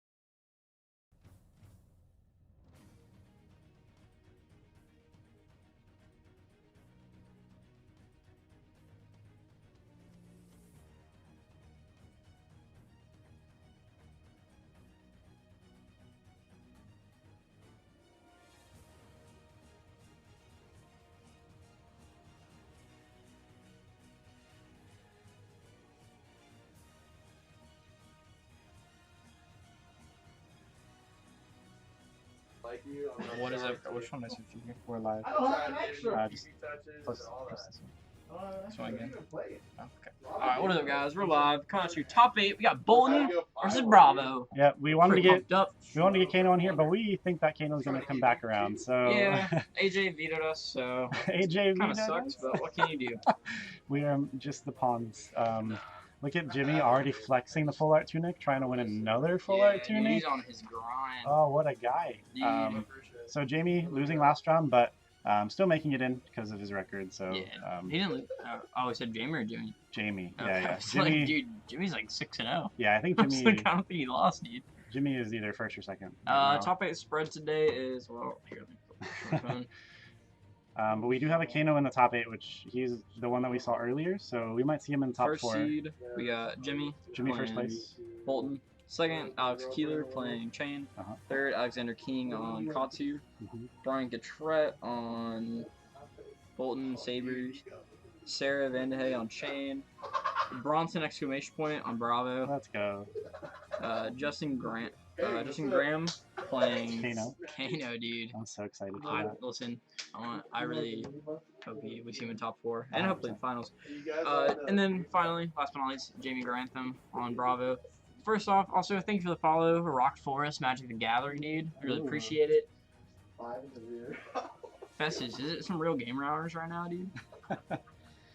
Also, it'll probably be after this round, but we will get a spoiler from Tales of Aria in an hour. Dude. In 1 hour, we will see Lexi's effect spoiled. Pretty pumped up. Spoiler. Let's go. Rob, when's your spoiler? You have one, right? Yeah, I got one September 3rd. Have you seen the card? I may or may have not seen it. Dude, tell us right now. I can't tell you. Wait, I'll mute the stream. Nah, I can't. Alright, I could not convince him to tell me what the card was. Yeah, we tried. Sorry, guys. It may or may not be a legendary. No. It may or may not be a fable. You've given him some information, bro? It may or may not be any card, dude. I haven't told anybody anything about anything. Rob, did they make you sign an NDA? What's that mean? Non-disclosure agreement. No, dude. I don't know, bro. I'm not into that. Ooh, see, I actually really like this. We need to get some life on stream. Oh, true. Alex, need someone to put out life? Yeah. Thanks, Alex. What? What? Jamie. Just the stream, yeah. So, unfortunately, unable to get the Tolarian dropout spoiler for you guys, but September 3rd, you heard it here first. Yeah. It'll be dropping. Pretty excited for that, honestly, dude. What do you spend your credit on today, Nick? $20? Oof, dude, I don't know. That was worth it. Yeah. Stream all day? Oh, fuck yeah, dude. And we got pizza? Yeah. Dude, I was good at just the pizza. I didn't expect anything else. Yeah, dude, I was like, alright. Jamie, okay, here we go. Jamie's starting the game with less health for no reason, dude. That seems like really inefficient if I'm being honest. So I think this is for 10.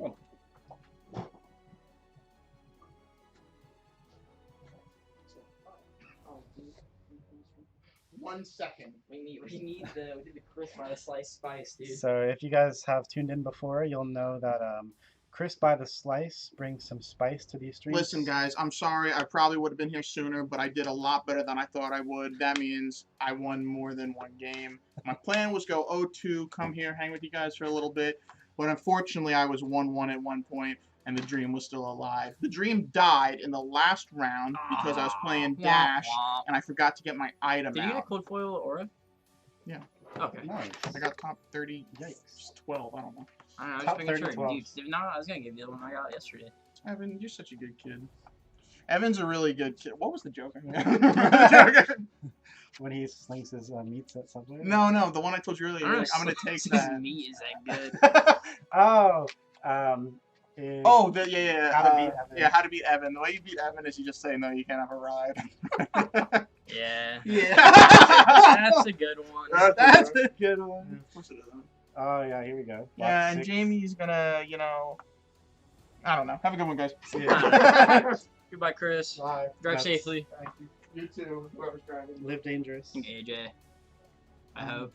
So I'm not just like stranded here.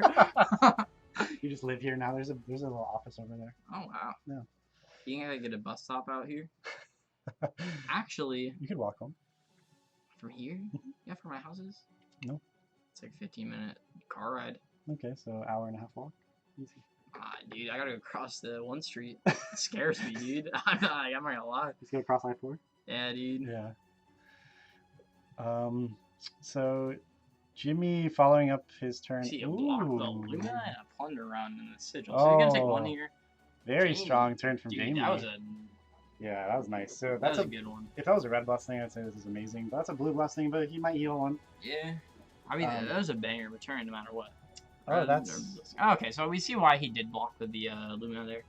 Plays a Remembrance. Yeah. So, I mean, it's fine. I don't know. Like, Remembrance in this deck seems like... Dude, I actually kind of like it. It just seems like you had to turn off your turn. Bye, Steven. I actually really like it, if I'm being honest. I just feel like you have to turn off your turn for it, right? Like... That's instant? No, I mean, but like this, he used a card from hand. Oh, well, sure. To play I mean, it, and then... that's just what happened in this situation now. So I feel like the majority of times you're not going to be doing that. I just don't know if it's like, I guess against Bravo specifically, I can see the value in it. But like most games, I feel like you're just doing enough damage inherently to where it's not. You know, I think Jimmy only probably plays it into the fatigue matchups. So like the Bravos, like your Katsus, probably not Mech, but yeah, the other two definitely worth. Oh, it gets the heal. Let's go. Yo, money. Blue blessings coming in clutch. I'm surprised Jamie kept in a move on this matchup. I feel like it's a little. Yeah, I mean, a little mediocre. I keep it in just because it's another blue and it turns on hammer. It's fair. Like you don't actually really want to. We're about to see a money turn. Jamie dominating his next attack. Yeah. Got this one. What are the things called? Oh, Spinal Crush. That's really strong against Bolton. 5 dominate. Jimmy is on some defense reactions. We already saw Soul Shield. Jamie still can pummel this too. That's kind of dumb. Yeah, that'd be nuts. Jamie would be so far ahead if he was able to pummel this. Yeah, dude, he's like, balling out. Okay. Oh, well, I see mean, still, we see the pummel still. Yeah, the pummel would be amazing here still. So yeah, looks only like gonna take 3, which is fine. Okay, Jamie didn't have I'm the pummel. surprised Jamie didn't make another Silent Surge there, just because of that. But maybe. I don't know. That is interesting. I feel like if you have the pummel, you should play it there. But yeah, I don't think you probably had the pummel then. Yeah, I don't know. He didn't make the seismic surge at the very least, though. Yeah. And especially like, I think pitching if you had another blue in hand, I think it's like actually a really good play. Yep. To just make the seismic surge and like leave yourself with 2 floating. 2 floating, yep. Because then that makes people like really think of the pummel. Yeah, especially because Jimmy is like a seasoned player. Right. This is a very Bolt of Courage for like what that 5. Yeah, if it's red, it would be 6 if it hits draw card. Did he charged, right? Yeah, he charged. So it's definitely a red or a yellow. Yeah, I think it looks red. So it's 6 if it hits draw card, and then if Jamie blocks with an attack, he gets +1. So if this is a red one, that's like a break point. That's pretty nuts. Ooh, Jamie not blocking. This is going to be draw 2. Jimmy will go back to 3 cards in hand. That's so good, which is what's going to happen. Draw 2. 3 card hand. That's money. I don't know why people think Bolton's bad. You guys are crazy. Listen, I don't know. I think it's good. Sorry. Bolton, or Bolton. I don't know. It's just like, just doesn't seem that great to me. Seems just mediocre. Nah, Bolton's really strong. Especially. I feel like I gotta talk to an unbiased source about this. Right. I mean, I beat you in the top 4, but it's fine. Oh my! I just happened to have triple Lumina and Saki. But... Yeah, no, it didn't. That's good, right? Yeah, dude, for sure. Dude, at least he finally admits it. I do think LTK Bolton actually has a lot of good matchups. I think. Yeah, I actually do agree. Its matchups like aren't horrible. Yeah. And that's tough for me to admit, dude. I might take that to Vegas, TBH, but I don't know. We'll see. Why would you waste your money? What? To go to Vegas and play Saber Bolton? Because no one's gonna expect it. Dude, I don't know. I feel like people are definitely gonna expect it. What? That's insane draws. That's a really nutty turn, dude. He drew into. He either drew into Command and Conquer or had it, or just happened to draw into like. By the way, he's an Arsenal card still. Yeah. Just like. He went from 3 card hand in Arsenal to threatening 15 damage plus Arsenal, and the last card is a Command and Conquer, which if Jamie blocks an attack, it goes to 7. So Jamie will have to throw in a piece of armor here as well. Yeah. Which you can just throw the boots or whatever. Which is exactly what's gonna happen. Yep. So you block for 6. 7. Yeah, that feels bad. You have to because it gets buffed here. Oh wait, no, he's only blocking for 6. I think that's a Zealous Belting. No, Jamie, you gotta block for 1 more. Oh, he pops his arsenal. It's a crippling. Oh my. Oh no. Oh my. Dude, the problem is, I mean,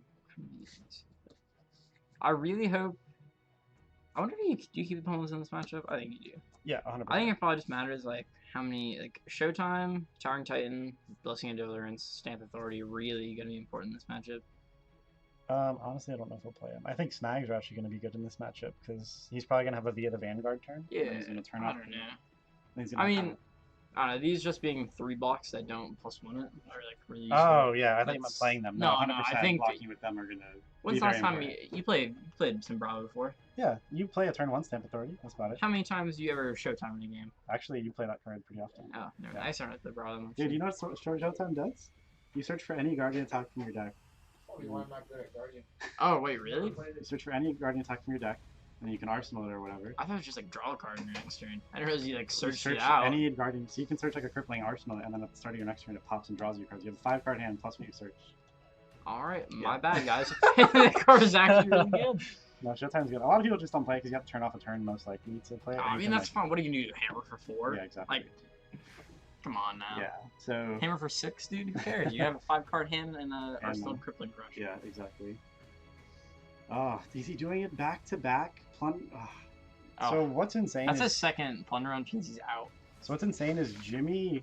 Okay, just like you were saying, how the... Wow, okay. So, just like you mentioned, the non-attacks being important, because he just blocked with it, Towering Titan and... Yep, that's straight cash. Yeah, so it didn't give him the buff. It's gonna go again, which is, like, good. But, dude, he's running out of charge cards. Yeah, he only has 1 card in Soul, so... Which is, like, good. Yeah, I can't believe he already had the second Plunder run in Arsenal. He's only on 2 Plunder runs, which seems crazy to me. Like, in Bolton, it's such a freaking good card. Agreed. I don't know why you wouldn't. I think in every deck it's like a great card for maybe Kano.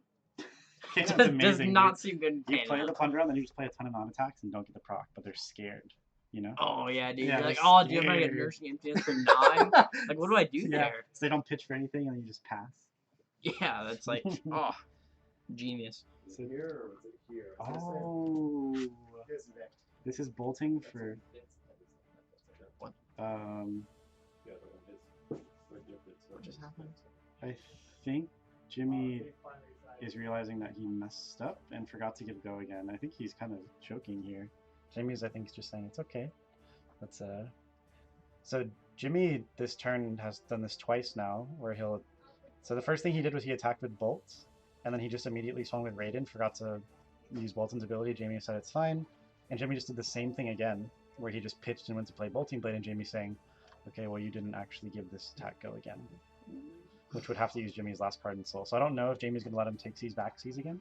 Yeah, I gotta be honest. I feel like if you're in top 8, like no, one dude, thing, I don't even know if you do one thing. Yeah, I mean the first time that he didn't do it, I would have been like, oh, you missed timing. Now I don't want to say that like this matchup matters more, but Jamie is not as invited. Jimmy does. Like I feel like you definitely are like. Yeah, I'm not gonna. No if you're playing wrong, I think you say no takes you back. No takes these backsies for sure. See, I hate when people ask to take shit back. Yeah. I do too, especially in a tournament that matters. It's awful. Oh, 100%. Like because then if you say no, it makes your opponent like they're mad now. They're mad, and like it's like, well, for one, it's your fault. Yeah. But if you do say yes, then like you just you feel lose. You like, feel robbed the entire time. And then if you say no, like what a rude person. But it's like if you're playing in a casual level event, like fine. You just shouldn't ask. I think. Okay. Is like the right thing to do. Yeah, I'm glad this happened how it did. So what happened? He said no takesies, Jamie said no takesies backsies, and Jimmy just arsenaled the card and passed. So yeah, I like that.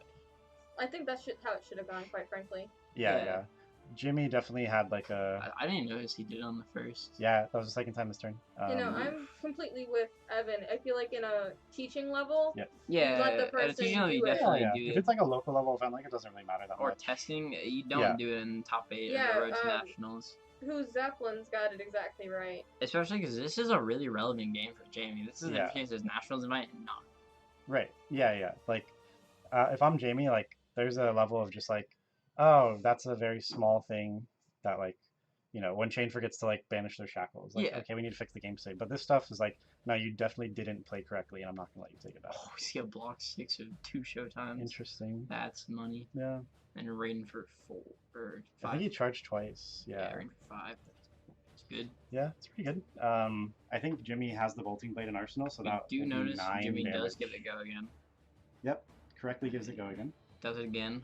So Jimmy will take 3 because of the buff from Bolton, and then he will bolting blade for 9, which is what we see here. It's pretty good. It's a really nuts turn. Via the Vanguard mixed with bolting blade is really good. So even though Jimmy messed up last turn, I had to keep the bolting blade. Like, it doesn't matter too much because he's just threatened a ton of damage. Specifically 9 plus 5 plus 5, so 19 damage. That's pretty great. I don't know if that's worth blocking. TBH. I think you save your armor for those command and conquers you know are coming. So I don't know about this. Yeah. So that's really unfortunate. Jamie blew his whole hand, so you're just giving Jimmy another full card hand. Yeah. Which Bolton with 4 cards in hand in Arsenal is probably like one of the strongest decks. Yeah, dude, really scary. Because even Ninja with like 5 cards, sometimes they can't make use of all of them. But Bolton just being able to give any buffed attack go again, having like it's hard. Bolton is hard to have like a brick hand. Yeah, I think. 100%. As long as you have a charge card, which you're playing so many of them. Yeah, like we know Jimmy has the take flight. I can probably count on like my fingers how many like non-charge cards he actually has. Like just looking at his deck list right now. Yeah, he's on a ton of them. So we see the take flight. So he's already charged. So if Jamie blocks any attack this turn, a buff is just going to happen on one of those cards. This already has inherent go again. He can swing with Raiden. Pretty good turn. Yeah, so we see Jimmy plays a take flight from Arsenal, pitching a take flight, charging. Then we're going to see Raiden for 3.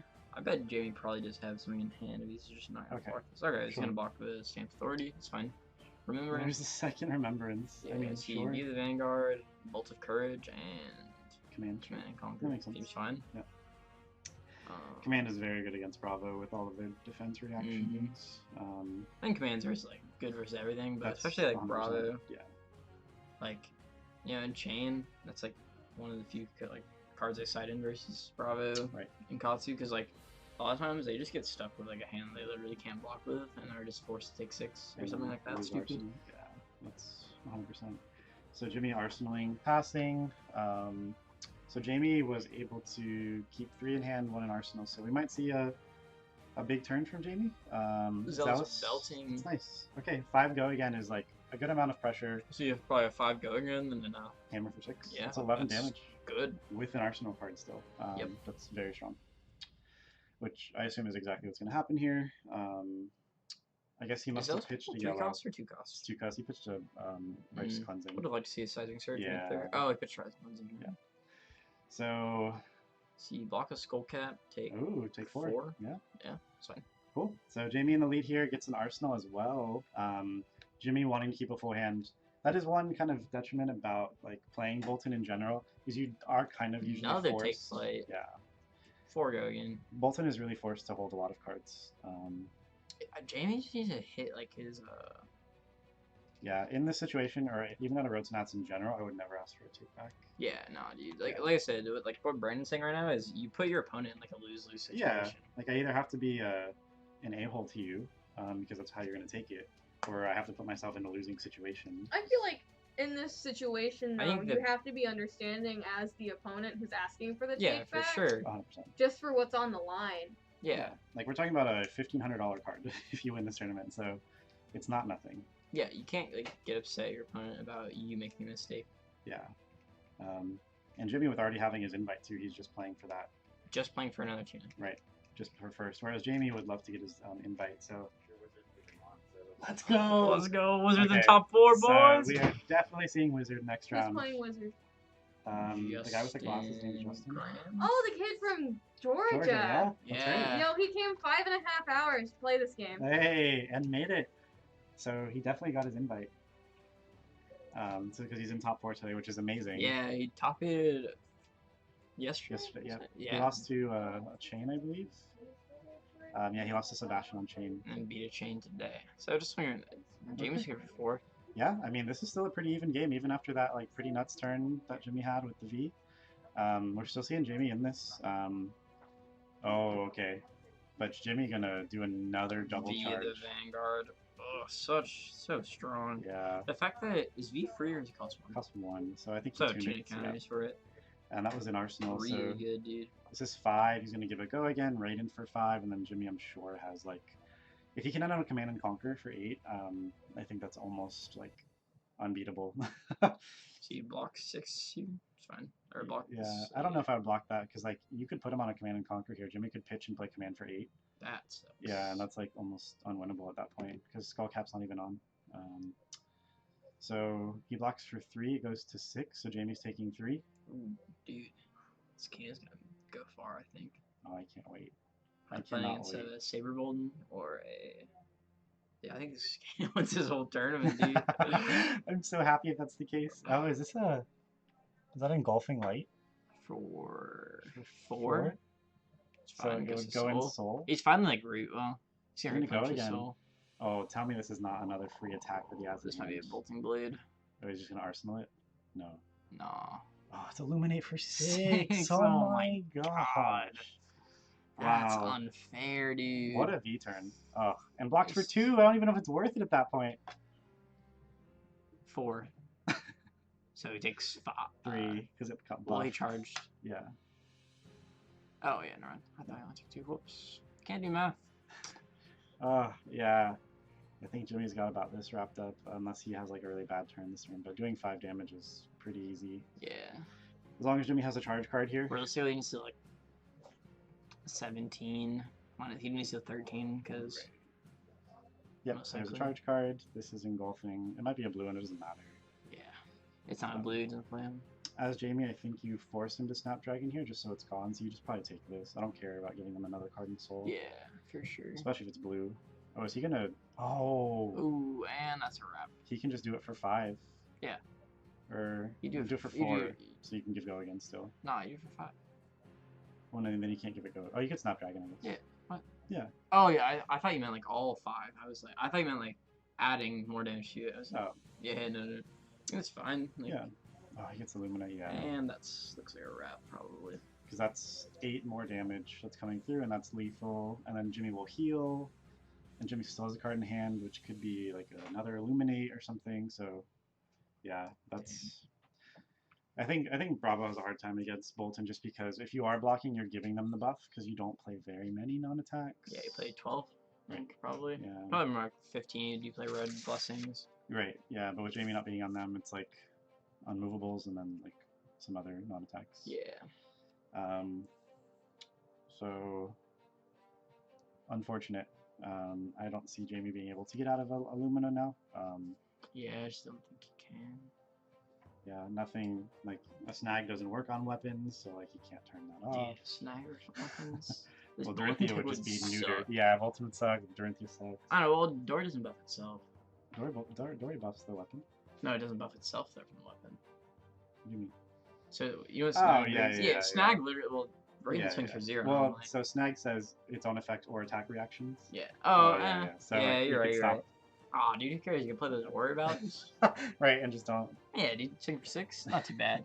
But Raiden wouldn't swing for anything. Yeah, right, yeah. Just 0. Oh man, this is a really hard situation. I don't know what's going on here. I don't know what they're pausing for. Thinking? I don't know. Yeah. Jimmy searched the Lumina. It's in his hand, so he just plays it. And then he goes Raiden for 4. Raiden for 4. Go again. Probably swing some other thing, and then that's a wrap. That's it. Yeah. I don't know what's happening. There might be like a judge thing happening, but I'm pretty sure Jimmy has this game. Yeah, I agree. Oh.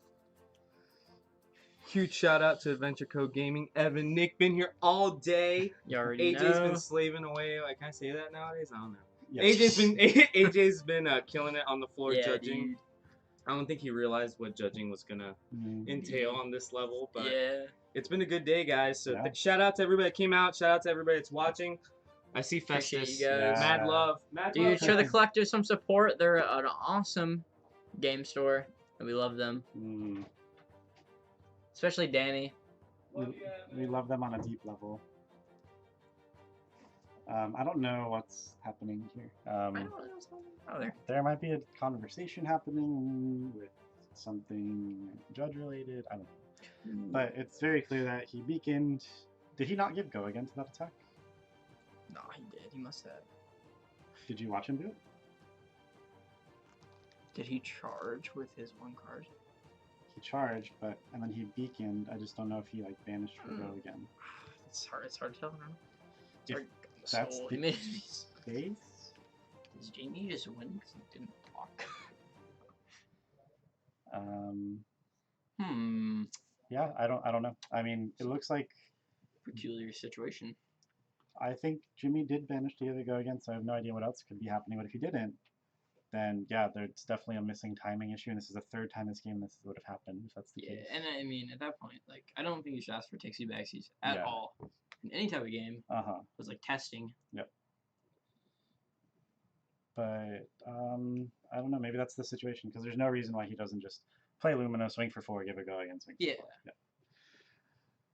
Which both of them are lethal, so Jamie has to block, which it would get the buff from Bolton.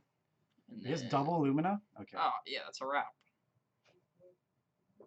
I'm confused as to what's going on. I don't even know what happened. I'm going to go out there.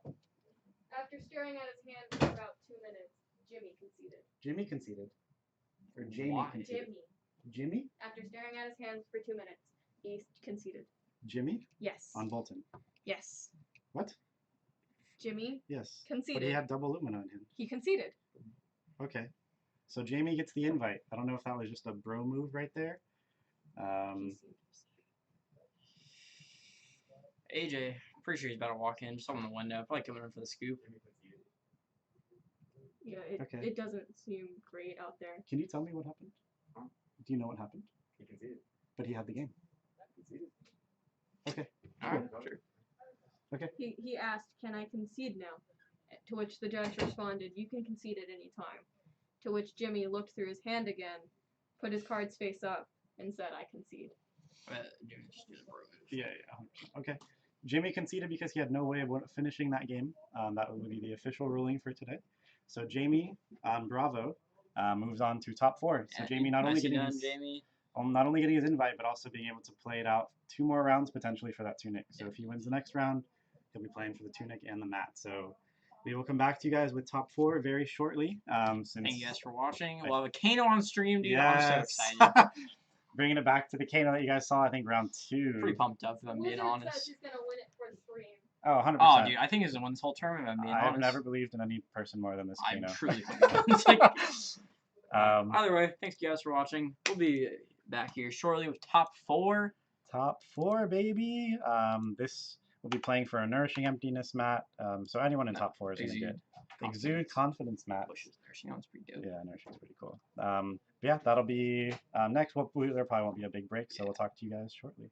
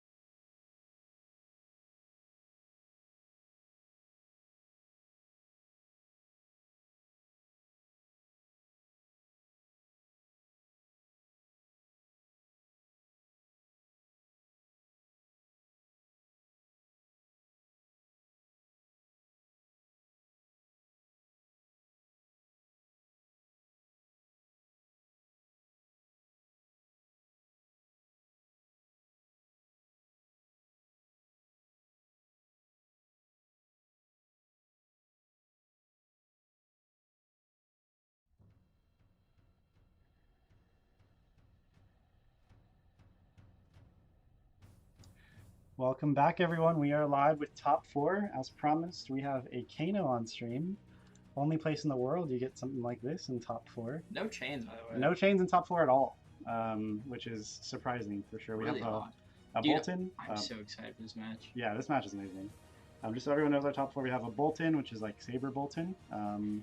We have Bravo, and we have the 2 that we see here, which is Kano and Katsu. So even spread of heroes, no doubles.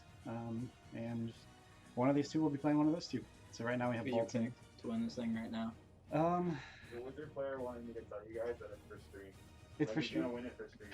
Yeah, he told me that earlier. He's quite like Yeah. into it. So I'm down. Justin putting out into the universe that he's going to win because of this. I believe in him. Yeah. He did drive 5.5 hours to be Yes. here. I think. So did Alex, right? Yeah, I think they're like. They're both. I He think went and they picked both him rode up together. actually. Oh, wow. Yeah. Justin picked up Alex about an hour away from where he lived, and they both came down together. So one of them's gonna crush the other's dreams. It's gonna be an awkward ride back home. Yeah. I don't know. They right. both got their invite today. Can't Yeah. really that So bad. they're both in top 4, which is like It's like what what you happens want. if you play in finals. Yeah. It kind of sucks. I lost in finals to Jimmy, who lost last round. Who's at the other table? Jamie and Brian, who just beat Sarah. Whew. I think I want Justin to win. I would love to be the only Road to Nats in the world that has a Kano win the event. 6 I points up in the agree. horse for Oh, let's CCK. go. I would like Justin to win. Yeah. I don't know who I feel is gonna win from the other table. I think Brian will win. I'm not sure how that 'Cause- matchup goes. I just think that Bolton deck can do a lot of damage, and then his Lumina turn is just like, it's for like 15, but he like still has other cards, so it's usually for like 20, Yeah. and it requires very minimal investment, so it's actually like not bad. That's true. So we'll see. So this could be a very odd finals match. We'll see what happens here. Oh, this is top 8. We messed up. So he's roasting us. We needed over you here all day.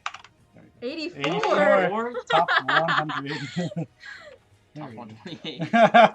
Just gonna add player. There we go. So Correct information. when I was walking around, I did see that most people had 40. Is it unusual to be doing well with a character that only has 30 life? Yeah. Very unusual. That's one of the big reasons no one plays Kano.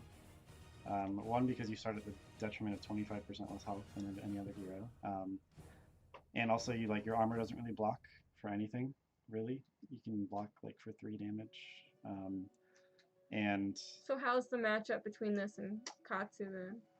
No idea, to be honest. so I don't think this Katsu has any null rune. I could be wrong, and maybe it's 1 null rune. I Nah, can't tell. one doesn't make a difference. Yeah, The no. Fighters Guild wants to know who's in the top 4. As far as specific players' names, I'm not 100% sure. It's So it's Justin Graham, Alex King, Jamie Grantham, and Brian Brian Cottrell. Cottrell. So Brian is on Bolton Sabres, which we saw, which beat a chain last round. We have Jamie Grantham on Bravo. We have Justin on Kano, and then Alex on Katsu.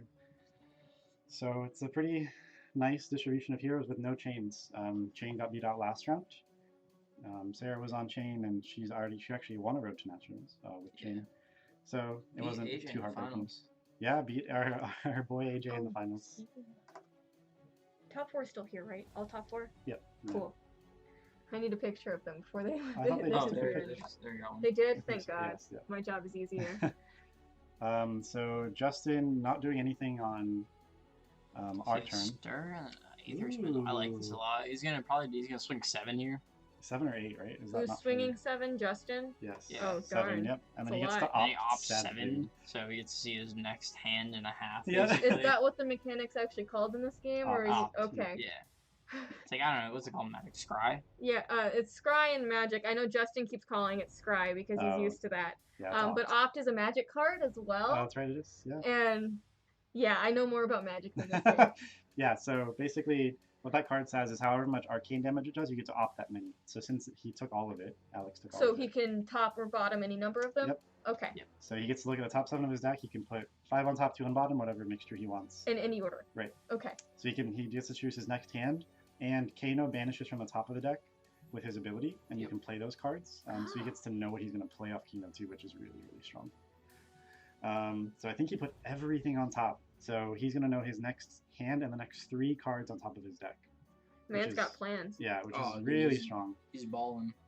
If the card on top of his deck is a Tome of Aetherwind, that would let him draw 2 cards. Are there any mill mechanics in this game? Mill. There are currently no cards that say like There's one card, it's a Bravo or a Guardian card that says if it does 4 more damage, like the top 5 cards of your opponent's deck and banish any number of the That'd same. be fun. There's only 3 of them. Counterattack. See, the other middle in this game is that you don't lose when you deck out. I mean, you probably lose. Yeah. Well, since no, you I did just deck out, mean- but you don't like. Like Kano deck just set manipulation. himself up real Yeah. good. Oh yeah. Yeah, So there's if you no could- manipulation that you can do against Okay. your opponent. Yeah, so we see exactly that. Okay, that's exactly what I thought it was going to be. So he perfectly got the Tome of the Aether Wind, which he basically pitched a card to draw 2. Oh, but before it resolves, Ooh, Justin's going off. oh my gosh! Dude, because we're trying he to get knew. some Twitter, trying to get some clout for AJ, and then I just missed this awesome. So because play. he knew what the next 3 cards were, he just triple banished, and one of them was the Tome of the Aether Wind, one was an Aether Flare, and one was a Chain Lightning. So he's already threatening 6 damage here. This guy's like honestly a genius. This deck. It's like unreal. Genuinely impressive. I am curious if he Holy created this like brew dude. himself, or if he found it somewhere. I do No. want to know. Y'all should interview Justin later. Oh, we probably will. You So- have to. So this is swinging for 4. If he takes all 4, then this is swinging for 7. Ooh. The Chain Lightning will swing for 7, and he gets to play his next wizard as a non-attack as an instant. So this Chain Lightning is swinging for 7, plus setting him up to do more damage. It's sad because you know they're friends and he has to deal with this all the time. That's pretty long. Oh wait, never mind. It's only for 3, but the next thing he plays will get the +4 from the Aether Flare, I guess, because the order. Is he gonna play anything? That's the question.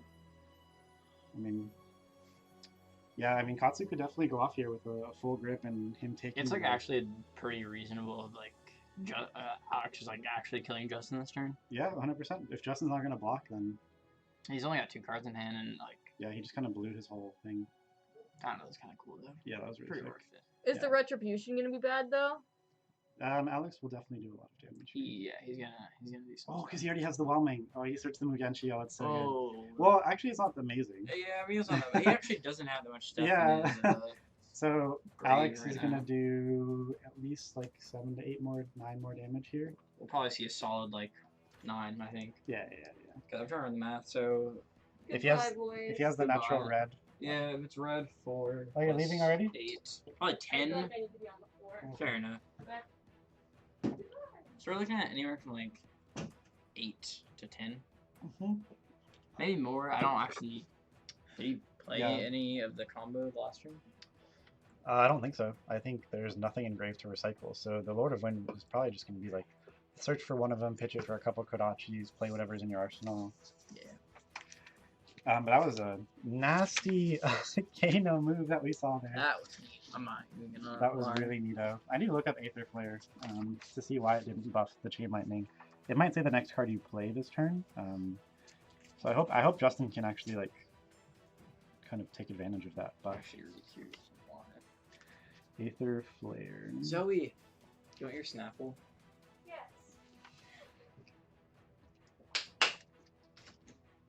Nice. Nice catch, Zoe. Yeah. Okay. So Aether Flare does say the next Reading card you Azalea play this today? turn. Yeah, you did pretty good. Unfortunately. Yeah.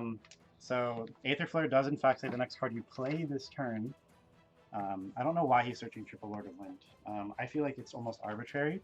Because, like, what are you going to recycle? The 0 cards in your... Put them all back on the bottom. He can't break the chain and recycle these because then it doesn't need its effect. So I feel like this is almost just a... You pitch one for whatever's in your hand. For Kodachi, something else in hand. I mean, it's possible he has another line to go through. I mean, if it's, like, Rising Knee Thrust in hand plus, like... okay, never mind. He's going to play it. I don't know why he searched for all 3 of them. That actually seems pretty bad if he can't get rid of the ones in hand. Yeah, true. Those are not something you probably want in hand. No, not at all. Especially like this play would be completely Ooh. fine if he actually. Ooh. Why? I'm probably gonna see a Dachi Dachi at the end. Yeah, the Razor. Yep, so it has Go again. Okay, I don't mind this play. You don't mind. But now it's just Dachi, and if that thing in Arsenal is not worth playing, then you just is stuck with the Lord of Wind in hand. What's Okay. that do? Just a 2 attack, or you pitch it for 3. Okay, it's a Snatch in Arsenal. What is that? Oh, I can't say it, but yeah, just read the. What's your name supposed to be?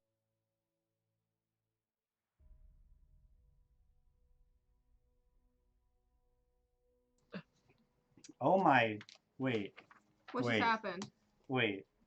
Oh. Is that game? Oh. Wait. Oh, just 2 more damage. Oh, But okay. what? Dude, Justin is So Justin unfair. Kayla said GG. Yeah, no, it's not Ain't game, lost but like. yet. Oh my! Wait. This is for 7. Oh, he's looking at the top. Dude, if it's like a Blazing Aether, that's gross. Okay. Oh, I mean, that's so true. good. Like, he actually has a reasonable chance of Yeah, winning this next Because turn. he just did 10 extra damage out of nowhere. Oh my gosh, this is amazing. Was that at the end of Alex's Yes. turn? So he gets another full hand of cards, right? Yeah. Not Justin. Justin will just pass here. Okay. The reason he did it on Alex's turn is because he had a buff from one of the cards he played. So he just did 10 free damage that Alex didn't see coming. Alex is definitely pretty far ahead. But Wizard, one reason it's like pretty good if you're good at playing it, is they can just do surprise amounts of damage on your own turn. So Yeah. Alex could think he wins here, and then Justin just like blows him up. So it really just depends on what Justin drew here. Yep, if you drew enough blues, if the top deck of his Kano is good, then we could definitely see like a. But he's got to survive this turn. Yeah. First, correct. And I think we're probably going to see Alex use the Razor in his hand to just win off this Kodachi. So Justin has to just go in. So this is actually game on board. Ooh, So that's actually good. That's a- good. That's good That's off a the good rip. start. That's a good off the rip. Okay, it's definitely. I'd love to just see like an invert existence or something here, even though you can't play Yeah. that. And just somehow like wins the game on the stack. Yeah, right. Razor is essentially like winning on the stack right here because we're in the Yeah. reaction phase. So Justin would have to get an Absorbent Aether to block this, which he is playing. So you go to 4, use 3 of it for Dude, you wanna Kano. use that? Oh, you got an Aether Flare? Oh, if Justin gets the perfect banishes here, he could actually win. He has like a reason. Oh. Use the boots to draw 2 more cards. So he has a 4-card hand, has a banished Aether Flare. Pitches for Kano That's again. like, ooh, tome. Is that another tome? That's another tome. Oh, you're joking. Oh, dude. What? He's gonna do it to him. Oh, okay. Justin concedes. He had reds in hand. He couldn't pitch anymore for Kano, and he couldn't. He had to pitch the Blazing Aether that he wanted to win the game with. That was a bit anticlimactic. Yeah. But Justin, unfortunately, just good job banking to on both of them variance. today. Yeah, definitely. Like 3 minutes till the one thing. Yeah. The reveal. I'm pretty excited. Oh yeah, 3 minutes to a new card reveal from the next set of Flesh and Blood, which is very exciting. Then we'll have another 2 minutes. We'll have another reveal at 8:30, and then we'll have another reveal at 9 p.m., which we should be here for all 3. So yeah, we'll probably be right I back. don't know if I'll be here for all Justin 3. drew the card Oh, we needed will. a turn too late to stave off his death. And Yeah. thus Justin has lost. Yeah. Unfortunate. He lied to us saying he would do it for the stream. I know. He did say he would Cannot do it believe for the this guy. stream. I can't believe he would lie to us. It's kind of upsetting. Yeah, I actually don't want him to play here anymore. You're not that guy. You're not that guy, pal. Trust me. Really incredible. I don't think we've seen a Kano anywhere in the world that Do are this Nats well, get to top actually. 4. Yeah, so I think This this, is- may be the world's first Yeah. top 4 Kano. in constructed, it's nuts. Yeah, Yeah, and it's dude, not that like was this was really even a good. tiny event. Yeah. Man's This- fought through 6 rounds Do you know how many to people? It get was here. like 40-ish. 49. Wow. Yeah, so basically 50 dude. people. Wow. That's impressive. Wow. 9 people didn't show up, unfortunately. Nicely done, Justin. I mean, at the end of the day, still a pretty good day for him. Got his Nats invite. Yeah, got his invite. He gets to play Matt. I mean, I He know got a he'll be hero. at Nats, so I have to keep in mind. Yeah. That Nolan in there Yo, because Connor of better that. go Like, all the way at Nats. Yeah, everyone keep in mind if you're going to Nats, you will see this Kano there. So yeah, maybe play 3 Norrin. Who knows? Maybe that's the move. win your match. Play Yeah. through Norn. Don't lose to just not having the ability to block it. Now y'all should just pick up the camera and put it in front of Brian's table. And we're gonna stream the other one. Make him get up in the middle of the match. the Like, try to like Kano grab player their did playmats say- over there. That he did not have a game go to 20 minutes at any point. Oh yeah, that's not surprising. That's one at great all. thing about playing Kano is you will Yeah. never go to the full time. You got a lot of time in Yeah. 3 rounds. Um, Download a nice game on your phone. so in 1 minute we will have the spoilers. I'm gonna try to pull Pretty up. pumped up. Where's it getting spoiled at? It is on DM Armada's channel. The stream? I don't know if it's just like he said it to go live. Let me check. So what's left is the other. So Alex going to the finals on Katsu, and then it's either going to be Katsu versus Bravo or Katsu versus a Saber Bolton. Here we go. It's set to premiere at 8 p.m., which is now. So let's see. It says it'll be in shortly. I'm very excited to see what Lexi does. See if Ranger is actually good. There are 600 people waiting to watch this video, so Pretty on pumped stream we'll just have a little discussion about this.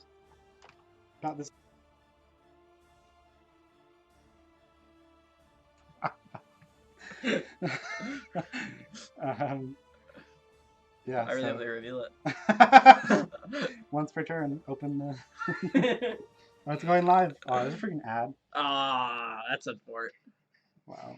Currently, Alex King is left, and I believe Brian Cottrett and Jamie Grantham are duking it out right now. Yeah, I think Bolton has a pretty good matchup in that. Oh my gosh.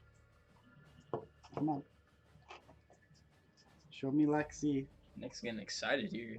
I love Ranger, and I want to play a good Ranger. So, my service here is super bad. I know, straight like cheeks. It just stuck on 2. I thought that was just for me, but everyone's just like 2. 2 Arsenal confirmed? Is that what the 2 means? What if that was just like, that's the spoiler, just 2. Oh, guys, we got an interviewee. Oh. Yo! Wait, we're waiting for the spoiler. You want to be here with us for Okay. it? Alright. It's alright. Dude, it's okay. Blazing You up did there at great. the top, the Sonic Boom turn did it. Yeah. That's all. Yeah, Right, dude. because that would have been 18. 18 damage. While he's at 16. Yo, the judge can You get back can on the yeet it back floor. at him. That's Yeah. gross. He goes to attack for 25. I go, you yeet 36.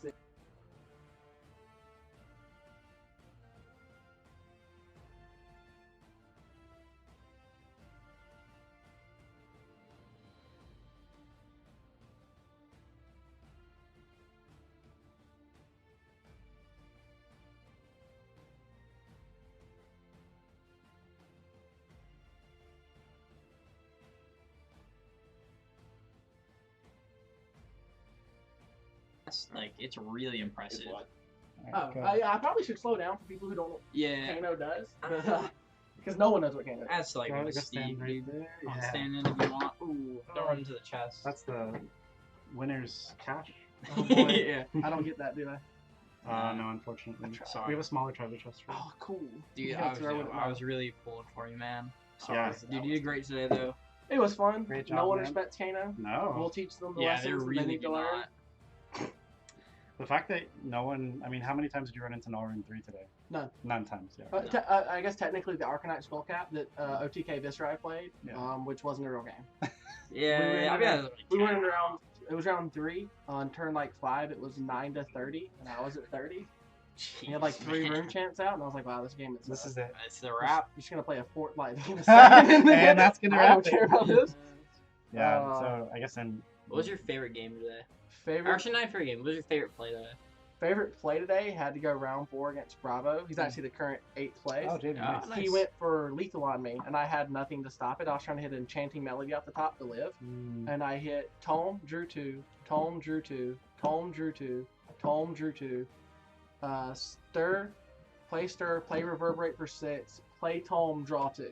Jeez, And then just man. played more spells after that. Like, I just came in for 10 draws on his turn, while he's at like That's so 9 with no gross. null room. And like, if I can't win there, I'm a bad wizard. Like, Yeah, you have to. I drew 10 cards. Like, it was fine. I got the exude Presenting for the you, exude card, dude. it's not. You think Alex takes it today?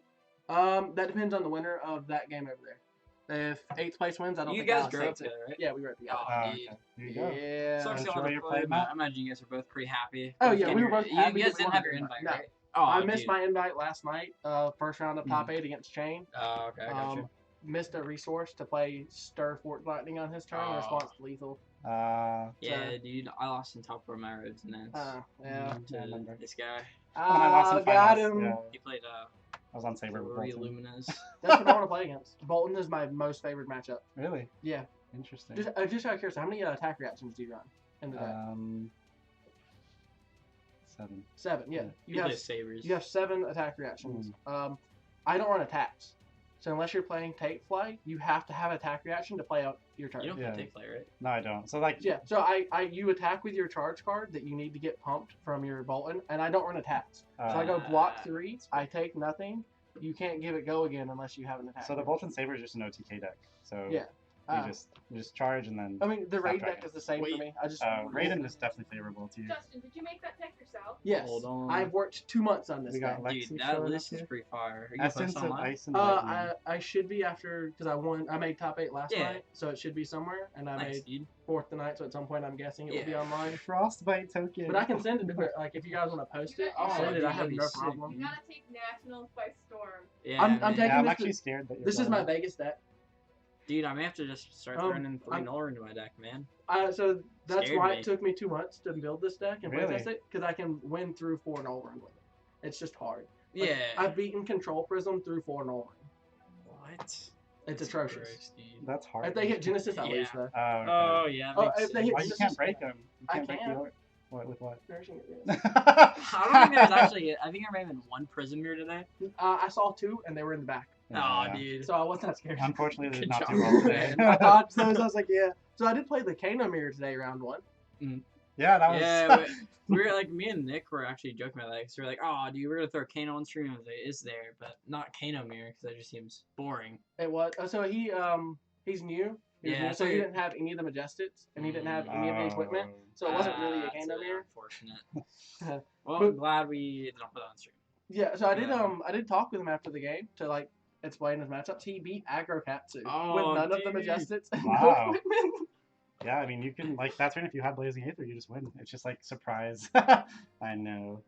If you could have opted one or somehow. I So don't know. first round of top 8, I did get a Blazing Aether off for 10 Nice, after dude. hitting him for 9 and then activating. How many I was on games it. was that turn? Or how many turns was that game? Before? Not the one on stream, the top 8. The first round top 8. Yeah, first round top 8. I don't know how many turns it was. It was about 14 minutes. How many soul shackles did you get to? 2. Oh, It was yeah, about, that sounds it about it was right. about it was about 8 minutes of him trying to figure out how to play against Kano without Null Ring. Oh, you yeah, can't. you can't. You You can't. know, He's like, yeah, give me a second. I was like, take your time, dude. Yeah. I'm just gonna stare at you, not block my cards. I don't care what you do. You really can't block them, so it's like. And that was so Yeah. against that matchup, he went first. Mhm.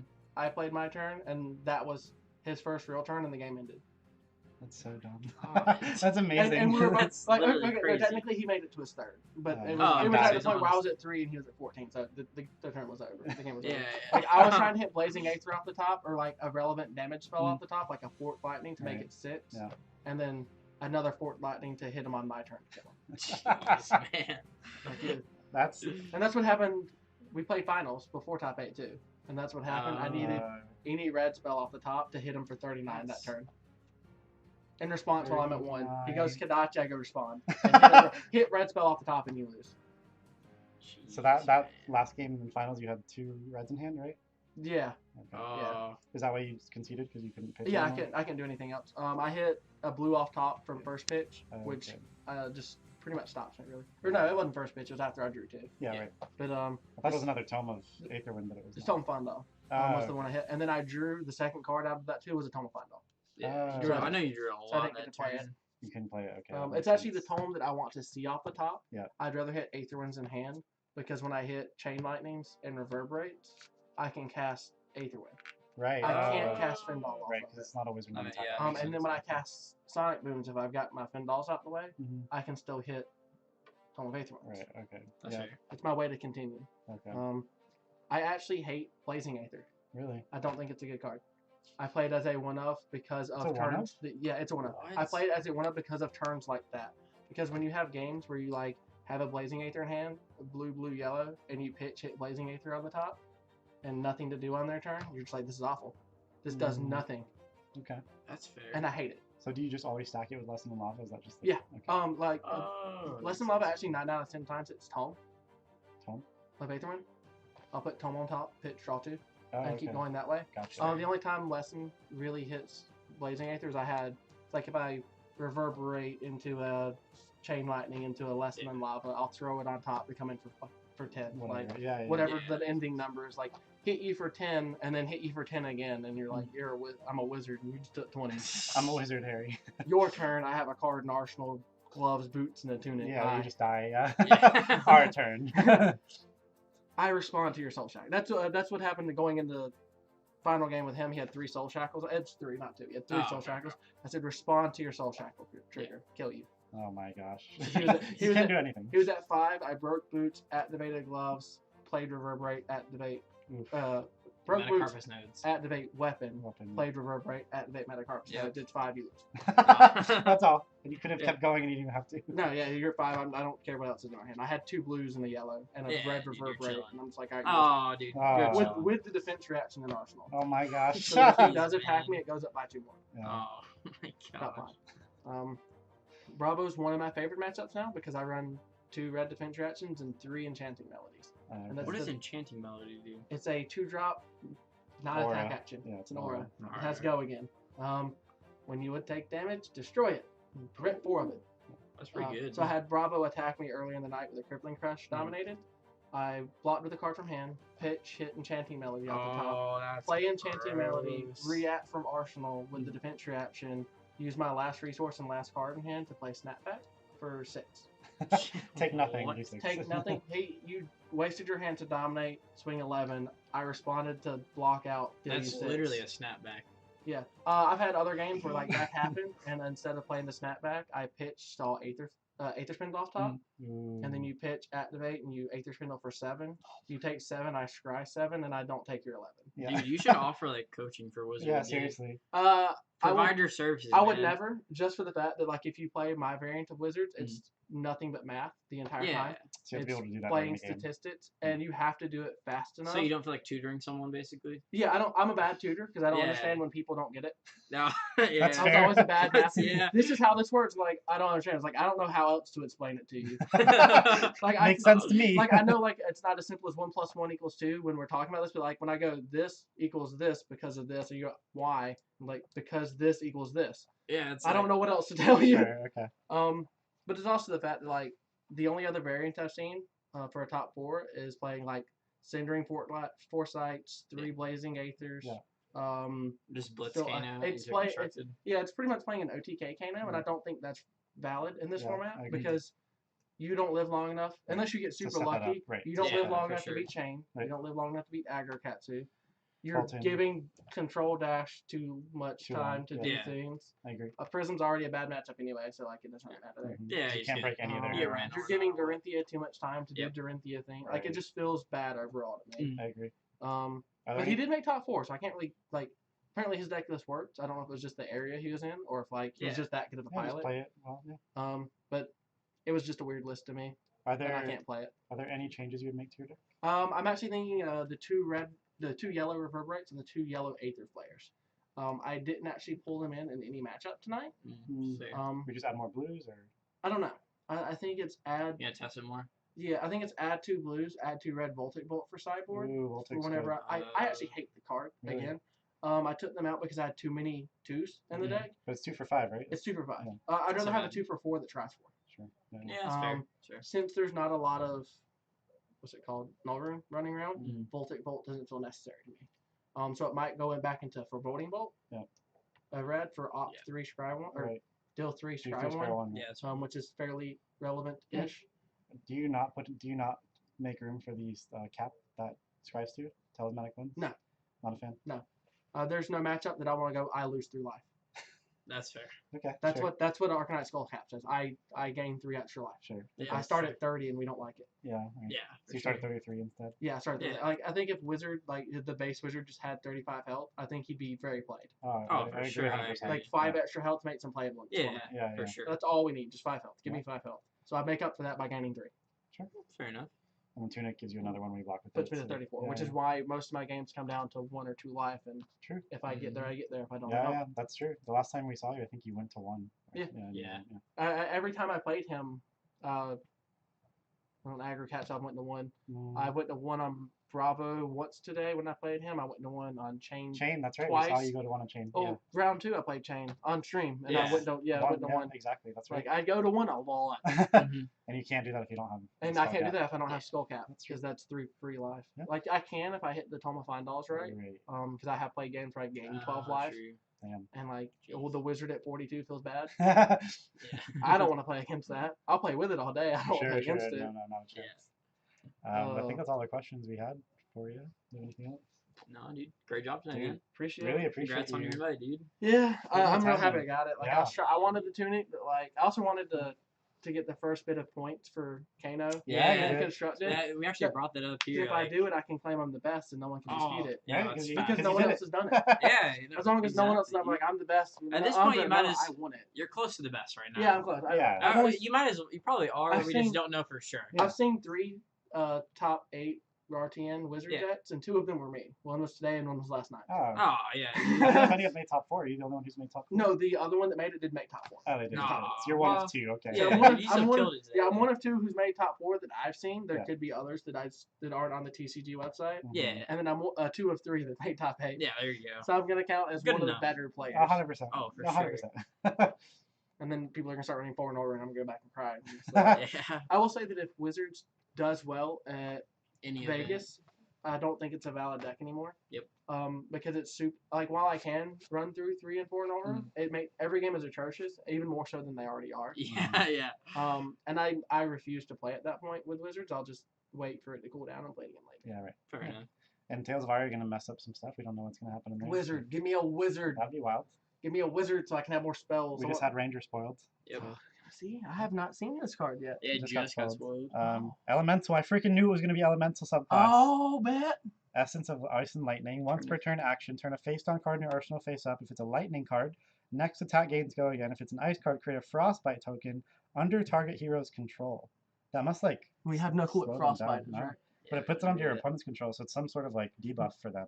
That's Bruh, pretty cool, So dude. the fact that this gives any attack go again, not just arrows, is actually pretty wild. Wait, what? Yeah, I missed next turn a attack face this down turn card and gets arsenal go face again. down. Dude, maybe I'll start If playing it's a Ring. lightning card, it gains go again. If the card you turn face up from your arsenal is a lightning card, The your next next attack. gets go again. Yeah. Oh. And if it's an That's ice. pretty So I'm assuming if neat. there's an ice lightning card, it does both, right? We would It assume would. if there I are. don't know if there is because it says you may have ice and lightning cards in your deck. I don't know if there's Yeah. some that So are if like, there's a duel, it should trigger both, and if Right. there's not, then you just have to. That's pretty cool. You care if I That's take a super picture of that? Because just so I can send it to my playgroup, because I know they don't pay attention to anything because they suck.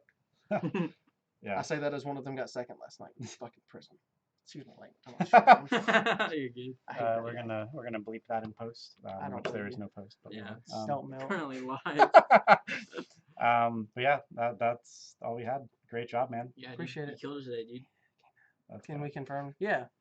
Oh wait, how old is that? Jesus. It's That's from, before like, top 4 started. yeah, Yeah, we had a it's Yeah, comment. we don't have too many comments in here. I tried, guys. all good, You dude. did great. We are proud of you. Thanks, guys. It was great coming out. See you. I'll be here for the 3rd time whenever the previews happen. Sounds It's good. great to see you guys again because it's always a pleasure coming out here. You guys Yeah. are awesome. Thanks, man.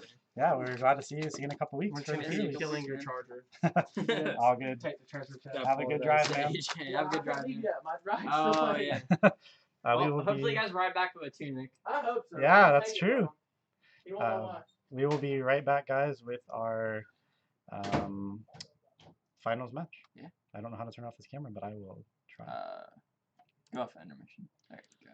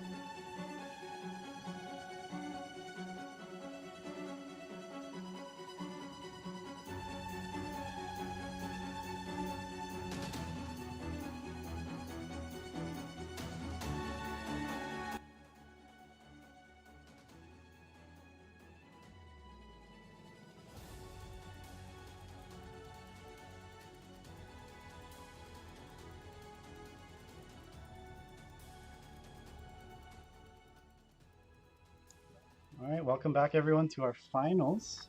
We got can confirm that in the match between Bravo and Bolton, Bolton took it. So we have a Bolton versus Katsu final, and this is Bolton Sabers, very mid-range Lumina / non-OTK, but just mid-range damage deck, usually winning with just one Lumina at the end of the game. So it's pretty interesting. Not a version we've seen. Usually it's like OTK Bolton or it's Raiden Bolton. So we'll see how this game goes. Katsu, obviously a great deck. This is basically aggro Katsu on the right-hand side, and then Bolton should be sitting down here in a second. Then we'll get started. Obviously, these are not timed. It's not a timed round, so it's just going to go as long as it goes, but I doubt between these two decks it's going to go very long at all. And if you want to go ahead and introduce yourself, we have a guest appearance in here. Sure. I'm Zoe. I work here. So as you heard, we have Zoe from the collective as guest commentator. We got Evan coming back in. So Putting the tunic in the chest. In the chest, not Lexi's, that chest. My guys, they don't know what that means. They don't know what that means. They don't get the meta. I don't know if everyone saw, but Lexi, the hero from Tales of Aria, just got spoiled. Pretty cool ability, I'm being honest. I'm actually like pretty excited to see what cards like are there to support her. In 4 minutes, we'll get to see what the next card spoiled is. I hope it is the Frostbite token. I would love it to be a Frostbite token. Yeah, so we can just see like what that. What is the gender breakdown of the heroes? Is it mostly males, females, or is it even? Well, we can break apart now. First set we have Bravo, Katsu, Dory. Reiner. So 1 to 3. 1 to 3. Second set we have Dash, Azalea. Is that women? Yes. Yeah. So we have Viscerai. It's not. It's not a female. I know, but I'm counting all the heroes. Is Viscerai a male? Yeah, Viscerai's a male. Okay. And Kano is also a male. And then we have Monarch, which is Levia and Prism. And then Bolton and Chain. So it's like 7 to 5. Okay, so close. Yeah, close. And now we have 6 women because Lexi. It probably will actually even out. Mm-hmm. Well, it won't even out. No matter what, it'll be uneven. Does Ace know that which Alex this is, or? I don't know. He probably does. Rooting for Alex. No, go Alex. Is that not our Alex? No, it's not Alex the Bloom. That's Alex King. This is? Oh, this is our Alex. Yeah, okay, Alex is rooting for Alex. I got it. Well, his name is Ace usually, so. Oh yeah, I don't know, man. I don't know anything. Or maybe it's just not a person we know. Hi, Ace. How you doing? Yeah, I mean, it'd be nice for Katsu to win, get him on that road, the Roll of Honor quicker. So what's the winner's mat look like? It's the tunic mat. It's just the tunic on the mat. Have you not seen it? It's like behind the counters, no? Yo, another one wants Alex to win. It looks like this on the mat. Just the top, like this part. Nice. What every man wants. So they are still setting up. I'm not sure actually who has the advantage because this Bolton deck is like not one we've typically seen. It is very mid-range. I think it really depends. I think Alex is like what depends. Mid-range would be, it's not necessarily control, it's not necessarily aggro, it's like trying. Okay. It's a mix of both. So it's doing some damage, but I can also like hold some hands. Yo, everyone wants Alex to win. All right, it must be all his Georgia boys. Yeah. I guess we also have Alex win. Yeah. Okay. You guys have convinced us. I'm not convinced. Brian. I'm not convinced. I'm just kidding. Actually, I hope Brian. Double loss. I hope Brian wins unless he like, if he doesn't switch his sabers, then I hope he loses because that's very bothering me right now. How's Bolton holding those if they are? Well, he's holding them by the blades. Yeah, he's holding just the blade, just cutting his own hands. He's got like callus on there. What happens in the instance of a double loss?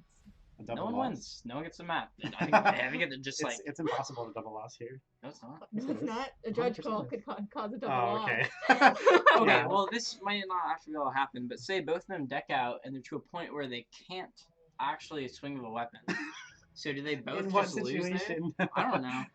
No. It's a double loss at that point, though. It wouldn't happen. I don't know how that situation would happen, but if that were to happen, it would never. Say, okay, well, let's pretend. What's happening in this game? Let's go back to this big game. Block, basically. So, yeah, Brian just didn't want to take any damage, which makes sense. Fair enough. It's the first turn. There's no point. He blocked. I will see you guys. See you. So Alex, turn 1, actually using up an E strike and a head jab, which is like a lot. That's sus. I don't know if I would have done that because like Brian can freely block all of that damage, and now you're You got an down. arsenal card at the very least. What's your favorite card in these guys' decks? Plunder Run. Which is from which deck? Probably both, I Both think. actually. Yep. Yep, they're on both. They both have 3. Card's amazing. Love Plum Run. I love Lumina Ascension. Hold on. Oh yeah.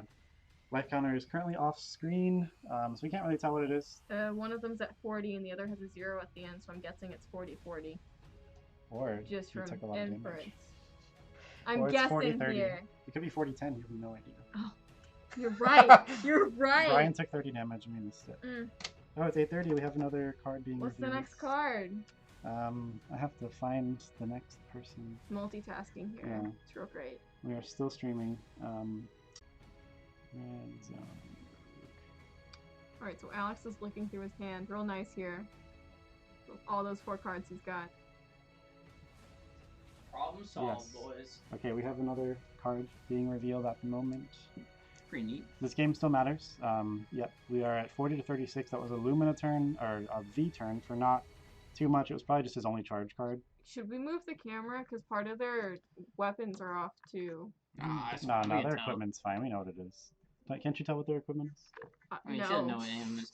For those that can't tell, on the left side we have Brian and Archetype Skull Cap, Ray Forge Bracers, Refraction Bolters, and Courage of, what is that? Courage of Blade Holds. Yeah, Courage of Blade Hold. On the right, we've got Mask of Momentum, Breaking Scales, Heartened Snapdragon Crossstrap. Scalers. Yep, and Heartened Crossstrap. What he said. Which is the that correct card? move.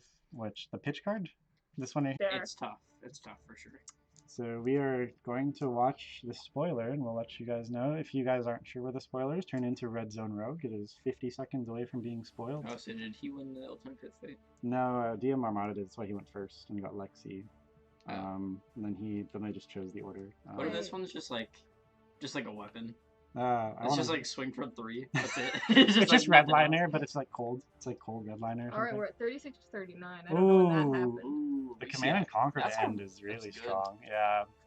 So we saw the double block on the Surging, but Alex being able to just crack back with probably the best card in the game. Want to know what I hope the next card revealed So you is? see, just like he throws all the armor at the board. all the armor. I want the next Keeping card the to be 2 in chess. hand for it. Oh, you I think if will. I'm Alex there, I'm really happy about that. Hmm. Because that removes like his Victory.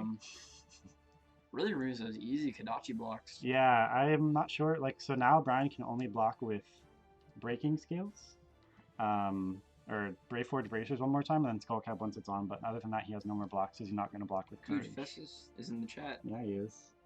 I hope they don't do some lore stuff. Just show me the card. Oh, they're going to do some lore stuff. So. Womp womp. What did it say about me?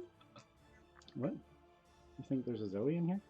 Oh, there is a Zoe in here. Are they talking about me? They can't hear us over here. Ooh. I was thinking 6. Gonna toss that Surging Whoa, Strike. that's weird. I think it's fine. I mean, you just lost a lot of card economy. You took 6 damage and lost a card, so it's like basically 9 damage. And then Brian gets an Arsenal. That was a really good turn from Brian. I mean, it's not the best thing in the world. Scarf. I mean, okay, he probably took it to Scarf for sure. Is this just lore Yeah, it's still? just lore. Luring Hood. Oh, D-Man, that's how we're gonna keep ourselves warm from the Frostbite token. No, that was the last match. Just have diet. I'm like Zoe. What do you do, Zoe?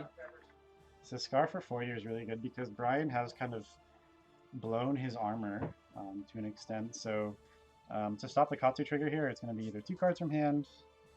Oh, it's a bow called Shiver. Oh, D, maybe you were right about that red line. Just a cold one. It's just cold red liner. Let's go. It's an instant effect. Take a screenshot.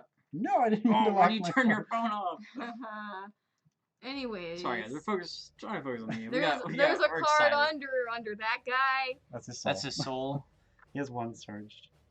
Scarf Sword is coming in for 4. Brian really thinking about what to do here. I need to read this card. I just take it, I think. Yes, he does, because 35. Into an empty arsenal zone you control. Oh. Pew pew. You can either choose +1 or dominate on the arrow that you put in the face up. Pew pew. Ooh. That's really good. It's an Is elemental it any range good roll. with Lexi? Wait, did you say it was... Yes. So it's arrows specifically there, for- right? Is what I'm hearing? Yeah. Oh, alright, So once well, per turn instant, you pay 1. Put an arrow from your hand. He's pitching a red What is card? Question mark? Blue card. No, blue. He's pitching a blue, playing a Surging Strike. I think that's red. Yeah, Surging Strike red for 5. Yeah, I can't see it. So I'm sorry. Does this Scarf start hitting Katsu? Yep, so you can't Katsu Mm. anymore if you didn't know to use it. It's unfortunate. Which, I mean, this turn, I mean, he might already have just the natural whelming in hand, so. If I'm Brian, I don't block this because we've already passed the Katsu trigger, so this is just 5 damage. The only reason you would block this is stop mass trigger, but I feel like you just block the third thing, which is probably a whelming. Yeah. So you stop 2 draws, which is way better. So screen chip. Okay. Yep. AJ dropped his trunk. Yep, that's definitely screen chip. Brian seems to be thinking here. He's doing a He's thinking real long. He's and doing hard. a bit of thump. He's doing a big think. I don't know why you would block this, TBH. Maybe he's worried about what's in hand. The best thing it could be is either a whelming or a snatch. It seems like he's fighting with Snatch is himself probably, on. I guess whelming and snatch is fine, same thing. Yeah. And either way, you can just double block that instead of this, so you stop him from getting an arsenal. Because if you double block this, is it something special about what this card does? What? Or does that not matter anymore? Surging, no. This was just 0 for 4 go again.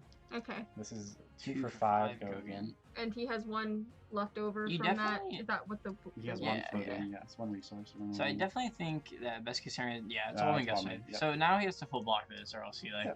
Which I definitely. I just got a feeling Alex, like if he does let it hit, Alex is gonna like super punish him, hit them against your release off the top, like. Yeah. He's got it at that point. Oh, dude, he's got it at that point for sure. So it must have been a blue whelming. So Alex either breaks the arms. Does that even go through if he breaks arms? Oh, he has going. Doesn't go through, right? It would go through. So he took the one from the Kodachi.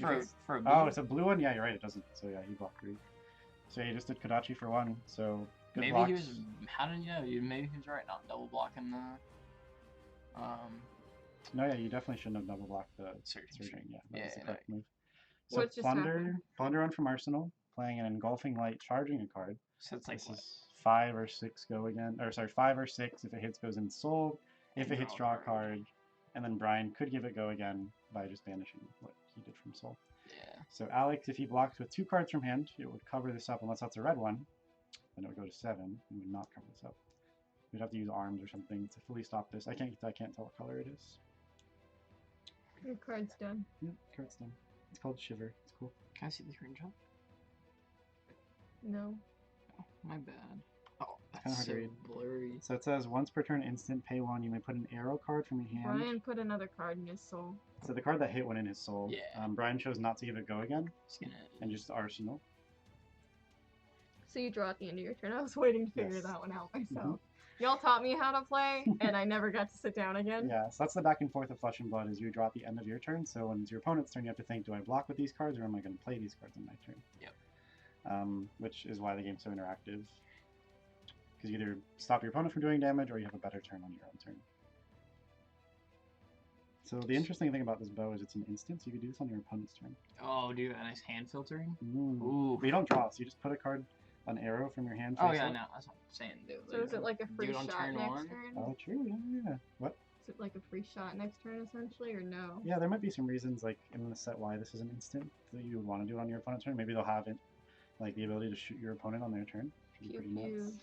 Poncha. Yeah, so we'll see what the third card is. We'll get a start off overwhelming. 2 Arsenal zones confirmed basically that the wording on that arrow means... Probably that. Yeah. Is Lexi the same wording? No, Lexi isn't. It's... Wait. I know it's an action, but it should have the same wording for... what's it called? Arsenal. Turn a face down card in your arsenal. So yeah. If there's 2 Arsenal zones, both are your arsenal. So. This is interesting. So Alex is either going to do Snapdragon Scalers here, or he's just telegraphing a Razor. Is it Brian's turn still? He's definitely telegraphing. Brian's passed. But he's only going to block 4. Ooh, so he's... But Brian just put something on the table. 4. Oh, it's going to Ancestral. Okay. Oh. That's still full block there, right? It is, but he can now make it go over. Yep. So he was playing. He did have the Razor in hand. Oh, interesting. But he didn't play. What? He doesn't have go again. He would have to. Oh no. What's wrong? He didn't give go again. I hope Brian catches this. Oh, I need to tell AJ. You need. I'll get AJ. What? How do you do that? No. Oh, okay. I think he might realize it. No, dude. He might realize it. Wow. unfortunate for this to happen in the finals. He has the razor too, Dude, but he it's had the razor in hand. So I was like, why? he moved too quickly to damage step, and now at this point he's already banished the card, so there's no attack reactions anymore. So you can't razor, you can't Snapdragon. It's just turn over. Now his Mugenchi's just stuck in banish forever. Which sucks. You can't recycle it. You can't play it. It's just done forever. He used so many resources on that. That was sad. This was gonna be a pretty good turn too. That was probably like a really big swing turn. Yeah. Wow. That's man. That's sad. To throw when you're about to win a tunic is like I don't know if this is a throw, but that's a whiff for sure. That's definitely a throw. I mean, it may not lose in the game, but it could be. Yeah. Okay. He caught it. It just means he can't put it against you. Yeah. That was just sad. That's super unfortunate because that would have been 5 more damage at least. Yeah. Yeah, I think that is a game costing error. Yeah, it's definitely game giving costing. Brian a. I mean, he can still win. Like.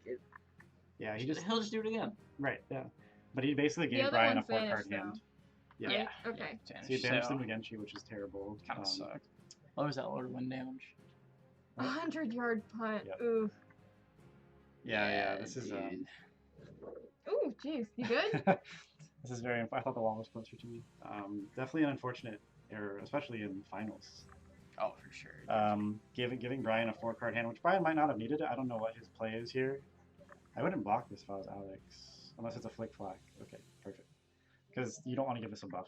Yeah, for sure. Brian could have the buff in hand, but you want to make him have the reaction, the courageous steel hand here. Agreed. So Brian might just Arsenal pass, which in that case, Alex's blunder wouldn't be so bad because the crackback is not punishing. Sheesh. Yeah, that was really unfortunate. Yeah. I mean, both of these players have now played 8 rounds. This is their 9th round. Yeah, so this is their 9th round today. So definitely stuff like that. You just kind of play really fast and then you miss timings like that. Which in a casual game, it would have just been like, yeah, that's fine. Just break your Snapdragons or play the Razor. But in this high-level tournament, we're not doing takesies backsies. So I'm not sure what Brian's thinking here. It's definitely Brian's chance to respond.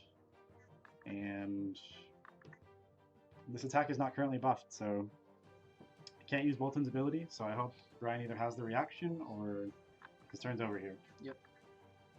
I just gotta feel bad if his turn is just over there, because like he can't capitalize on Alex's like really big mistake. I mean, sure, like it seems like he's trying to count to see what his option is here. He might have the buff. He had like a beacon in him probably, and just is. He looks like he's counting his soul to see what that adds to his attack. Yeah. So beacon is an attack reaction that allows you to banish any number of cards from soul. To buff your attack by that much and search for a card from your deck. To add or no? To add to your hand that costs X or less, which is the number. Did he charge his turn though? He did. Would that be good for him here or no? Yeah, is that a waste? Great. So he gets to banish, buff this card, give it go again, search for like Illumina Ascension, which I don't know if he wants to do that yet this turn. Doesn't even. Oh, I see. It's over here. Yep. Or he could just search for like any other action card. Yeah, I mean like a Valiant Thrust would be good. Yeah, he plays that. Bolting Blade. He would just have to pitch for it, but he still has 2 in hand, so. I guess he doesn't play Bolting Blade, does he? Oh, he does not run. I don't know if he puts it in this matchup. It's Bolt of Courage. That's all I see. Or Bolting Blade too. Okay. Yeah. Blind.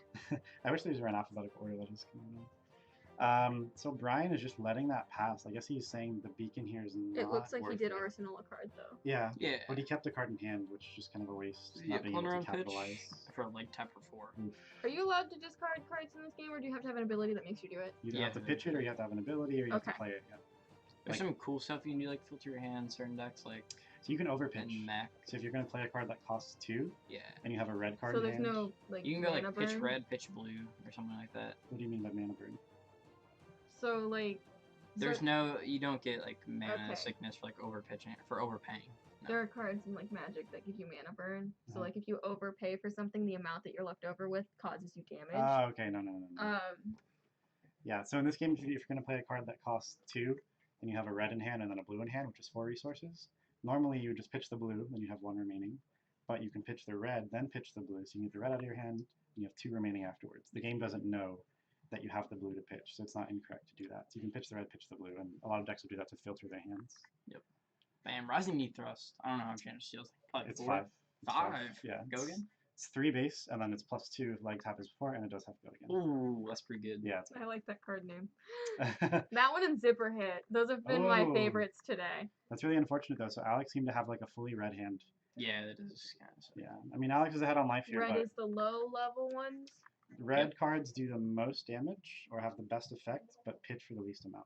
Yellow is like in between. In between, and then blue would be the least effective effect when you play the card, but it pitches for 3, gives you 3 money. So, like in Ninja, you play about 15 blues because they're not very strong, but you need blues to pitch to pay for stuff in your deck.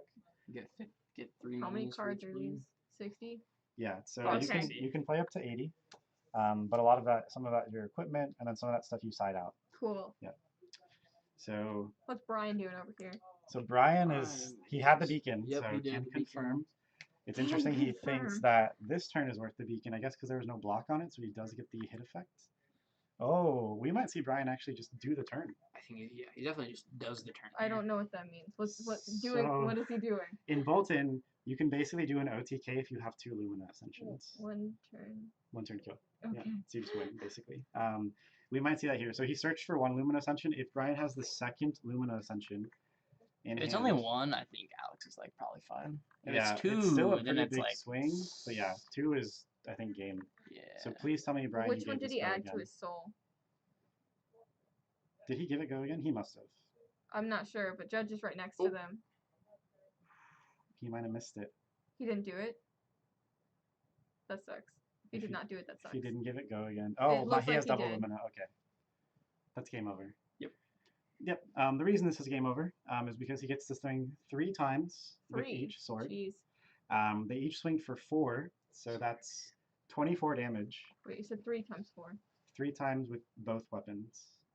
So 6 times. 2 times 3, which is 6 times 4. Okay, I get it. 2 Lumina just got played. Yeah. I was like, where's your maths coming from? Yeah, so if Alex blocks with any attacks, they get buffed by +2.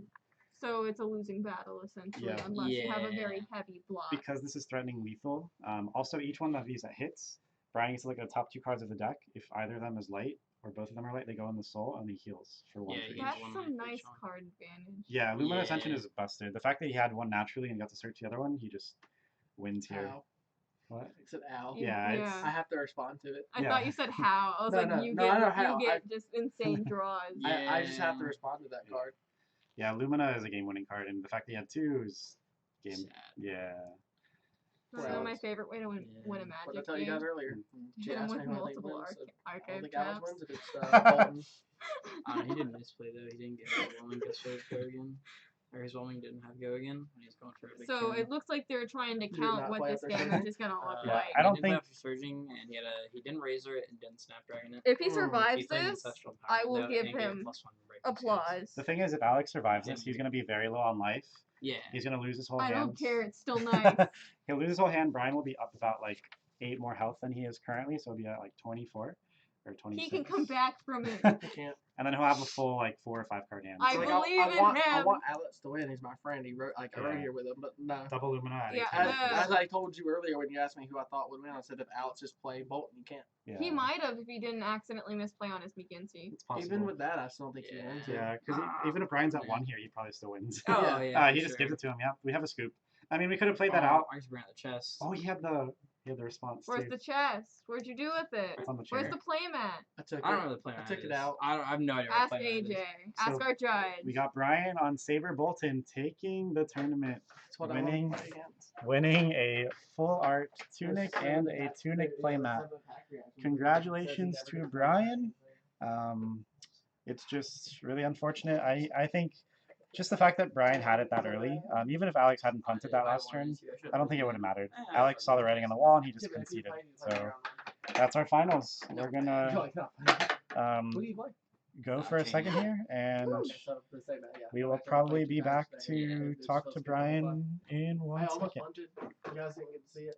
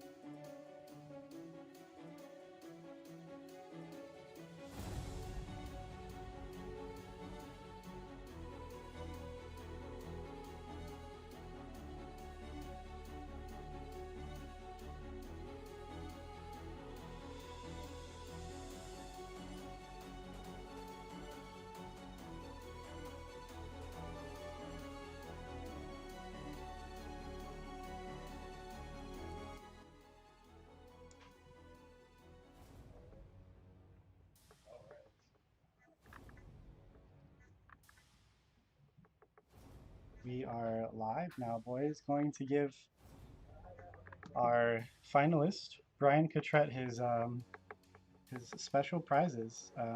We've come up with a creative way of presenting him, especially for winning on Bolton. We, especially for winning on Bolton, we wanted to just, give him an extra special way. Yep. Yeah, we are. So, AJ holding his phone up here is the unveiling of the prize, and inside, full art tunic. Oh my gosh. Woo! Massive congrats to Brian. Winning on that deck too, like, not one that we expected at all. Love the unexpected. Yeah, that is our finalist, Brian Cottrett. It's pretty late, so we're not gonna put anyone through another winner view, but yeah, congrats to him. And that's all for our stream for today. Yeah, thank you for our dedicated fans. Follow, subscribe, do what you gotta do. Follow me on Twitter, @EmotionYo. Buy stuff from the collective, they're awesome. And oh, there is? Okay, okay, so yeah. we are gonna do a winner's interview. Here we go. There's our faces again. Come on over. Taking myself off for this. So, all right. Got a full art tunic. Well, I'm pumped. Nicely done, I'm my so man. pumped. Dude, congrats. Yeah. What made you play that deck today? I've been playing, I played Raiden Uh-huh. for a little bit, and then I saw the Saber list, and I didn't have a chess piece for the longest time. Okay. And as soon as I got it, I switched. Did you see my Bolton list? I got second. Did that help? Yeah. Yeah, It made me believe. Okay. Yeah. Made you a winner, Yeah. sick. Because I was playing Rhino that week, but Yeah, I yeah. didn't have my chess piece. I And you're like, yeah, I'm playing it. You're playing Soul Food. Yes. And I was like, I tried it, and I'm like, Well, your deck is more like you do damage throughout the game. My goal is just yeah. So originally I was playing it like you had built it. Yeah. But so Yeah. like and defensively Right. get the combo and then pop off. Exactly. Yours is like more mid-range, right? Yeah, it's very Yeah. mid-range. Yeah. And I didn't find success with chain against that like that. Really? Oh, Yeah, I okay. did not. Yeah. So I was trying to push damage early, and then just try and pop off. Because if you can get enough damage in early enough, you One don't even is need fine. you don't even need it. Because That's how you Yeah. beat Sarah. You Yeah. said one. yeah, exactly. Yeah. So Yeah, I like So- that build. It's interesting. yeah, Yeah. so anyways, yeah. I mean, I've messed around. I had belittles and minimalisms in there for a little Oh, bit, nah. and dude, it's Yeah. just I remember at Collected or Yeah. at Click and Blaster, I saw you on the minnows. And I yeah. was like, The no. original list had those. Yeah. I went back to them recently, and then I took them out. Yeah, I'm yeah. like, this is just can't because you get some bad hands. Yeah, you you get do. some atrocious hands. You're like, Without a this is charge just card, trash. you're like, what do I do with this? Yeah, it's just like, and you just You just, like, I've drawn 2 minnowisms and like some random charge card and like a plunder run, and I'm just like, what do I do with this trash? Yeah, it's not good. So, yeah, I mean, you come in for a lot, but it's just like you don't really you really want to be charging, like you just want to be charging. Yeah, as for much as you sure. can, so Yeah, I mean, I like the deck list a lot. I mean, What's your favorite card in the deck?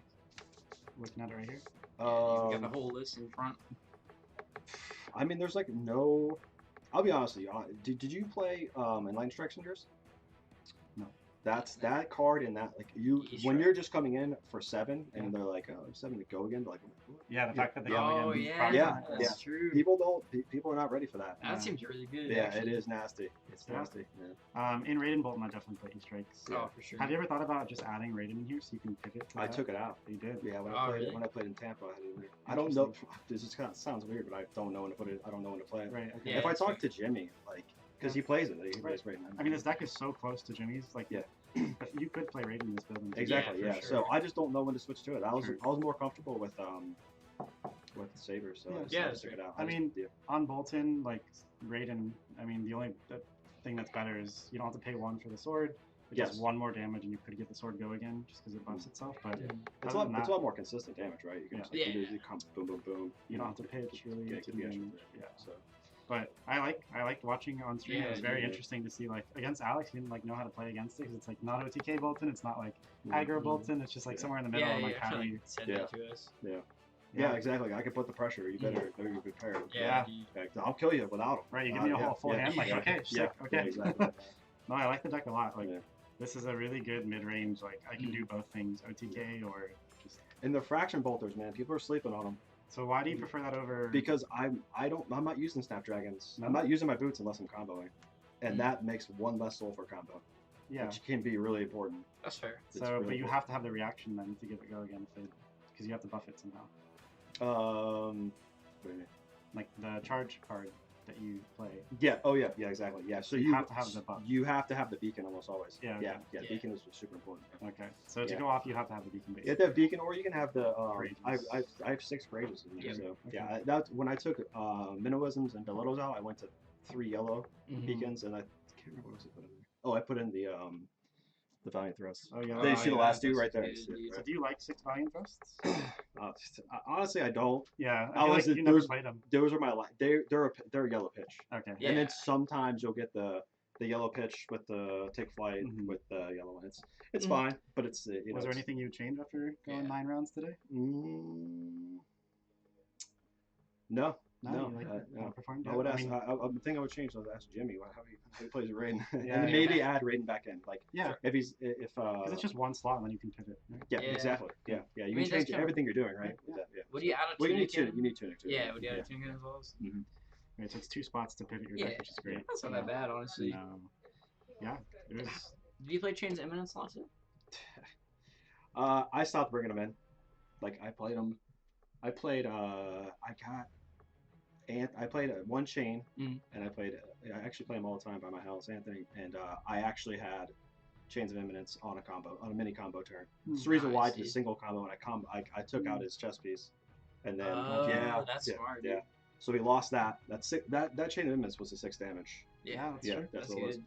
But I never Yeah. put it in again Okay. because it's Fair just like it's so situational. Yeah, it's a it's 2 the- block, it's a red Yeah. card. Yeah, it's there for Sometimes it just sucks yeah, too. it's there for chain, Sure. and it's like if you don't get it in the window, it's useless. The only plus side is it's Bolton. You can just charge it. Yeah. That's the only plus Yeah. side to it. So, And the 2 sigils, why only 2? I can't fit a third. Okay. Yeah. Fair. Can't fit a third. So Yeah. I mean, yeah. performed well today, man. Yeah, dude. Yeah, You did great It's today, awesome. man. Yeah, Congrats. thanks, guys. Congrats was on the awesome. win, man. It's a blast. Man. The collective is sick. If you guys have never been here before, Show awesome, up, dude. please. Shout out. Yeah. All right, guys. Thanks. That is actually it from us. We Yeah, lied thank you guys before. for watching. Really Hey. Hey, I just want to thank these guys for hosting. I know usually I'm out here hosting you guys, and you guys have been killing it all day, and I really appreciate it.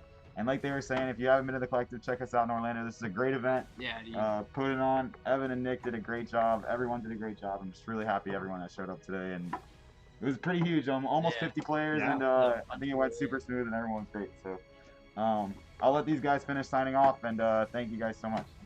Thank you guys for watching. Yeah. We appreciate you sticking with us for 9 hours. Yeah, for real. We've had pretty consistent, over 10 viewers for a while. So Yeah, dude. we had 17 for forever. So appreciate everyone tuning in. Don't forget to follow. Follow me on Twitter too. Definitely subscribe to AJ's channel. Yeah. Definitely gonna have way more content for Flesh and Blood. I Every know all Sunday of you we're probably here. have Amazon Prime, so it's literally free. Yeah. Don't use Give your him money. don't use your free sub for those other garbage channels. Yeah, we're providing you dude. weekly Flesh and Blood content and probably more in the future. So Brian Cottrell won on Bolton Sabres. Bolton Sabres won. So if that's Rob Seigel, just know that Bolton is good. Just saying the deck was bad for forever. So. Nah, I'm still a Rob side. Nah, dude, what do you mean? You just saw it win so All many right. times. Nah. With that, it's late. We're getting out of here. Thank you guys so much. See you, everyone. Have a good one. We need a sign-off phrase.